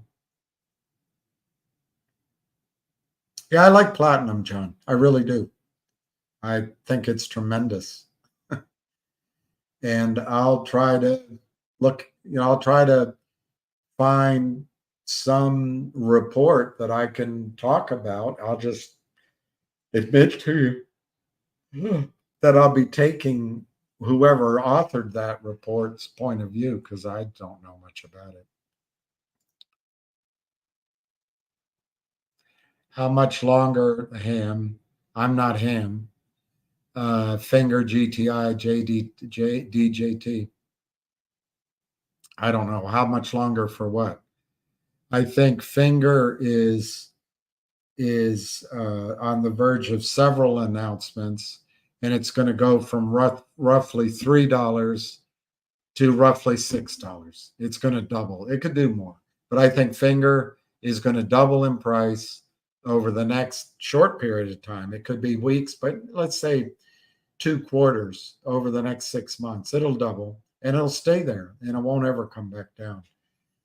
In terms, if you're asking about a short squeeze, I think Finger has the potential to have at least one out of the blue surprise announcement that changes the facts on the ground and changes the facts per share, the price per share, the per share value, the net asset value. And if that happens, and there is indeed 200 million shares short, now the guy from Amex say, that's not possible. It's not happening. They're buying the stock back. They short it, but then they buy it back. And there was a bunch of private placements and people are selling into it. And you're not saying, whatever. If you want to believe that, you can believe that. I don't see evidence of covering. I really don't. Now, the problem is with the NASDAQ, they have options and they can do all sorts of derivative contracts to manipulate the stock price. That is Adina Friedman's markets. she welcomes CEOs with a lot of aplomb just so they can get first shorn and then gutted, drained of their blood, cut into slabs, and distributed to the hedge funds for their feast. But I think Finger has a chance over the next 6 months to have things happen that could make it squeeze dramatically. That's me. I'm not Ham. I think Ham believes Finger could squeeze at any time. He talked today about Jeff Easton's friend / buddy who is buying the stock, Finger, no longer selling. Now, what he doesn't know, he admits it's a rumor. He doesn't, but that's how information passes on Wall Street. He admits that the buying could be short covering. It could be new buying. It might not be a lot of buying. But what it tells Ham is that somebody close to Jeff Easton knows that the trade Jeff Easton and his clients have is going to implode on them. So if you're asking Ham, I can't speak for him, but Ham believes Finger could squeeze almost at any minute. He bought 500 calls last expiry date, 500 calls. They expired worthless, but that's how Ham sees what could happen to Finger. GTII, I've spoken about it a lot. Until David Reichman leaves GTII, I think the stock could go down to 9 cents. It could go lower.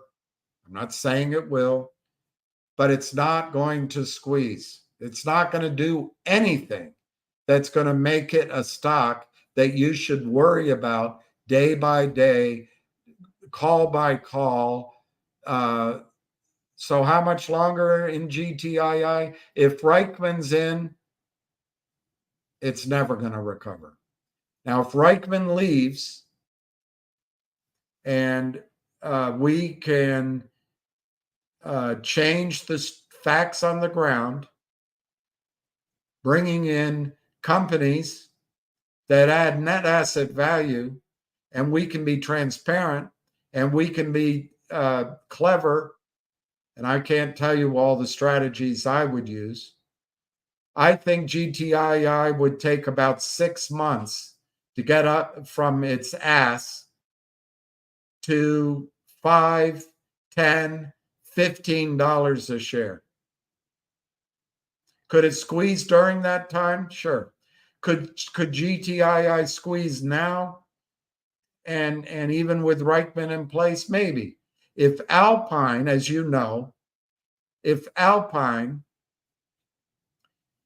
is expelled by FINRA and still maintains the NSCC's documented or stated short position in GTII, and it has to be covered, you could see GTII, and there's a large short position, you could see GTII run. But I don't think GTII is going to run to the massive numbers I used to think, because I don't think it's, well, now, I mean, if Alpine is bought in, it could, but I think they have it under control somewhat. I think a lot of us will sell into it, and there's just more stock out there. When I first was looking at it, the float was something like 20 or 30 million shares. I think the authorized shares or whatever, the outstanding is over 400 million now. And a lot of that's in the float. So I think GTI is not something you should have ants in your pants about. We need David Reichman to go. DJT, I don't know anything about other than looking at the charts. I think there's a gap to fill. I think it's at 69 or something. There's a huge short position in Donald J. Trump. Yes, Elon Musk has a better product, maybe. But if this communication, there's room for more than one. You have CBS, ABC, and NBC. you have DreamWorks and Disney. Yeah, there's room for more than one. And there's a massive short position in DJT. There's been, if you're trading, you look like you're a fighter, you're a trader. You've been able to trade in and out of DJT. You've been able to sell calls, buy calls, do things to make money. I don't own any of it. But I think DJT is going higher. Politically, I think the Fed, Janet Yellen, Joe Biden will try to short DJT so that Donald Trump has no money. That's what I think they'll try to do. And can you fight the Fed? I don't know. I don't know. That's a risk. But on the other hand, Wall Street's full of people that want to make money. And as this breaks out, it's already doing it slowly. And it gets over 69.70. You can look up your own chart. Ham said today that he thought that if it starts to move and the buyers from the other hedge funds come in, because they will, he said $500 a share. And he believes it has to happen before Donald Trump is president. I personally don't think they're going to let Donald Trump be president, but whatever. So if you basically, you've got as much as 6 months, but I really think based on how he talks about it, he thinks as soon as Devin Nunes goes in front of committees, it's going to happen. How's that for the answer, NSA? Welcome to the show.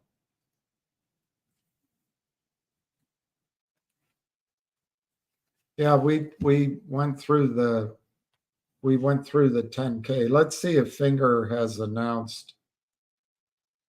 What happens let's see if Finger has announced their earnings themselves.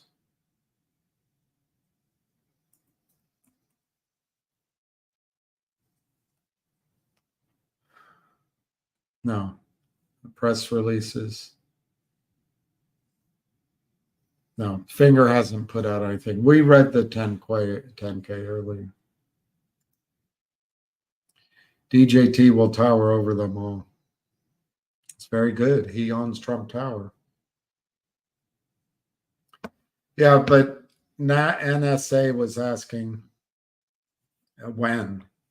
And, you know, they don't ring a bell when they go. Look at GME last 2 weeks ago. It ran up and back down. And people had to wait 2 or 3 years for that. You don't know. And it comes quickly and it's gone.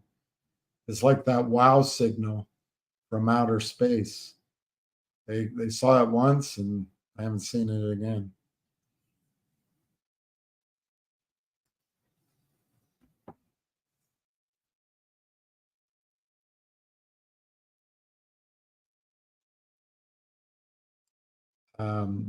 Yes, you can place as many sell limit orders as you want, but it's up to the amount of shares you have. Unless you have an account that allows you credit or margin to short stocks or options, you can only put limit orders in, sell orders in for the amount of shares that you have. So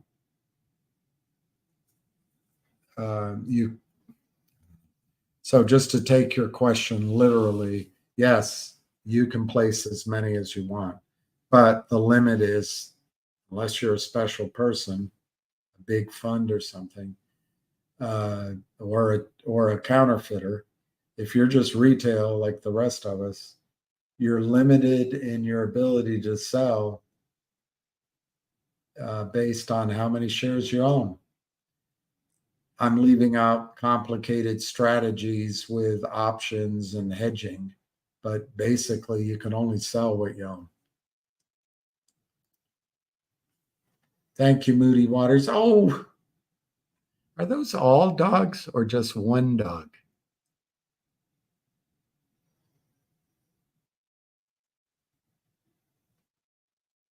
That's just one dog that needs a hug. All right, I'm going to sign off because I've got to walk my dog. I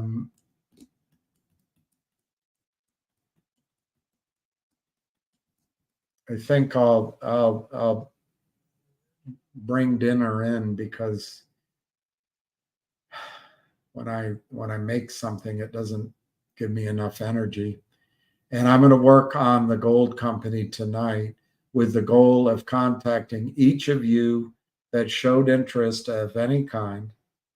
Make sure you at least have a chance to say no. And one person said no. But I've got about 50 people to reach. There's probably 10 people who have already wired. Well, I'm not positive they wired their money, but they're sending in the documents and are wiring their money. So now's the time. This week's the time to do it. I want to do it. Today is Wednesday.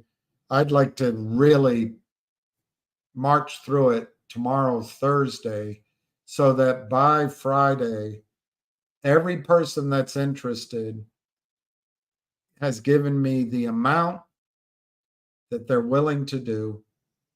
The documents are sent to you by the company. And then on Friday, you can wire the money, which is what, if you're comfortable doing it, is what I would recommend, because I think this deal will not last very long. I really mean that. It's got risk.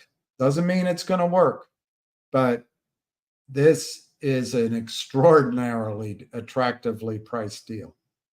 And I'm going to try to do some myself. I don't know how. But anyway, so that Friday people, tomorrow and Friday people can wire money. But if people have questions or if there's confusion or whatever, over this weekend, I can work on it with people. And by Monday, we can wrap it all up. That's my goal on this one. Because then I want to focus on some other things, including that silver company I talked about, including trying to raise bigger money here. I want to raise money for a Bitcoin mining operation and other projects, but these are much bigger. So I got to go reach out elsewhere. And then we'll go from there.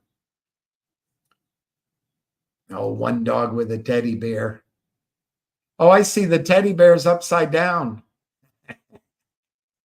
Oh, cute puppy dog. All right, everybody. Thank you for joining. I appreciate it. I'm glad you were here. You're such a lovely audience. I'd love to take you home. I can't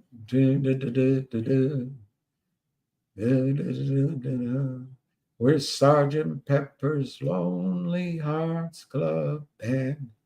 All right. Good night. Peace to everyone. Pray for Jenny L. Pray for all of you, particularly the people that have died and are in tight circumstances. I'd like to pray for the safety and the support and the courage of Anna, Queen of Trades. And I'd also, there's so many people, but two people are so strong that I doubt anyone thinks to pray for them. But I think praying for Junk Savvy and Busy Brands, that would be a good idea. And maybe we can throw in a prayer for, the lawyers, Richard Hoffman and Mark Bazile and him. But there's so many people. Don't leave anybody out. You can add your own names, but Your dog likes when I sing. Oh, what's his name? He needs a hug is what he needs, is a hug. Palladium John. That's what I'm going to call you, Palladium John. I'm going to learn something to tell you that's interesting about palladium. But I agree with you. Palladium is cheap. Palladium should be owned. Seamus. Or is it Seamus? Is it Seamus? Seamus. Seamus, you're a good dog, Seamus. Seamus. Good boy. Seamus is a good boy. I like Seamus. All right, I'm going to end it now. We'll catch you tomorrow. And Seamus, Seamus, Seamus, Seamus, Seamus. It's time for a treat. Seamus, time for a treat. I hope it's time for a treat. Oh, you didn't wake up. All right. He's a good boy. He looks like a good boy. All these dogs are good. I like them all. All right. So good night, Palladium John. I'll see all of yous tomorrow.